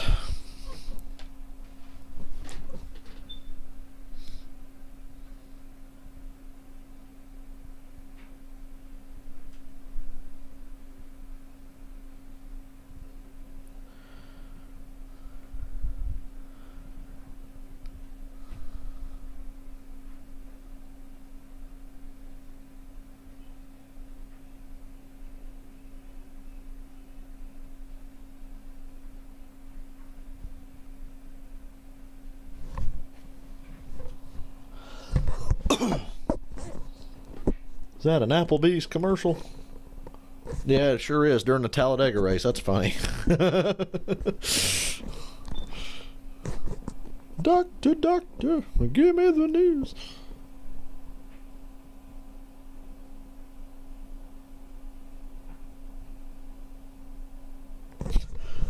The New York Giants have 2 total touchdowns this year. Hey, Elliott's up front. Logano's still leading, but that inside line has Elliott, Byron, and Harvick. Something happened. Still, let's go through the field. Brought to you by Credit One. And Rick is going to Joey Logano trying to hold off that bottom line now. When I talked to his typically understated... Let's go Chase. This morning, Paul looked at me and said, what bullshit's going to happen to him this time? At these racetracks not to win today. This is ours to win, Kelly. Greg Ives, crew chief on the 88, told me he felt like this round of the playoffs. Austin Dillon's in the lead pack, but I'm pretty sure he's still at least 1 lap down. Points, but at this point, it is about perseverance for this team who had contact early, and his tally now 13 trips to... I wish the ticker would show me how many goddamn laps down he has. I know he's in 27th. He must be 1 lap down still. I think he got the free pass last time. Kelly, 29 to go. Come on, man. One more caution. I'm in it. One more caution. I'm in it. Look how good Dillon can run. He's in the lead pack, moving to the front. I can still get my $33. With the fuel, and he was able to be aggressive, make that run to the bottom, but Logano making that high line work, Rick, it's going to be exciting for these 48 laps. Yeah, Marty, he's got a lot of help going from the 37, Ryan Preece. Ryan Preece has been giving him good pushes. The high line has a lot of momentum, but now a little confusion back here, breaking up almost 3 wide. And now ooh, Bubba's making a third line. The 21. And Brad's moving up too, and they're going to put Preece and Busher in the middle. So now there's 3 lines. And Chase Elliott's leading on the bottom. Logano's got to move up to that really high line. It looks like it's got a good... What the fuck is that camera move anyway? 9 still leading. Camera would think something bad was happening. Loose with the help. They're going to have a lot of steam though so you can stay organized in that high line. Not organized. The 2 car to the middle. 2 Penske drivers, nose to tail. Randy Benedetto, another Penske driver from the Wood Brothers Association. He jumped to the bottom, got out of that middle lane. Bubba Wallace and those guys are tight on the outside. They've got some great momentum. I think Truex will push Bubba down here into turn 3. I'm damn, Bubba just got tandemed out to the lead by Truex. Bubba Wallace once again. Hello. Talladega. Does he go to the bottom, try to get in front of his buddy, Chase Elliott? Yeah, get down in front of Chase. There you go. That's where I think the organization is. If the spotters, oh, the middle line's coming now. That's why I don't like to be a spotter, because the runs come when you least expect it. You got to watch those Penske cars. They formed up in that middle groove and came out of nowhere. Side by side for the lead. Logano on the outside. 43 of Bubba Wallace on the inside. Logano opens the wheel up off the corner, keeping the momentum in that 22 car. Now he's sitting there. Too early to get excited, but by God, Bubba's up here with a shot. Bubba Wallace, the 26-year-old. Got butterflies in my stomach, though. Yeah, there's 25 to go this time. That's still a lot of time. First time in the Cup Series, but knows his future in 2021 will be driving for Michael Jordan and Denny Hamlin, newly forming. That's a weird sentence to say. Loose there. It's hard pushes from the 9 car, but that's what you're going to have to do to beat this guy. I like him 3 Chevys on the bottom. Two of the fastest cars in the field, the 22 and the 2. Logano, Keselowski. Going to be hard to beat. Don't break ranks. But if you don't break ranks in this race. So you can see right there at the pushing from the 2 car how much speed that creates in that outside lane. They're going to push all the way down the back straightaway. Also getting pushes on the inside as well, but just not enough. That outside line's going to have a big advantage here, it looks like. The bottom line kind of got separated a little. Good side draft, though. Bubba's going to stay even with Joey. And now the bottom line's coming back to him. Not enough to get the lead, though. Chase Elliott in the 9. Getting back to the back bumper, the 43. What do the Piskies do now? They're both clear of Bubba Wallace. Woo! I'm nervous. View right here out of Bubba Wallace, Coca-Cola cam. Look at his rearview mirror. The only thing you can see is the roof of that car directly behind him. Well, he's trying to get up into this line here. He's afraid that outside line. Outside line again, dominant, but Bubba got up there. He's 4th in that outside line. The inside line's gone. And it's only getting worse. Right there, if he wanted to get it from Chase Elliott. But I guarantee if Priest makes a move, Bubba's going to go with him. Why'd you leave? Let's keep working down here. That outside line is tight, though. They're gonna create speed with. Oh, the 8 car jumps to the middle. Tyler Reddick. That might not have been my choice. Yeah. Tyler Reddick got down there quickly. That's a great point, Rick. That happens all the time at Talladega. You find yourself somewhere you're not even sure how you got there. Things happen so quickly in front of you, you just have to react to it. Logano still leading that high line. Keselowski pushing. As long as Brad's up Joey's ass, he ain't getting shuffled out, man. Let's go NASCAR nonstop from Talladega. Thank you. And more full screen commercials, thank God. The train is back. For the moment. Choo choo, there's a mini train on the bottom though. When I say train, they're a single file against the outside wall. Snake racing.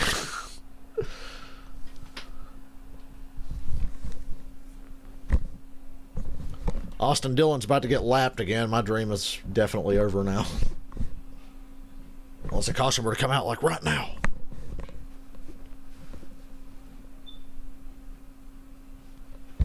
Anybody want to do something stupid before y'all swallow up the 3 car and put him 2 laps down again and I'm fucked?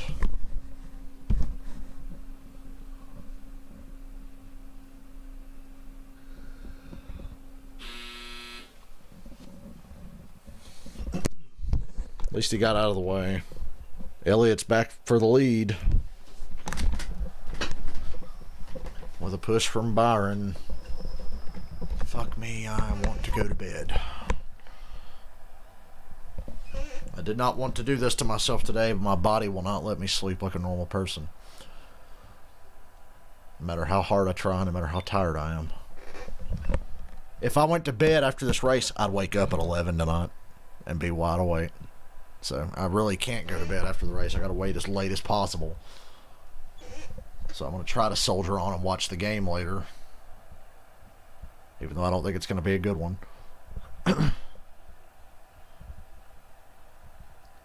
And because of all the injuries, I'm gonna be wondering who half the fuckers are playing for the Eagles and the Niners. Chase Elliott leading. Coming to 20 to go.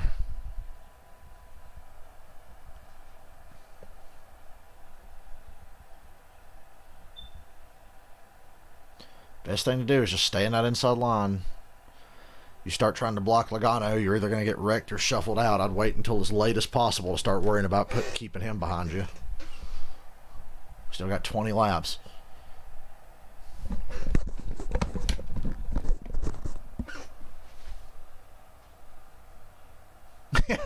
It is more interesting. It's not as interesting as it would be if Austin Dillon was, it would be if Austin Dillon was up in this pack on the lead lap, but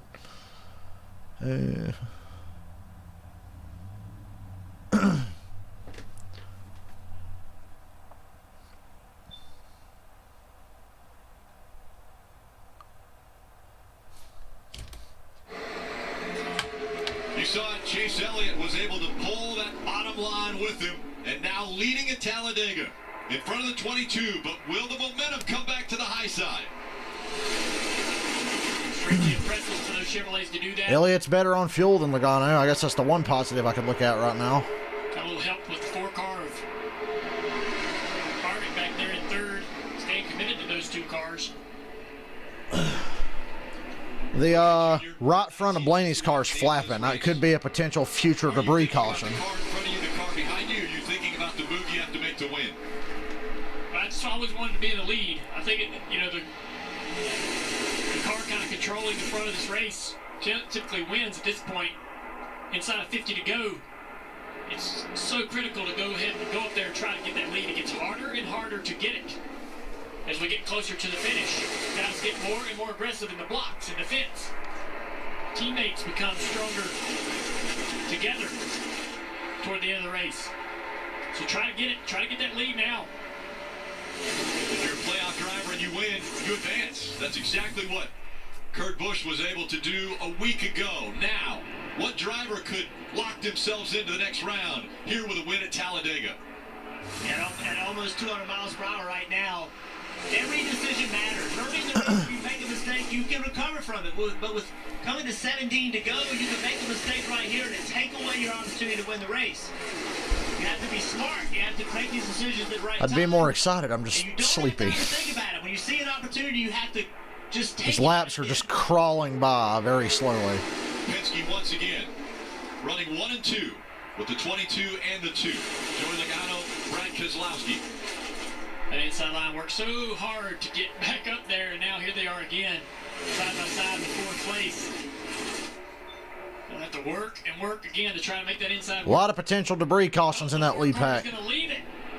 Where's he going? What the hell's Harvick doing? Harvick shot to the middle with no help. The Chevys all stayed in line. He was in the Chevy line on the bottom. Momentum. Now the pack starting to break up back here. God, Logano and Brad have such a fucking advantage. It's pissing me off. Single file line, there's not going to come any energy from 3 wide. And now Chase and those guys are shit because they're 3 wide on the bottom. 16 laps to go. Advantage outside line again. Although they're starting to jostle around a little bit. Nope, they got it covered. 8 cars, single file. To try to take the lead.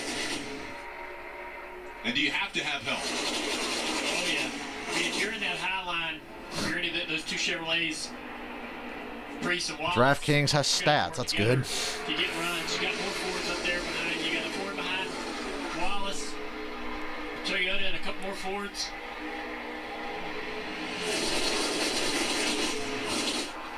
So you got to pass 2 cars, too. You get a run, you got to pull out and pass 2. Why did it have to be Brad and Joey up here ruining this race? Impossible to do. They're going to try to side draft you and everything else to slow you down. The inside line is starting to be able to work. Inside line's going to come back. They got plenty of time. Now they got Ryan Newman attached with them. Chase Elliott leading that line. And Corey Legis. Corey on the lead lap. Really hurt that bottom line, but I'm curious from you drivers. Alan Gustafson topped off the 9 cars, so they have a little bit of a fuel advantage. We've talked about Eric Jones moved down to the bottom win. There's 6 cars on the bottom. They are going to get there. Not have to save fuel, so what kind of aggressiveness does that mean behind the wheel that you can provide, Jeff? Yeah, you got the problem for me with Chase Elliott is unless he can get a great big push, it's going to There's a push coming. They're going to get there. When he starts They got to make that move, 7 cars now on the bottom line moving forward. somebody will drop down and take that lead and be the first car. They look really slow from that angle, but they're getting there. Right now. Why would you just let the 9 car just drive up there without somebody pulling in front of it? You think Ryan Preece and Bubba would move down? Their way back slowly as they gain a few more competitors in that inside line. And that energy comes from the back car of Jones. Now, the 13 car of Todd Dillon, all that energy comes from one car to the next car to the next car to the next car, and then to the front. This is killing me. Slowly. This race cannot end like this. His way toward the front. You see that bottom groove having to come down. Yeah, bottom line's moving now. Some guys are starting to think about moving there. You saw Preece and Bubba kind of lean that way. Working. But they're 3 wide again further back. That's going to hurt that bottom line. With no help. And line starting to move again. Being led by the 9 of Chase Ooh, the outside line's broken up just a little. There you go. Bubba moved down in front of Chase. Here we go again. We're going to make another run at this from Bubba. And down the lower line. The 22 still up. Bubba's going to fuck around and win a race sooner or later. Bubba Wallace leading the lower line. That's exactly what we were talking about. Why let Chase Elliott just go up there and take the lead, but you can pull out in front of him and make him push you? Reese, another Chevrolet, doesn't take that opportunity to get down in front of Bubba. Curious as to what's going through his mind. Does he think that the damage to the front of that 37 car will prevent him from leading? Yeah, but are you here to run third or 30th in points? You're here to win the fucking race, Priest. But yeah, that might hurt that inside line. So yeah, maybe he should just stay up there.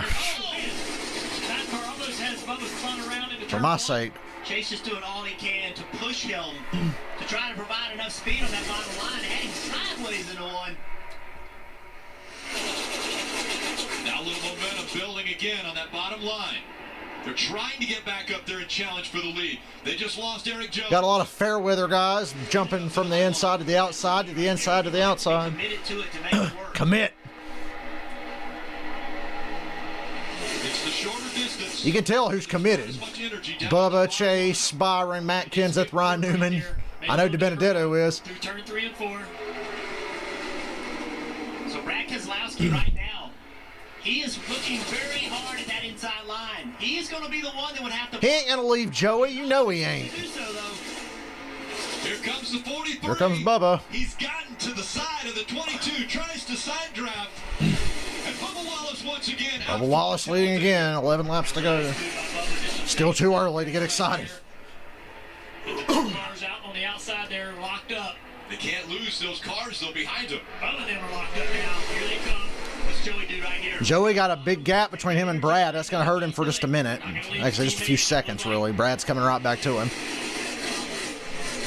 Oh, Joey got loose. Sideways off of 4. God damn it.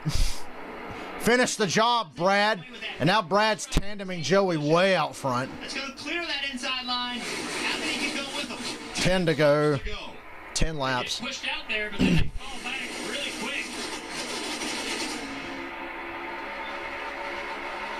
If you don't make a move, you're literally just letting the guy win. With this aero package, there are plenty of moves to be made if you're Ryan Preece or Brad Keselowski. Here comes the push from the 37 car. You know, that's a damn fact. Starts to shove that. There's 10 to go. Brad's probably going to wait till the very end, so I better not get mad already. I better wait to get mad. Save that anger. Hold the anger. I think you'll start seeing... Ever since that spring race in 2018, I just instantly assumed that a guy's just going to let somebody else win. Single digits, 9 laps to go. Now 9 laps to go.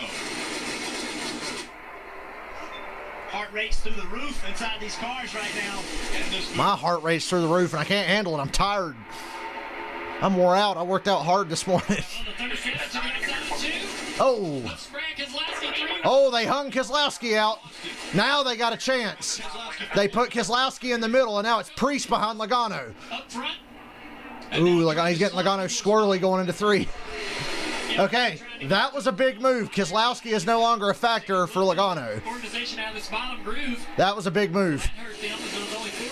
And now Bubba's got the lead again. Joey has a whole new game plan. He does not have a teammate behind him. He's going to not be able to trust whoever's behind him. He's going to have to change his mindset here.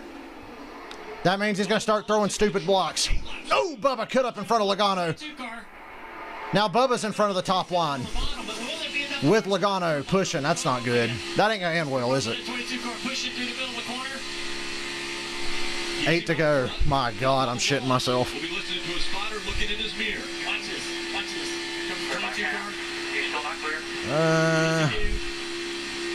My heart's pounding. Save fuel, Joey. Save fuel. Stay in line. Pushing, physically pushing the 43 car through the corner. Oh my God. 7 to go. Bubba's leading. Jesus Christ. Saying, don't let him to your right rear. Do not let Joey Logano pass you on the outside was the message. And back 22 can push. He can push. He can push, I guess. He can also wreck people. He can turn left anytime he wants.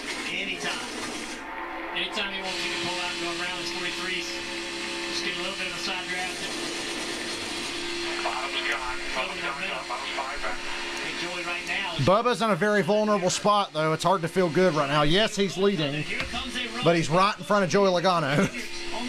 He's in a very vulnerable spot. Oh! Jeez, he saved it. It wasn't as bad as it looked.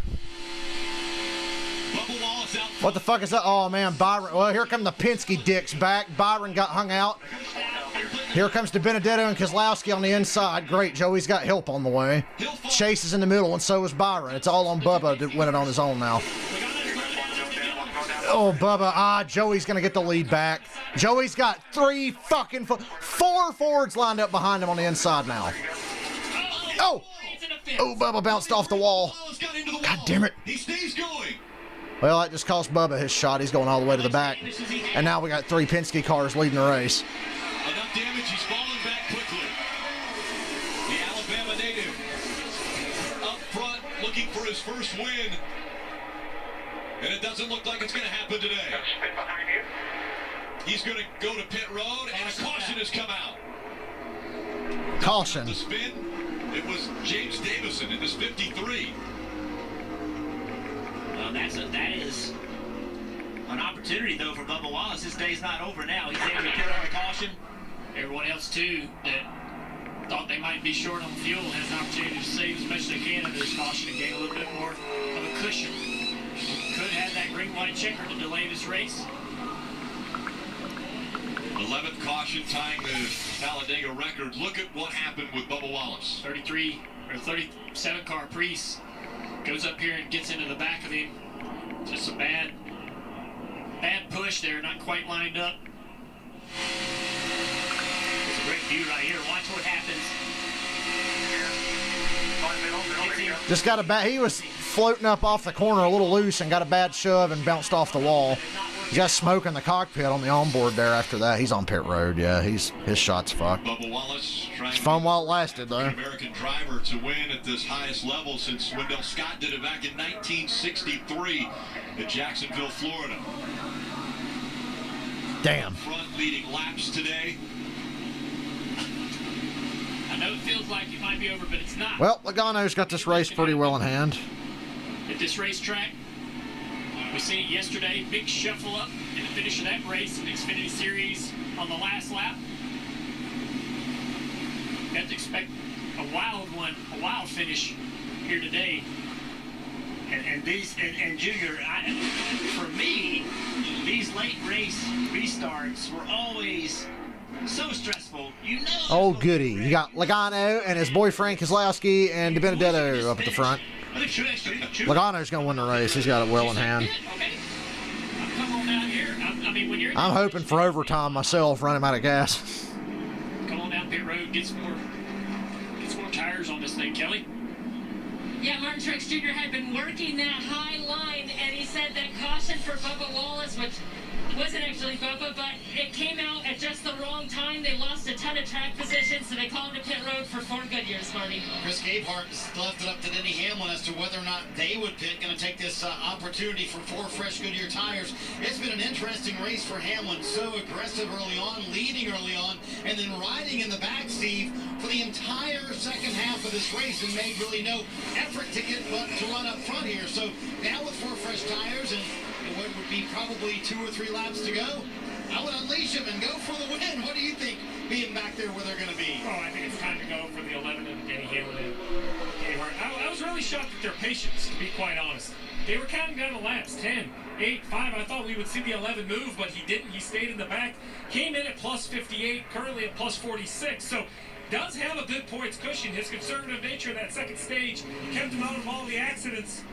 So at this point, I think even if you get in an accident, it's been a good day with how many cars are out of the race. You might as well let him go and see if you can get maybe 15 or 20 points and guarantee your spot into the next round on points heading into the Roval. You look at the rundown, Kyle Busch running in 12th with a damaged car. It's really helping out his cause to the cut line. And the potential for more cars to crash here is extremely high, and opportunity for him to hopefully avoid that and gain even more spots. Yeah, make sure after the race is over, you join us on NBCSN for the NASCAR America post-race show. President DJ and Brad will be breaking down everything that's going on this race and looking forward to the Roval coming up next week. Another car in the same situation as Kyle Busch. Alex Bowman, saw him riding in 15th place. They'll be looking to try to do anything they can to survive these final few laps and chip away at a few more positions. And June, you said it, survive these last few laps. And the reason that you say it that way is because of what we've seen already today. There have been big ones after big ones here at Talladega. It started early. The LT car gets turned into the wall. Took out a couple of playoff guys. A lot of these guys regrouped. Continue on, but the LT car aircraft roller, unfortunately, that was the end of his Still got more shit show to watch. Way up in the air. That win last week. Huge. Not quite done here. He's already in the next round. Look at that impact.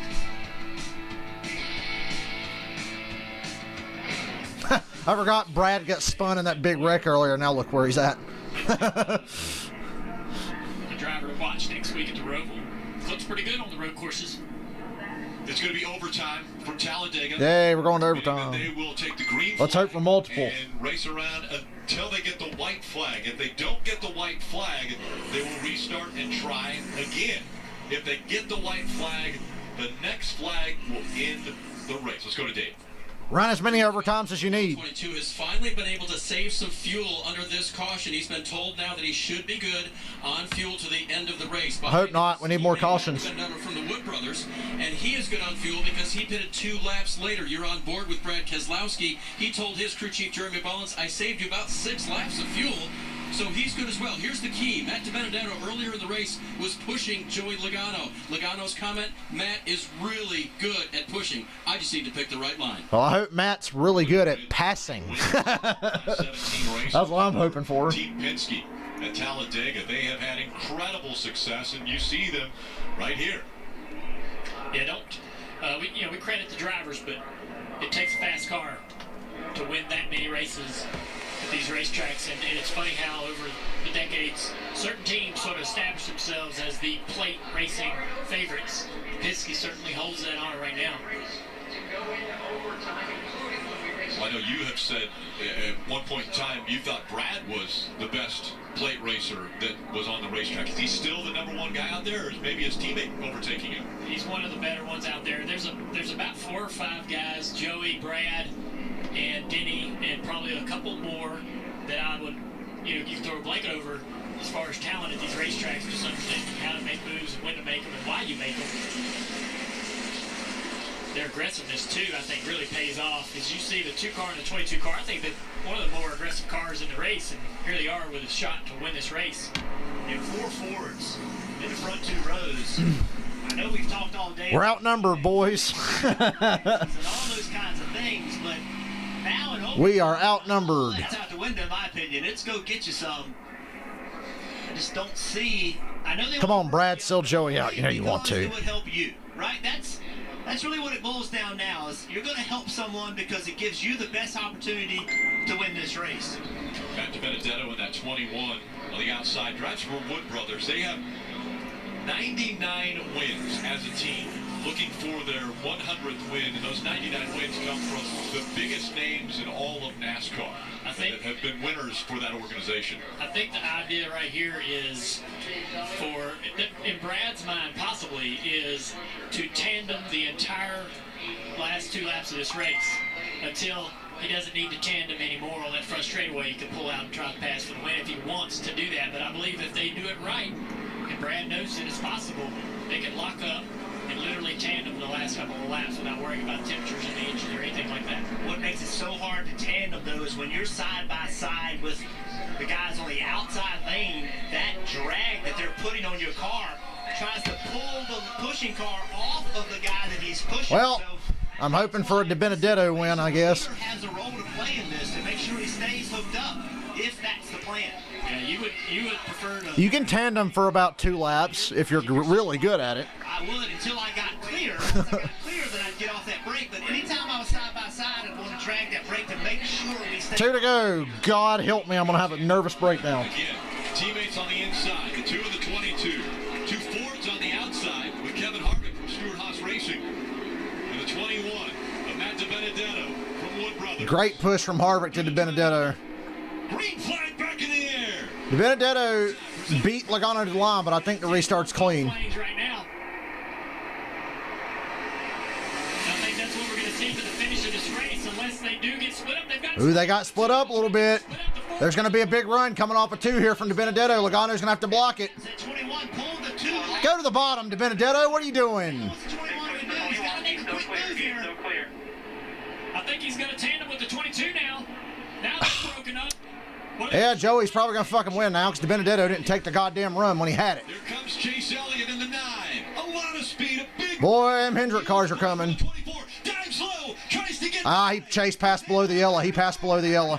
I think Chase passed below the yellow, but they shuffled Logano out. You can't pass below. Oh, Logano got turned. Kyle Busch is in the wall. Overtime, another overtime. Joey Logano's in it. Harvick's in it. Kyle Busch is in it. Truex is in it. And I think Chase is going to get put to the back. I think he passed below the yellow. But Logano kind of forced him, so it's a 50-50 call. Kevin Harvick. Wow. Look at the damage to that 18. What a day it's been. We'll have to see if the caution did indeed come out. They did not get the white flag, we're being told by NASCAR. That means they'll try it again. And that's the worst case scenario for the 18. All that work to get the points they were going to get. Yeah, frustrated Kyle Busch. It's been, well, as he's put it, it's been 2020. Well, very frustrating day for Kyle Busch, but you know what? They fought, they kept fighting. Kyle did his part, team did their part, kept themselves in the game. That's all you can do in these situations. The 22, heavy damage. Take a look and see how this happens. Oh, the 18 gets turned sideways by a push from the 8 car, Tyler Reddick.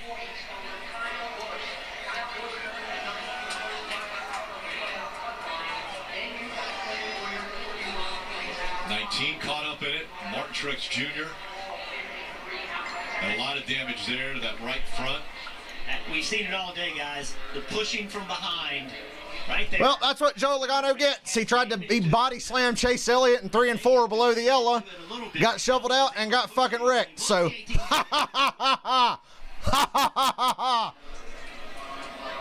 where's that Titus laugh from Final Fantasy X? Probably doesn't line up all that well. Hardy har har. Just about everybody I wanted to get wrecked there got wrecked. Almost everybody. Joe Gibbs Racing cars involved right there, as well as that 4 of Kevin Harvick. Before the white flag was displayed, so that's why we will go overtime again. Yeah, there's a caution way before they get to the start-finish line. Just all day, guys. It's just aggressive driving, trying to make something happen. Pushing helps. It just simply helps, and you have to if you're going to win this race. Yeah, this is a big deal for Alex Bowman. Now in 10th position, the 18 car will not finish the race. And as this cycles Kyle Busch and it scored 19th position. Beautiful. To around 27, 28 spot, he'll continue to lose points. Right now, Kyle Busch is 18 points below the cut line to the 88 car.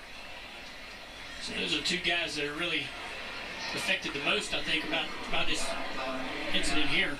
And it hasn't been a year, Junior, where you would think Kyle Hardy har har. Race and make it happen, but you just cannot count him out. Going to the Roval, he is such a good race car driver, and Joe Gibbs Racing is great equipment. You can't count him out. He's going to have to win, most likely. But I'm okay with this red flag. I want to sit here and drink this in. I want to soak this in and laugh at it. So you see there, the conclusion of this race is going to be on NBCSN, so race coverage will switch over there. Next on NBC, it's your local news, except on the West Coast, and later, Football Night in America, followed by the Eagles 49ers on Sunday Night Football. The conclusion of this race on NBCSN. Make sure to switch over there now, please. I'm on the front lines of the pandemic. Now I gotta switch to NBCSN.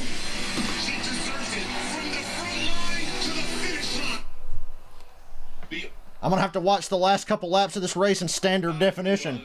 About 300 yards short of completing this race, but the big one happened again in the trial. We've seen it numerous times already in this race. And so now, Chase Elliott being scored as the race leader. Matt DiBenedetto looking for his first ever Cup Series win. He's up there. William Byron, another non-playoff driver. I can handle standard definition for 2 laps. A win for Brian Keselowski. Did they black flag Chase? Think about Ryan Priest, John. Or are they going to let that slide? 2003 Dale Jr. style. Here holding the trophy. What an amazing outcome that would be for those teams. They're in the hunt. John Hunter Nemechek, probably one of the few cars that I mentioned without any damage. Yeah, he's the green number 38 that's parked there. And I mentioned that the 9... It's a great day to be alive. Can advance your position, but we have already seen the 22 earlier force a car below the double. Rest in peace. They moved the race to NBCSN. Again, NASCAR has said, you've done it again. You forced a car below. So NASCAR's saying Joey forced Chase down there. For that, you will be penalized. So there, the 22 forcing the 9 below the double yellow line. And then the wreck happened as they were coming back through the trial. So they're going to let Chase get away with that? Call, and Junior, you and I talked about it before. NASCAR hasn't made that call that often in the past, but if they don't make that call, then it gives Chase Elliott no option but to just wreck the guy, right? Because if you're going to get penalized when you get pushed below the yellow line, there's 2 choices: either stay in the gas and spin the guy off your nose, or go below the yellow line and get penalized. So if NASCAR gives penalties to people to keep them from pushing them below the yellow line, that protects that guy. I hate the call, I hate rules, right? Because every rule you have is a rule you have to enforce. And some of them are judgment calls, and we've seen it twice on Joey Logano. But what could Chase Elliott have done in that situation other than wrecking Joey Logano to keep from being pushed below the yellow line? Hold on, my dad's calling.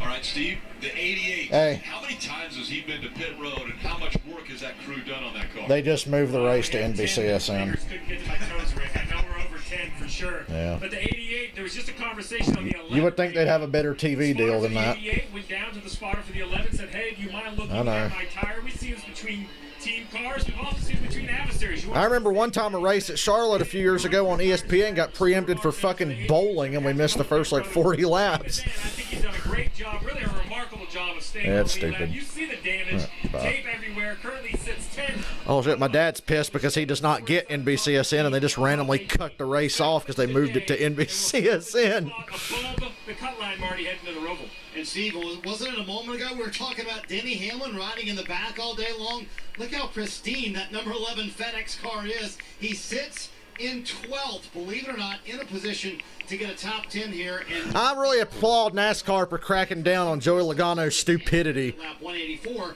but those who pitted at lap 149, including William Byron, Brad Keselowski, Ryan Priest, all those guys now concerned because of the second overtime. They may not have enough fuel to make it all the way through the second overtime. So now that adds another dimension to all of this. Can those guys make it? And would you just risk it, Steve, if you're out there and say, hey... I applaud NASCAR for cracking down on his stupidity. I run out. Well, it's easy to say if you're going to risk it. I think Chase Elliott will risk it. Brad Keselowski will. But it's not even if you just run out on the racetrack. You know, you can be okay on fuel, a gallon or 2 gallons of fuel in the car, and it just not have enough fuel to pick up and run fine on the restart. So you're going to have to really remind Well, thank God I get NBCSN or I'd be hot right now. over to the fuel pickup, which is in the right side corner of Hey, guess what, guys? I'm going to do something special for you here in a few minutes. You ready for it? Remember that famous stack up we had at the end of a playoff race. It's going to be a surprise, though. On the trial, but we've seen it before. We could I'm going to do it just for y'all. So there is red flag condition. They are cleaning up the tri-oval and what would be the front stretch. And out of the car, we saw a frustrated Kyle Busch. Dave Burns is with him. Oh boy, this will be a good interview. Here you go. And Kyle, of course, his team did so much to try to get that 18 car back in it, Kyle. Ultimately, someone just tried to push you through there, spin you out. Yeah, I guess. Car was just real slow after all the damage, obviously, so I'm just holding up the line and trying to draft off the guys in front of me, and I'm pushing too much backwards on the guys that are trying to push me forwards, and creates a wreck. So, oh well, M&M's Camry guys did a great job. M&M's Camry was fast. But I hate it when I'm right. Onto the road. I hate it when I'm right. Me too, Kyle. Me too. When I'm right. He made a comment. It was at the end of the first round. What a day! And it's not over yet. I think that's what he's referring to there. Here's the wreck that just took place with him. You can see from behind the 8 of Tyler Reddick. Okay, so the actual cause of this wreck was Tyler Reddick hitting Kyle Busch into Logano. And then the big wreck starts from there. Oh, that's funny. What a day.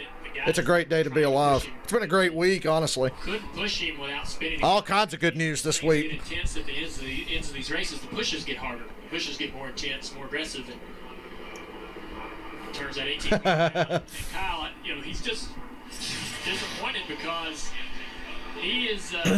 He considers. I don't know what to say. Best driver out there. Boy, everybody's really salty about this race getting moved to NBCSN. I don't blame them. He doesn't have any answers for why they are where they are, and he doesn't like it. And it's just kind of new experience for him to have to go through something like this. So with this creates opportunity, Jeff. It gives us an opportunity to tell. Well, you know what, people? For those of you out there who don't get NBCSN, I'm going to do you a big favor here in a couple minutes. Let's dial him up on the radio. So, because I want to do as little of this as possible to lower my chances of getting claimed, I'm going to go ahead and click over here for you guys, just to get ready to move to this. Yeah, not too bad, man. We've had good race cars here lately. Gregor done a really good job, so. Just for you guys, because you deserve to see this finish. If you don't have NBCSN, I figure I can help as many people as I can right here. We're going to wait until the last possible minute to do this, but I'm going to go ahead and get us in position. What are you talking about? No, look up NBC Sports. Sports. Can't top. Yeah, I'm dying to see a Joey Logano interview. Fucking moron. Joey Logano got exactly what he deserved. Okay, I got that ready. I'm going to wait until they're about to throw the green flag for this last 2 laps. I'm not going to do it right now, but you get the idea of what I'm about to do. The way it looks right now, Chase Elliott, the lead. Surely in about 4.5 hours of content, a minute and a half of the race is not going to get me fucked or blocked. They can claim it all they want, just don't block it. You realize how many old races are uploaded on YouTube in full right now? So I can get away with showing 2 laps. This is historic. He would love to play hero. So if you're just tuning in, don't worry. When it's time for this last restart, I'm going to do you a solid and show you the shit because NBC moved the race to NBCSN. Pusher, from what we've seen today, and what we know about Brad as a plate racer, you couldn't ask for a better pusher than Matt's going to have on this restart. We need to wake him up, though. Brad looks like he's taking a nap. Unfortunately, Brad made it through, but I don't harbor any ill will towards Brad. It's not his fault his teammate's a dipshit. So we're back under caution, and like I said, in just a moment, I'm going to do you a solid. For you lovely people. I don't know what the sound is going to be like, but we'll see. So they're going to say Chase Elliott's a leader, I'm assuming. Let me look at the leaderboard one more time. NASCAR gets booted off NBC for the evening fucking news. When that caution comes out, they freeze the field and have to sort of figure out where everybody was. That's a good point. That could change the narrative a little bit to how this restart's going to go. And they'll go back to the last loop. So there's loops all around the racetrack, and they'll go back to the last loop and where the drivers were scored. Well, Joe Logano, NASCAR has had it with his bullshit, haven't they? Unless the very last lap, and then they use video to determine the finishing order of the race. Unfortunately, for Matt Benedetto, if the 24 cars second, that really kind of breaks up the Hendrick cars from being able to help each other, and also breaks up the Penske Fords, where the 21 and the 2 from being able to work together. I think the first decision is if somebody think they need fuel. Well, any of these guys left to go get gas. Yes. Elliot's pitting? Oh, shit. Oh, no, Byron's pitting. Elliot's still up front. Okay. Well, Chase just lost his help, I guess, because Byron just pulled down pit road. Go ahead and put the headset on, because to hear the race audio, I'm going to have my headset on here in a minute. Just stay tight. I'm going to show you the last 2 laps. Don't go nowhere. The idiot of Alex Bowman. We heard the report from Steve that he has a flat tire, so they're going to come in and give him some fresh video and top him off with fuel to make sure he's good to go. Yeah, he has a flat tire also. If this video gets blocked, I will be the only one that can ever see it again, but at least I'll have it. That crash.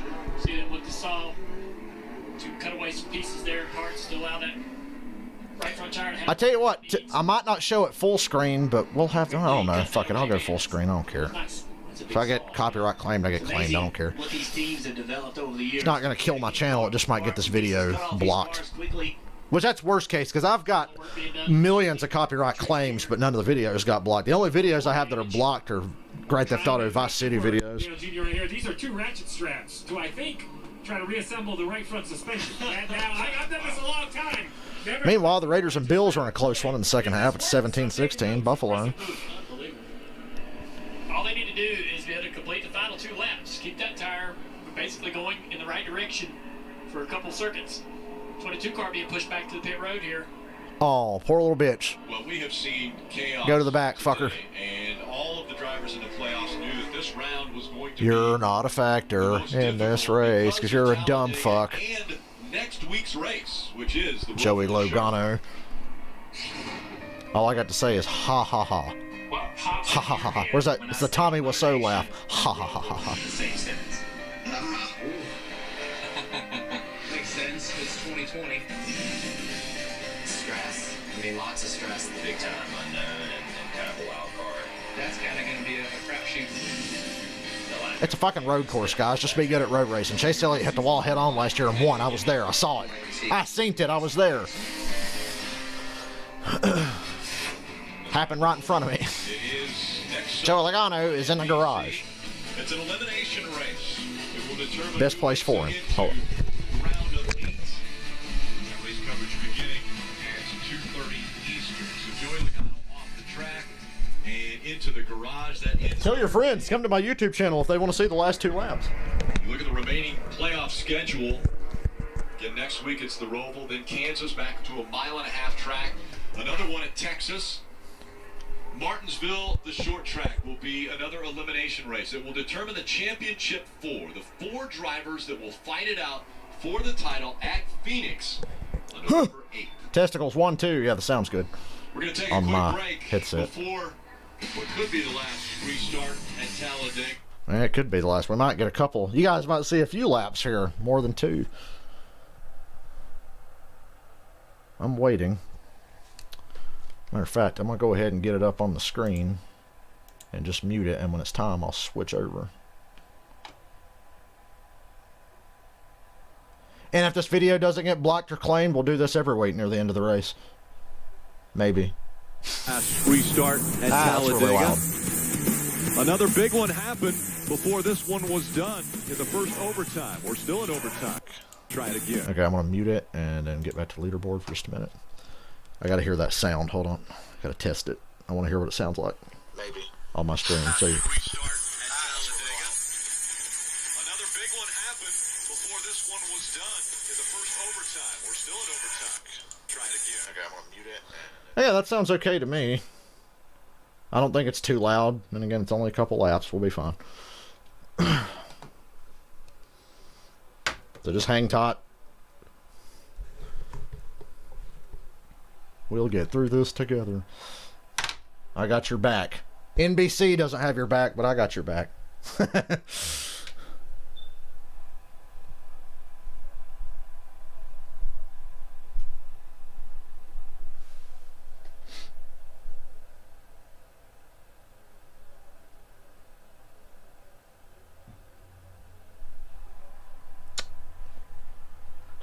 I'm not as sleepy now. Boy, if Chase, if any of that top 5 on that leaderboard right now were to win this race, I'd probably be up late. So this could get me through the Sunday night football game before I knock out. Thank God I worked out this morning. I'd have to skip tonight anyway, as tired as I am.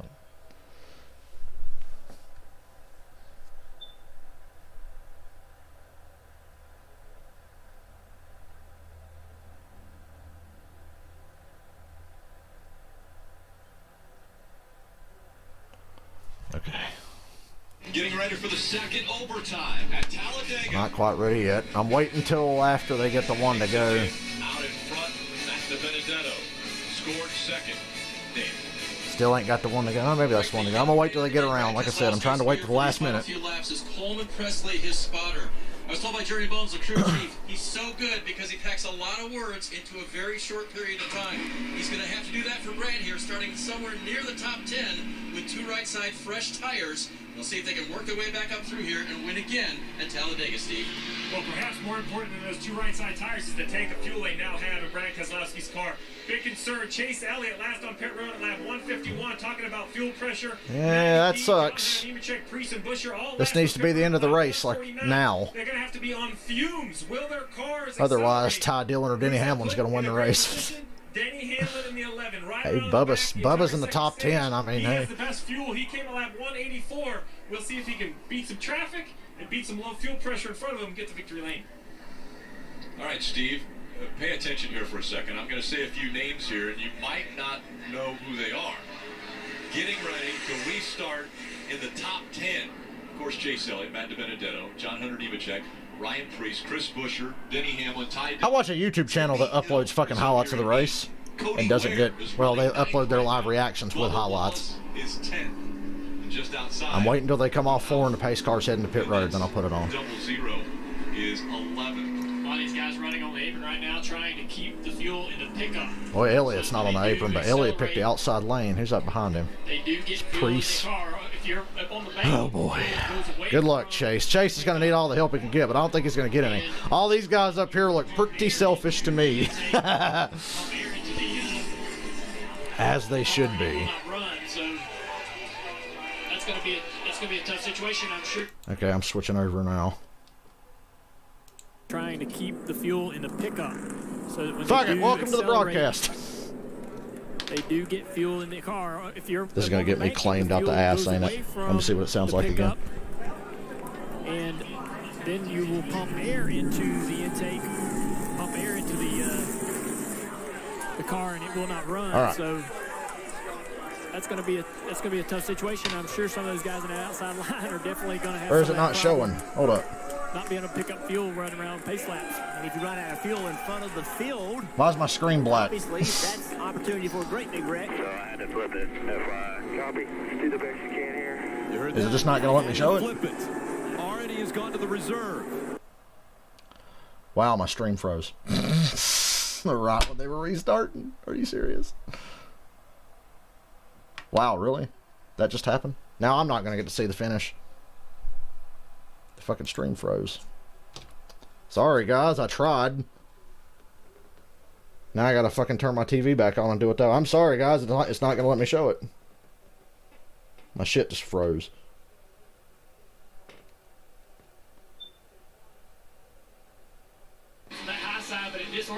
Oh, a caution. Wow, Bubba and Blaney crashed. Boy, Chase is going to run out of gas now. There's no way. He got a big shove. Yeah, it was a great move, but there's no organization. Oh, he's going to get turned. Into the wall he goes. Wrecking behind you here. Bubba Wallace into the wall, and the caution has come out. There'll be a third overtime. We're going to have a third overtime here. Bubba went up there to try to get the momentum from that high side, but it disorganized, and then he was trying to find some energy off any car he could find behind him. I figured it would show up because I've shown Kelly, YouTube videos on my what do screen. you got on the 43 car? Yeah, Bubba Wallace, what a disappointment after he had such a strong run at times today. He said, oof, that one hurt. I think physically and probably a little bit emotionally, but obviously he sees he's okay. I think Benedetto might be the leader when the caution comes out. Maybe, man, what a disappointment I think Elliott's for Bubba going to Wallace. hold it. Yeah, and Ryan Blaney right behind him. Those two guys are best friends. And not the way they wanted this race to end. That was a big hit for Bubba Wallace. He's stretching his back there as he climbed out of the 43. Does NBC is going to have like a block on that or something? Jumped to that outside line to make something happen. Yeah. And it's fucking freezing too. I'm sorry, guys. Let me try it again. Just. I made a promise I can't keep. Help me.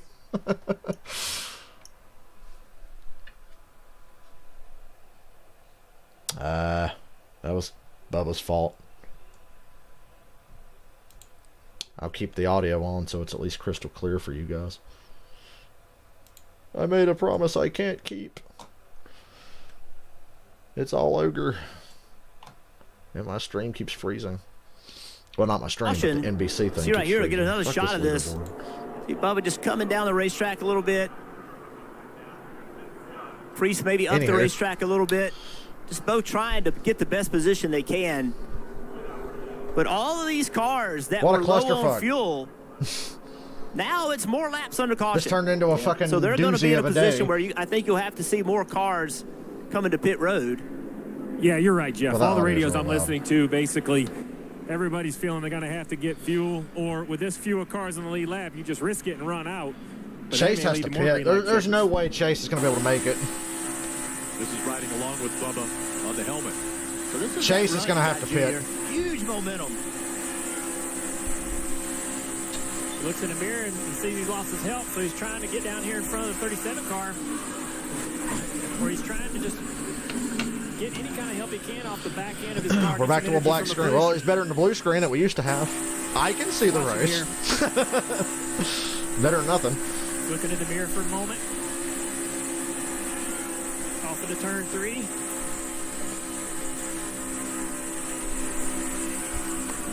See, I can show you guys YouTube videos, but this NBC thing doesn't want to let me show shit.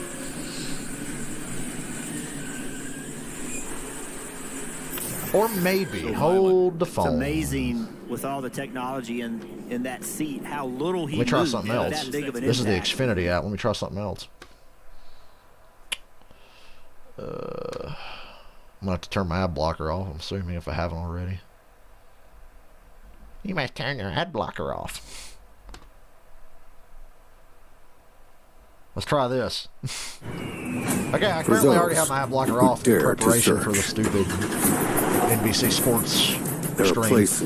I was on the Xfinity app. Now I'm on the NBC thing, so maybe I'll show it. Phrases like survival of the fittest still ring true. The raw, the unforgiving. This is where Toyota TRD Pro calls home. Toyota. To the reserve, Marty, what's their plan? They're going to have to pit, so this will likely put Chase Elliott in a position. You see him running there on the apron. Alan Gustafson on the radio begging NASCAR, please open pit road. Right now, it is closed, so they right now cannot come to pit road. And it is closed, and there you go. You hear Eddie DeHaan delivering the news, but I think they're going to have to come down pit road anyway and put fuel in that 9 car. Chase did a terrific job today, and you know what? Even if they pit here and they start at the back, Well, instead of looking at trees, we're just going to listen to the race and stare at a black screen. How about that? Even though you kind of wish they could change Pretend it's a radio drama. They need to be consistent. Chase stayed out. He's still on the racetrack. They're towing the 12 back in for Ryan Blaney. So Chase Elliott's going to hope that he doesn't run out of fuel. My Raiders and Bill stream cut off on my... Never mind. Before he can get Maybe back that'll fucking help. I'll turn the PS4 off. Marty? After a day of riding around, Less stress on me. I'm not watching the damn game anyway. With a couple of cars in front of them that maybe have to come to I got pit so many road remotes in here, I can't keep them straight. Get fuel. Here's what Chris Gabehart said on the radio a moment ago to cheer up his driver. And We'll bring the pump him up for leaderboard this back too. hopefully Fuck final it. restart of the race. Since y'all can't even see the damn race anyway. Well, Yeah, we'll call it that. I mean, technically over 8th. We're locked in at the moment. 8th is the 88, but, you know, Speedway racing, we could lose 15 slots and he could gain 15, and then we technically wouldn't be, so. Yeah. There you go. So locked in, nothing to lose for Denny Hamlin. So going for broke even a little bit more, restarting. We're sitting right now in 4th. Oh, shit. And meanwhile, Chase Elliott is going to come to pit no, road. I did not want to actually OBS. I almost closed my OBS like an idiot. Come down pit road, so you'll see the 9 car at least come down and get a little more fuel here. What the fuck is up with my mouse? Everything's falling apart. So Chase Elliott will be battling with Denny Hamlin. I can't show you the race. It won't let me show it. Chase Elliott had to I'm trying to show it on the Xfinity thing, on the Xfinity app. Guys who've been successful lately, I look at Denny. I mean, I've been trying to show it on NBC Sports, so I mean, they're crashing all unfortunately, around him, we just have to see a black screen. So next thing you know, that's the best I got for you. You know, leading the race. Or I can just go back to the leaderboard and do it how we've been doing it all day. I don't know, but it looks like him. Because when I loaded the NBCSports.com stream, it froze. I could still watch it, but it wouldn't show on the OBS or the stream. And on the Xfinity app, this is all you get as a black screen. So you see the hard left turn. I just can't show it. And unfortunately, Chase Elliott has to give up the leader and pit. And the 38 also following behind, at least a splash of fuel. Can this race hurry up and end? I love how Matt DiBenedetto stayed out there. He also pitted at 151 along with Chase Elliott, so they're going to try and see if they can get it all the way to the end. Chase Elliott, John Hunter Nemechek, who's done an outstanding job today, just getting fuel only. They did debate on tires for Chase Elliott. They waived that off, just fuel only, to make sure they can make it to the end, Dave. Brad Keselowski has right rear damage. This is the best we got, people. Incident. They want to make sure blame NBC, don't blame me. Get those tires off. They're going to put scuffs on, is what they have left. Tires that have been used. Blame NBC, blame Xfinity. Blame Canada. Good to go, and obviously he'll be fine fuel-wise. So again, Coleman Pressey will try to talk him up. Or if you're Republican, just blame the Mexicans and everybody else Steve, that doesn't look like you. They had 7 sets of tires. Have they gone through all 7 sets?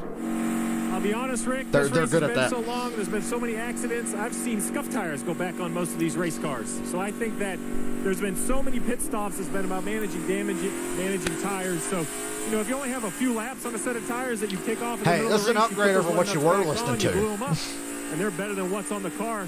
With as much debris. Yeah, so even if you pay for NBCSN, still get screwed. Yeah. Like I said, I can see the race on my screen right now. I am watching the race on my computer screen.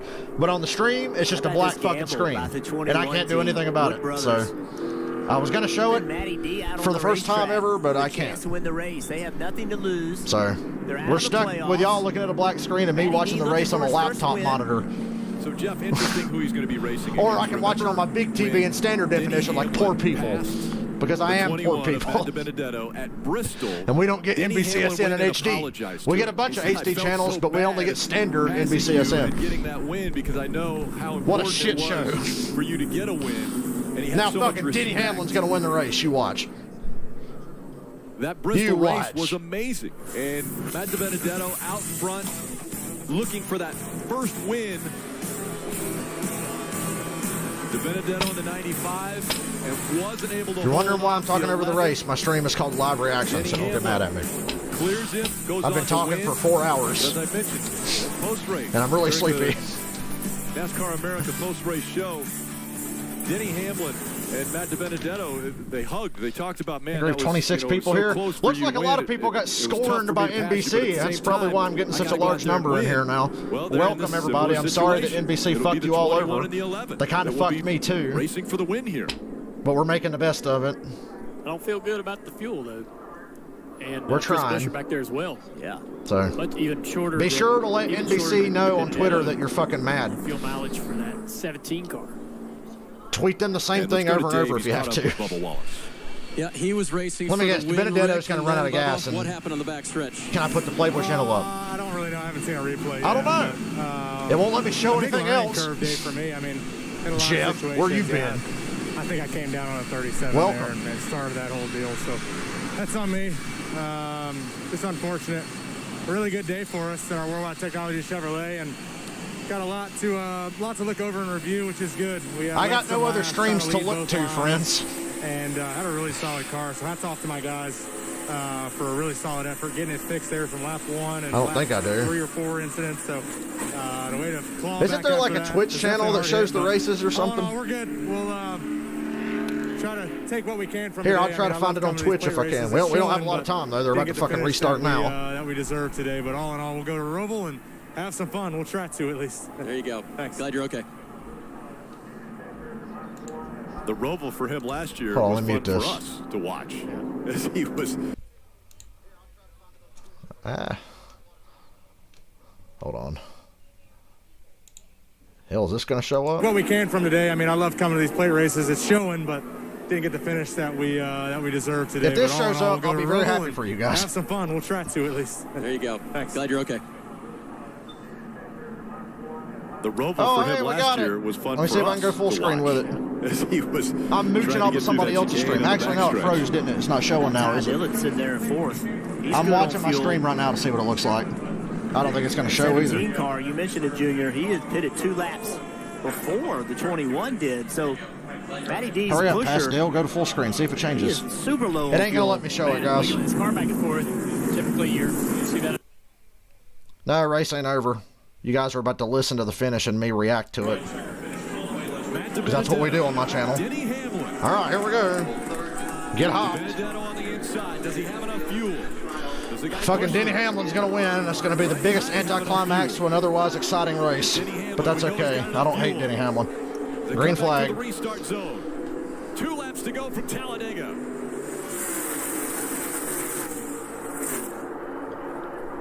I just feel like DiBenedetto's going to run out of gas. If Elliott pitted, you got to think DiBenedetto might run out. Now, if DiBenedetto doesn't run out of gas, Chase Elliott's going to feel like a moron. And that's nothing new for Alan Gustafson, but DiBenedetto's out front with Buescher pushing him. Byron with him as well. Boy, even if DiBenedetto runs out of gas, if Buescher keeps pushing him, it ain't going to matter.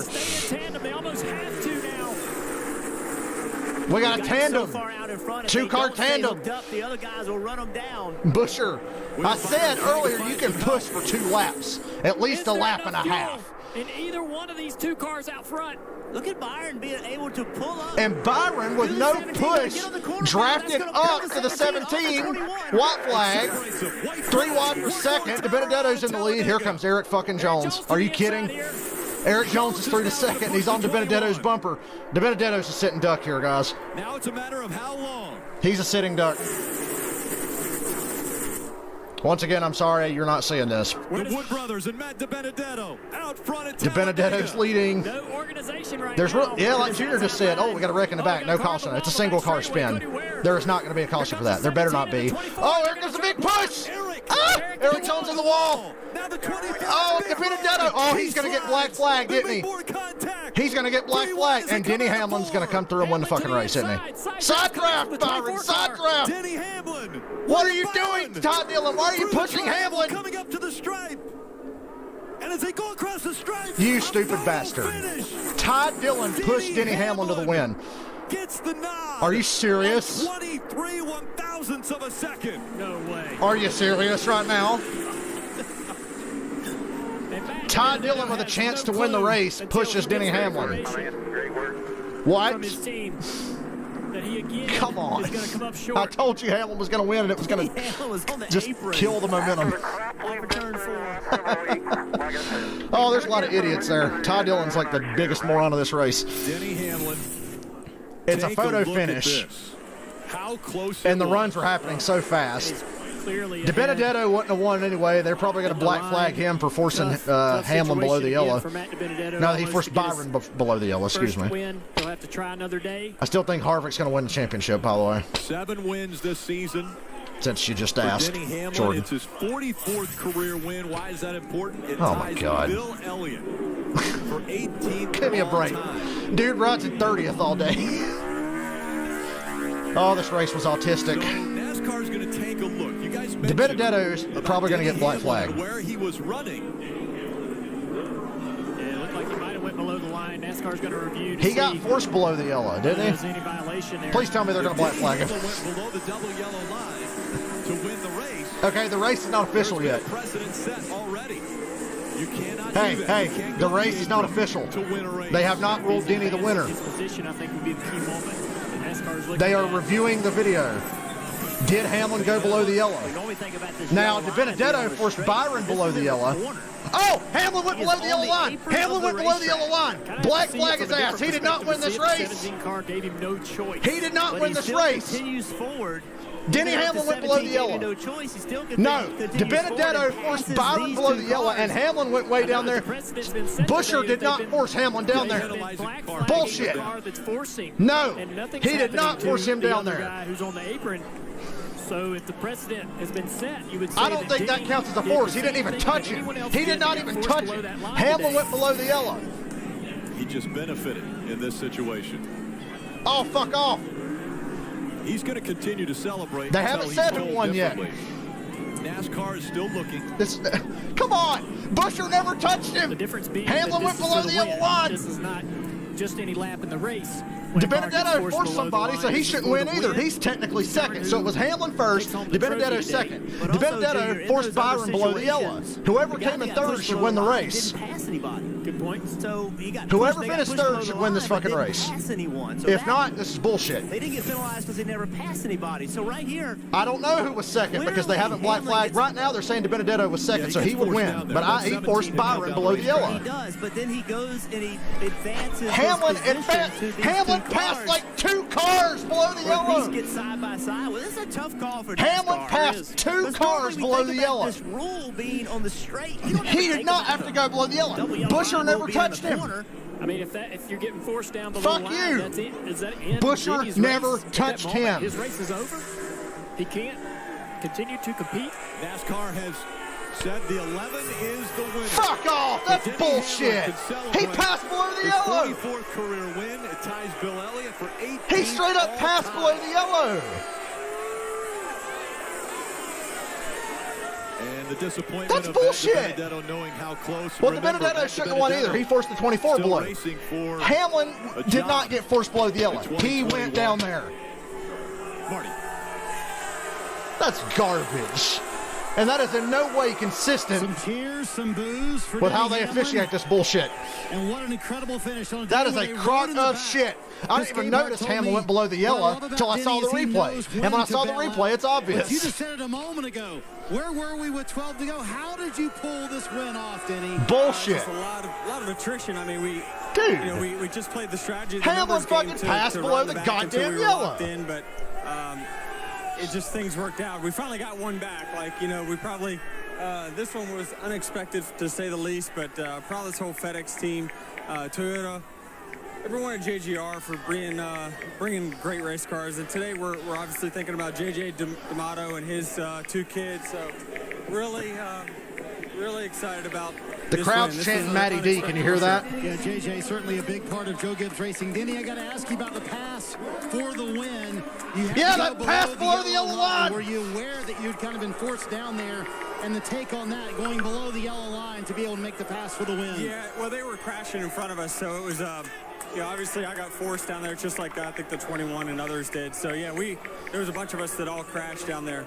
In this process, you tie your hero, Bill Elliott. How much does that mean to you, Denny? So much. I mean, he was my childhood hero growing up, and so that's why I've always been number 11, to be honest, is the days he was running for Junior Johnson. So just an amazing day.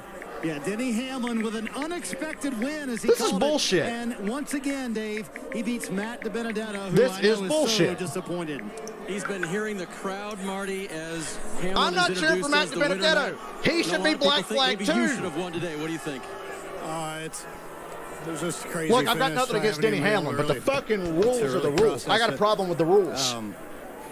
Yeah, I'm just really want to get It's not Victory Hamlin. Lane, I don't Menards, mind Hamlin. Tuscany, It's the Fawcett's fucking team. rules. I think DiBenedetto should be black flagged as Almost well. Emotions from God, I feel like it's the same story. DiBenedetto should be black flagged as well. Because they black flagged Logano, and rightfully so, for forcing Matt below the yellow line earlier and Chase below the yellow line. They penalized Logano twice. DiBenedetto did it just as bad as Joey on the last lap, and he didn't get penalized. And then Hamlin, of his own volition, goes below the yellow and passes 3 cars. I mean, I appreciate them This is wrong. So much fun to drive and have a shot to win. That top 2 should be thrown out. I'm sorry. Deja vu. Holy cow. But Denny, I mean, he deserves all the support in the world. He's an incredible racer. He was my biggest I'm saying DiBenedetto should be disqualified as well, so you can't be mad at me. This is tough. Deja vu from Bristol last year, Matt. You led at the restart. So the actual winner of this race should be Eric Jones. How much more could you have Eric Jones should be the winner. It was actually straight up. Eric Jones won this race. Sorry. From all the speedy dry. I was having trouble seeing the block. I was blocking every which lane. I mean, that was pure desperation. That's how I drive every race. Every time I ever step foot in a race car, I'm appreciative for the challenges I face, because that's what it teaches you when you have those shots. I just wanted so bad for my team. Greg Irwin, all these guys, but wild finish. That's Talladega. I'm glad the fans got a great show. I hope to win races. I know we can do it. Rick, the emotions dripping down here once again for Matt DiBenedetto. He comes up just short. He'll have another shot next week. Yeah, and I don't want to be the bearer of bad news, but I have to be. In this situation, NASCAR has penalized the 21. There you go. They black flagged DiBenedetto. The 21 being penalized for forcing the 24 below the double yellow line. He does it right there. So that will put him at the back of the lead lap car. So he will go all the way back to, it looks like it'll be 22nd, possibly, as well as the 9 of Chase Elliott also went below the double yellow line. And so they will end up 21st and 22nd. DiBenedetto 21st, Chase Elliott 22nd. Let's take a look at the Coca-Cola winning moment for Denny Hamlin. So they did penalize DiBenedetto, but they're just going to say that Hamlin won the fucking race? Out in the back, he takes advantage of Chris Hamlin did not have to go that far below the yellow line. That's horse shit. Tires, enough fuel, and a but they penalized DiBenedetto, so there you go. And what a run it was. Well, Denny's your winner. They're not going to change it. He won. They've already declared Denny the winner, and they just penalized DiBenedetto, rightfully so. So they got one call right, but the real winner of this race should be Eric Jones. And now you see finishing 21st for Matt DiBenedetto. This is bullshit, man. So I'll bring in Jeff Burton. This is like the biggest crock of shit I've seen all year. Charlotte Motor Speedway. But at least they cleaned up half of it. Guys, an amazing race. But they got that wrong. Denny Hamlin did not win this race. We saw big ones happening, and it took 3 overtimes to get to the end of this race. I'm exhausted. I can only imagine being a driver in today's race. I mean, a number of cautions, and there's just so much on the line, Rick, that everybody's pushing and trying to make things happen, and you can't blame them. There's so much to gain. There's so much on the line. Think about Matty D. His career, his opportunity to continue in this sport might be on the line. Winning a race would be huge to him, so you can't blame him for anything he may be trying to do in order to get a win. Yeah, I got a great idea for everybody. How about we just get rid of the yellow line rule? That's a better idea, Junior. Nobody really wants to see the races come down to these type of decisions, and I don't think it's going to crash more cars than we crashed today. So, it's kind of frustrating to have to make these decisions. I know NASCAR doesn't want to be put in this position, so let's just get rid of it get rid of it from here on out. Eric Jones won this race. These guys race it out, at least in the last few laps. But they're going down I do agree with Junior. Why don't we just get rid of this rule altogether so I don't have to fucking worry about it? Out of the position of having to make these type of calls. All it does is cause problems. But definitely kind of agree with the decision they made as I don't. and how it's written. Hamlin did not get forced below the yellow. How are you forced below the yellow when Chris Buescher never touched you? Let's look at the playoff leaderboard. Denny Hamlin with his win now has. And when Buescher saw he was there, I'm assuming when the spotter told him, because Buescher moved back up and gave Hamlin room. Kevin Harvick virtually guaranteed he'll start the race bullshit at the Roval next week. And sorry for yelling in your ear. It's bullshit. The points lead he has will be very Denny Hamlin does not deserve to win this race. Again at that cut line. Neither did DiBenedetto. Eric Jones won this race. The round of 12 to the round of 8. And Kyle Busch. Wow, NASCAR. Well, this day turns south in a fucking hurry, didn't it? We get booted from NBC to NBCSN, and the NASCAR doesn't know how to officiate its own rules. 48, more than likely. Like, excuse me. Situation. I think that Kyle Busch. Yeah, chaos was the winner. I got exactly what I wanted. Gained enough points throughout the stages and Chase Elliott got shit off the end. He passed below the yellow as well. I didn't see what Chase did. I was too busy watching Hamlin and Buescher and those guys. But I'll take their word for it that Chase passed below the yellow. Overall, I think Kyle and Austin even could advance their way in without a win. Well, the Roval has proven to be the most difficult road. God, what a crock of shit. That's just lousy. The most difficult racetrack on the circuit. And remember, they're going to drive. What a stupid way to end a race. Next Sunday with no practice. So they're going to drive. Well, I said earlier today we'd be here till 7:30. It's 10 till 7 now. Energy. This race went on far too long. Anything can happen. And I don't know. The only person I feel safe is Kevin Hart. I mean, everybody else. I know Brad is in pretty good shape. Clearly, Truex in pretty good Kevin shape. Kevin Harvick's just got to start the race next week, and he's pretty much clinched for the next round, which obviously he would be. Take your position away. Anything can happen at the Roval. Jeff, we saw a wreck at the first lap here at Talladega. Brennan Poole got a top 10. It was a crazy day, and we'll look again here at this. I can't get off here because I can't get over this bullshit. So they're going to show what Chase did. In the 8th. Where'd Chase pass below the yellow? End of the race. I'm watching here. And why did Todd Dillon push Denny Hamlin? Obviously, the race in front of them. Why? Todd Dillon could have got right behind. Who was that in front of him? He went to get behind, then he ducked down the line behind Hamlin and shoved Hamlin to the fucking wind. Dillon was never going to make that pass on the inside. All Hamlin had to do was protect the yellow line. A wild ride, and Denny Hamlin is victorious. That is today. Bullshit with a capital B. NASCAR America post-race show with Krista, DJ, and Brad. All right. For Brett Castelluccio, Scott Keith, and our entire NBC Sports production team. For our entire NBC Sports production team, this is NBC telling you, NASCAR fans, we don't care about you. Go fuck yourselves, and we moved the broadcast to a channel that most people don't get, but that's okay. So, if you liked what you heard today, which I don't know why you would, it was just me yelling in your ear for the last 20 minutes, you can come back next week. We do this every week. If NBC fucks you again, I'll at least have some audio for you. Better than nothing. I can't show the damn race no matter what I do, so. All right. I'll tell you what's BS. Denny Hamlin passed below the yellow line. Chris Buescher never touched him. That's what's BS. Now, the rule to begin with is a whole other story. That's BS. But it's a fucking rule. Okay? It's a fucking rule. No matter how stupid I think the rule is, which I do, it's bullshit. My beef is that NASCAR doesn't know their own fucking rules. They don't. They say they do. Well, thank you for the sub. All are welcome. Even the idiots that don't see a problem with the end of that race. That includes you, Dale Jr. You're my hero. God damn it, why? But, well, actually, you're wrong. Denny Hamlin did pass below the yellow line. I don't know if you have two functioning fucking eyes, but he actually did pass below the yellow. He went down there and advanced his position without being touched. When Buescher saw that Hamlin was there, Buescher moved back up and Hamlin just stayed the fuck down there. Hamlin passed Chris Buescher below the yellow line. He passed Eric Jones below the yellow line. Facts. Yeah, I saw it. I just sat here and watched it. I just saw it. At least I got one of the guys penalized that deserved it. Kip, are you fucking blind? Are you trolling? Are you blind or fucking trolling? Take a poll now. Did Denny Hamlin pass Chris Buescher and Eric Jones below the yellow line? 1, 2, 3. Yes, he did. Never fucking lifted either. But that's okay. He passed below the yellow. Remember the end of the 2011 Busch Clash? Do we need to go back and watch that again? Let's do that, shall we? Hold on. Yeah, Michael, tune in tomorrow. I got something planned for tomorrow night. 2011 Bud Shootout. Hey, look, I'm about to show you the exact same goddamn thing that Denny Hamlin did. Are you ready?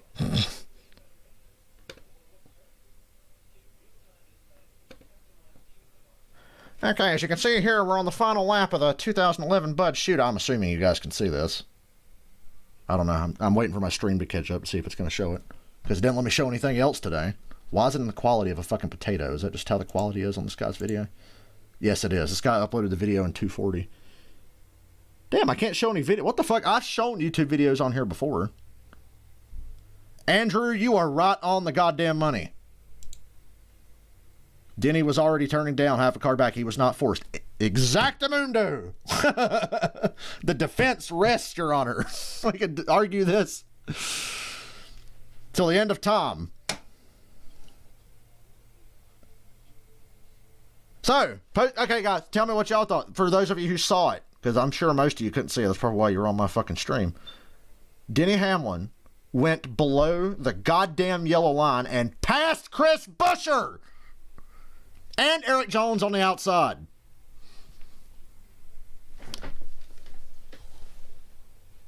Matter of fact, I know I'm right. Hold on a second. I'm about to wrap up here. I'm tired, but I'm wide awake now. Now I'm not tired. God, that's just... The rule's fucking stupid and they should do away with it anyway. But am I the only one that gives a fuck about the goddamn rules? Am I the only one who gives a fuck about the goddamn rules and having them applied consistently? I did find it funny. Of course, you're going to say, sports, you're a Hamlin fan, dude. You're going to say it was forced no matter what. So I'm not even going to fucking listen to you. Still love you, but I'm not going to listen to you. It doesn't matter how fucking long he's down there. If you go below the yellow line and advance your position, which he did, that's illegal. Doesn't matter how long you're down. Oh, he was just down there for half a second. Yeah, he was down there. At one point, all four fucking wheels were below the yellow line. And yeah, at least Logano didn't win. That's a cause worth fucking selling. If I was a drinking man, I'd be popping a champagne open right now anyhow. If I was a drinking man, I'd be drinking, because I just can't get over this fucking autism that happened today. Now, I did find it funny. I was going to talk about how since the year 2001, counting today, there have been 4 penalties for drivers forcing other drivers below the yellow. And 2 of them went to Joey Logano today. Joey Logano got 2 penalties today for forcing guys below the yellow. If anybody was going to be the poster child for that, it was going to be him. Now, Denny, whether he meant to or not, broke the fucking rule. But whatever. I mean, Tony Stewart forced Regan Smith below the yellow line and still got to win the race. But I guess it's just a fucking Joe Gibbs thing or something. I don't know. Hamlin earned every one of those other wins. He didn't earn this one. He didn't earn this one at all. I don't have a problem with him running in the back all day. I think it's funny that he ran in the back all day. Who the fuck is calling me? Oh, scam likely. Good. I know not to answer now. That finish was crazy, but it was also fucking stupid. Like, everything about it was stupid. The rules are stupid. I've said that from day one. The yellow line rule's fucking retarded. But it's a rule. I'm a stickler for the fucking rules. I'm a rules freak. Professional athletics. Professional athletics should have rules. Even the fake ones like pro wrestling. I love pro wrestling. But they should have rules too. Yeah, Kurt Busch got fucking lucky last week. Kurt Busch really didn't deserve that win, but I was happy for him. And guess what? He didn't pass anybody below the yellow line. But then again, it wouldn't have mattered because they were at fucking Las Vegas, and that's not a rule there anyway. Right? I'm at a loss for words, but I'm trying to think of anything dumber that I've ever seen, other than the Regan Smith thing with Tony Stewart and the fucking Kevin Harvick thing in 2015 in the same fucking race. It's hard to think of any. This is pretty high on the goddamn list. Hey, you see how my profile picture's an 8? Here's one for you. And the 2003 Aaron's 499, Dale Jr. kind of passed below the yellow line. It was sort of similar to the Hamlin-Buescher thing. I probably think Jr. should have been penalized for passing below the yellow line in 2003. You guys know the race I'm fucking talking about. But even that was not as bad as what happened just now, because Buescher moved up. When Hamlin got a nose in there, Buescher moved up. And Hamlin just stayed down there. I don't know how he didn't spin out, because he went all the way on the fucking flat and came back up. So I don't know. It's just a stupid fucking rule, and it needs to go completely. But it's a fucking rule. I'm going to say it over and over again. It is a rule. Now, the only thing that would top off this day and make it even more dumb is if, like, Hamlin failed post-race inspection and they took the win from him anyway. I can't show the replay. Look, when I try to show YouTube videos, this is all I get is a black screen. You're seeing what I can show you. I can't show the fucking video. I want to. Maybe NASCAR.com have it, or am I not going to be allowed to show anything there? Oh, don't give me a gateway timeout, NASCAR. Okay, I can't go to NASCAR.com. Did their website crash? Is everybody pissed off? Can I go to Twitter and show the goddamn fucking Hamlin going below the yellow? I'm just going to type Hamlin. Now, once again, you can't say I'm a Hamlin hater because I was hollering for DiBenedetto to go down there. For forcing somebody down there. It doesn't matter if you went down there to pass them or not. He might not have intended. He passed people. He passed.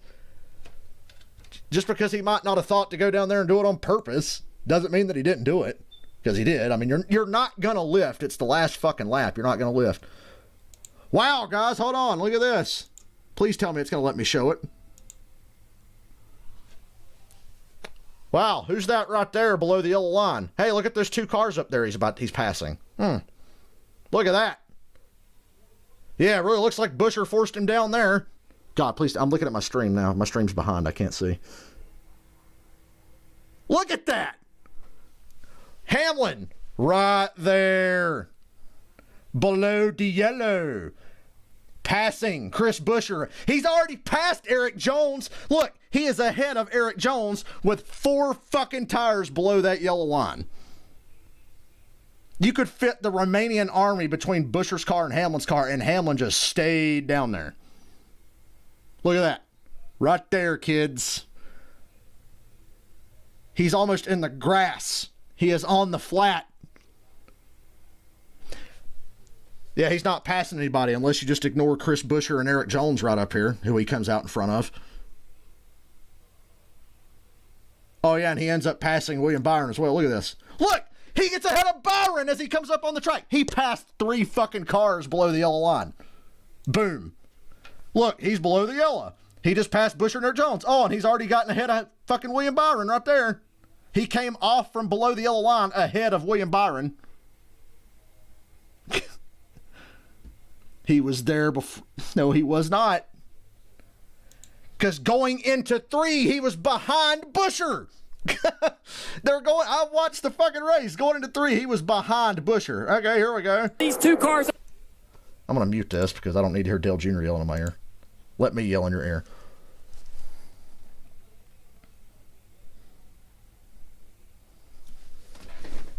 Okay, white flag lap. Look, I can finally show you guys the finish. I don't think it's rigged. I just think they made a stupid call. I don't think it's rigged. You can't rig a fucking super speedway race. They just made a bad fucking call. So look at Hamlin all the way back here. He's behind fucking DiBenedetto. He's behind Eric Jones. Now they're going into 3.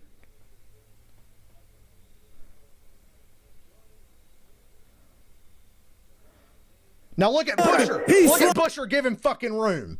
Buescher gave him room when the spotter said that he's there, and they never fucking touched. The sparks came out from under Hamlin's car. Oh, look, I'm below the yellow line. Look, I just passed Chris Buescher and Eric Jones. And oh, look, I'm now ahead of William Byron with my left side tires below the fucking yellow line. More contact. 3 wide as they come out of 4. Hamlin to the inside. Side draft coming. Overall, I think it's a stupid rule, but we can debate everything else about it. The 24 car. Now, here's the real dumb move of the race. Do you see Ty Dillon right here? Look at Ty Dillon right there. Ty Dillon should shoot to the middle and push William Byron.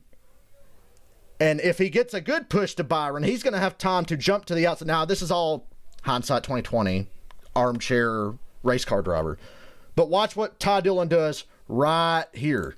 Denny Hamlin, William Byron. He stays through the triangle, coming up to the stripe. Ty Dillon, what are you doing? They go across the. And there you go. Stripe, a photo finish. Denny Hamlin gets the nod. Screen's frozen again. Oh wow! God damn! I can't show anything. I legit can't show anything. What an incredible finish on a day where they rode in the back. We just played the strategy of the numbers game to run the back. Mute. I've shown videos on here before. I don't know what the fuck is up with OBS. Chevy drivers are dorks. Well, most of them. William Byron's not exactly the coolest guy in the world, but Ty Dillon is a fucking geek. But Ty Dillon is the good Dillon brother. Well, okay. Look, it's going to be tiny. Hold on, I can make it bigger, though. That's what she said. Hold on. Let's try this again. I'm going to have to break this down all over again. Because on my screen, it was playing again. I've got to change my settings. Okay. There, I can make it a little bigger. It's not going to be full screen, but this is the best we can do. Where's the video? Okay. Okay, once again, I'm going to bring this up for you. Matter of fact, let me see. Can I please show it like this, or is it going to say it's too big? So let's watch this last 2 laps together, and I'm going to try to pause it when I cannot go down the page. I want to pause the video. Okay.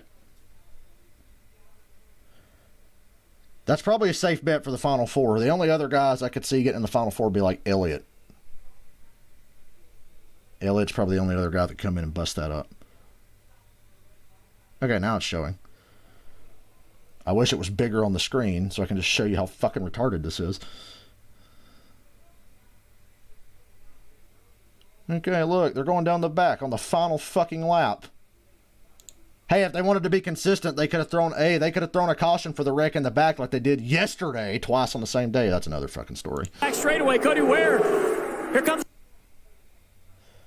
Okay, look at Denny Hamlin all the way back fucking there. Wow, look at that. He's below the yellow line. Buscher's moving up to block the 20. Huh, let's see what Denny Hamlin does. Oh, look, he stays 4 tires below the yellow line and passes Eric Jones and Chris Buescher. See, look, 4 tires below the yellow. Oh, look, and as he comes back up on the track, he's ahead of William Byron as well. And now, once again, here's what I was really laughing about, right? So forget the Hamlin thing for a second. There's Ty Dillon right there, right? Okay, this is a multiple choice question. Pretend we're on Who Wants to Be a Millionaire. You're Ty Dillon coming down the front stretch on the final lap at Talladega. You have 2 options. You have Denny Hamlin, or you have William Byron on a computer, who's literally on a computer right now. Look, there he is. He's on a computer. Watch Ty Dillon right here. Watch what he does.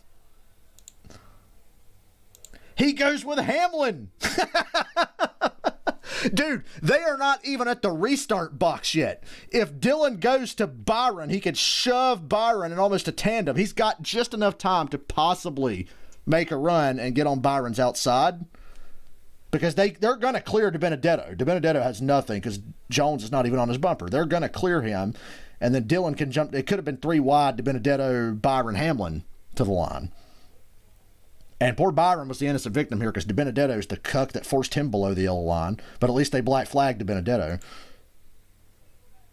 Ty Dillon stays with Hamlin. Look at that. Why? Why? Why? Why did you do that?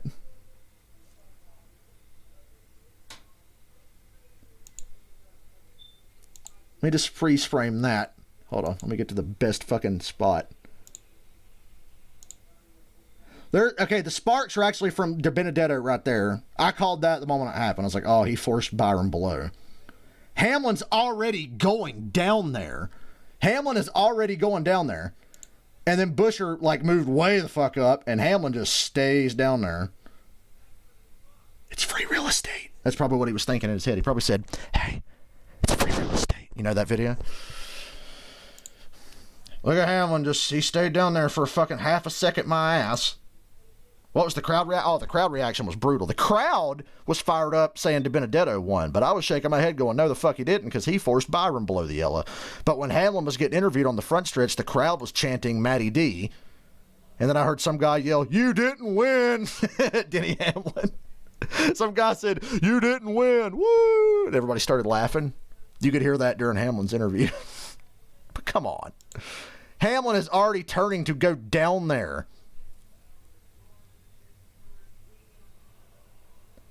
Look, he's already turning to go. If he doesn't turn down there, Buescher was going to clear him and stay. Now, they probably would have wrecked, but Buescher was going to clear him. They were probably going to get, like, hooked together, and Buescher was going to spin out. Half a second. Hold on, let's count how many seconds Denny Hamlin's below the yellow line. 1 Mississippi, 2 Mississippi, 3 Mississippi, 4 seconds. Past 3 cars. But Matty D's illegal, so it's still 3. It would have been 4 cars, but DiBenedetto's not legal there because he forced Byron. And then Todd Dillon makes a really poor career choice. Todd Dillon made a really poor career choice. Therefore, Denny Hamlin wins. Oh, God, we could be here all day breaking down the yellow line rules and the caution on the last lap rule and whatever else. Viva la Talladega. Time it's 10 after 7. Let me check the NFL scores, since I'm not getting off here just yet, because I'm having a hard time letting this go. It's been a long day. Are the Bills still winning for the sake of my pick'ems? Oh, yeah. Bills are up by 14. There is no good game going on at the moment. I knew the Colts and Bears was going to be a fucking stinker. Yeah, Dillon is going to lose his right at the end of the year, but goddamn, he could have done something to validate getting one. Although it's a super speedway race, it's not really worth validating someone's career continuing. Go to NASCAR.com. All I have to do now is pray to the tech gods. That's our only hope now. That would be some shit, wouldn't it, if Denny Hamlin fails post-race? Wouldn't that just be fucking hilarious? It's not going to hurt him anyway, because Hamlin's going to make the next round. He's got so many points built up. He's had a phenomenal year. Look at the results one more time. I like Frank Reich. Frank Reich is one of my favorite coaches in the NFL right now. He does a lot with a little. Doug Peterson used to be on that list of doing a lot with a little, but not now. Eagles are kind of shit, which we will see in about an hour and 10 minutes on Sunday Night Football. We're not streaming that. I'll be off here by then. But Hamlin, Jones, Dillon, Byron, Newman, Buescher, Reddick, Nemechek, Brennan Poole, Ryan Preece, Justin Haley, Austin Dillon, 11 spots away from getting me $33. Quinn Houff. Hey, Quinn Houff, top 15. Hey, Brett Griffin, look at that. Alex Bowman, Timmy Hill, Matt Kenseth. Matt Kenseth can't even catch a break when everybody else is wrecking. Joey Gase, Brad Kay, Cody Ware, top 20. Everybody's favorite driver. Kevin Harvick, 20th. Matt DiBenedetto, right where he belongs. Denny Hamlin should be right the fuck back here with him, but that's another story. Chase Elliott, 22nd. Martin Truex, poor Bubba, shot himself in the foot repeatedly in the final 10 laps of this race. Ryan Blaney, 25th. Dipshit, 26th. Got exactly what he was asking for. Kyle Busch, Corey LaJoie, Jimmy the Juggernaut Johnson, James Davison, Cole Custer. Oh, these results don't really matter. Brennan Gaughan, 35th in his last race. So is there any other reason to still hang out here, or should I go? I think I should probably go. I got nothing else to do now. Well, I got to go fill the recycling bin and take the trash and get ready to watch football here. I'm awake now. Hey, remember through the whole fucking race? For everybody who was here there were some people that were here all day. Waking up at 5:30 this morning on like 3 hours of sleep and then working out relentlessly for an hour and a half and then staying up all day to watch this fucking shit show of a race for your entertainment and for your amusement. Oh, dude, Hamlin definitely should have won last week. That race at Vegas was silly too, but at least nobody fucking broke the rules. Nobody broke the rules last week. There's not very many rules to break on a mile and a half. No yellow line concern. Maybe we should just get rid of the fucking yellow line rule. Here's an idea. High horsepower, less downforce at every track except Daytona and Talladega. I think the big spoiler at Daytona and Talladega is like necessary if you want to get crazy fucking races like we just got. But yeah, maybe that yellow line rule should fucking go. Half Hill and Ware got best fan. Let me look at the results again, and then I'll go to Racing Reference. Okay, so let's go to Racing Reference. We'll check this one by one. It's got to be. Well, at Vegas, there was a piece of metal on the backstretch, but still, yeah, it's an iffy fucking caution. It was just luck, really. Let me see. Blah, blah, blah. Let's start with Brennan Poole. What's his best finish? Brennan Poole. That's got to be a career best. Oh, yeah, it's career best for Brennan Poole. He's got one fucking top 10. Yep, just happened. Career best finish, Brennan Poole. Woo! Better than he ever did in Xfinity, except that one time he won Talladega, but they threw a caution 6 feet before the start. That's another fucking retarded thing. I understand throwing a caution way back, but when they're like 6 feet from the start-finish line, you're going to throw a caution, and it took Brennan Poole's only Xfinity win away? That's horse shit. Brennan Poole. Not Justin Haley's career best. He's the former winner. That's definitely... I don't even have to look. That's Quinn Houff's best finish. Timmy Hill. He might have got a slightly better finish on a fucking plate track before. Timmy Hill. The Ballad of Timmy Hill. Shit, that might be his best finish. He doesn't have any top 10s prior to this. Oh, man, look at the... Hey, at least he's consistent. 38, 37, 38, 33rd, 33rd, 34th, 33rd. 19th, holy fuck. 39th, 39th, 34th, 33rd. 35th, 29th, 29th, 37th, 36th, 38th, 33rd, 33rd, 35th, 29th, 34th, 36th, 24th, 35th, 30th. Oh, yeah, that's career best. That's got to be. Come on now. That's got to be. I don't even have to fucking look for that. Danica never got a top 5. Dude, I wish I'd have been streaming during Danica's whole run, because half my streams would have been dedicated to just shitting all over Danica. Pointing out all the drivers that get less attention to her, that outrun her on a weekly basis. Joey Gase. Not Joey Gase. Joey Gase. Joey Gase. Okay. I'm just going to assume that's his best finish. Well, it's his best this year. That's good enough for me. Because I don't think I'm going to look back through here and see a whole lot of difference in the results, do you? Once again, consistent as fuck. You got to give Joey Gase that much. He's very consistent. Yeah, that's got to be career best for all those guys. Cody Ware, for sure. All right, gang. Well... Just so you know, even though I yelled in your ear, I'm not mad at anyone in particular. I am just frustrated with the outcome of the race. I don't fucking hate on anybody. I'm just saying it is what it is. I'd have called it differently.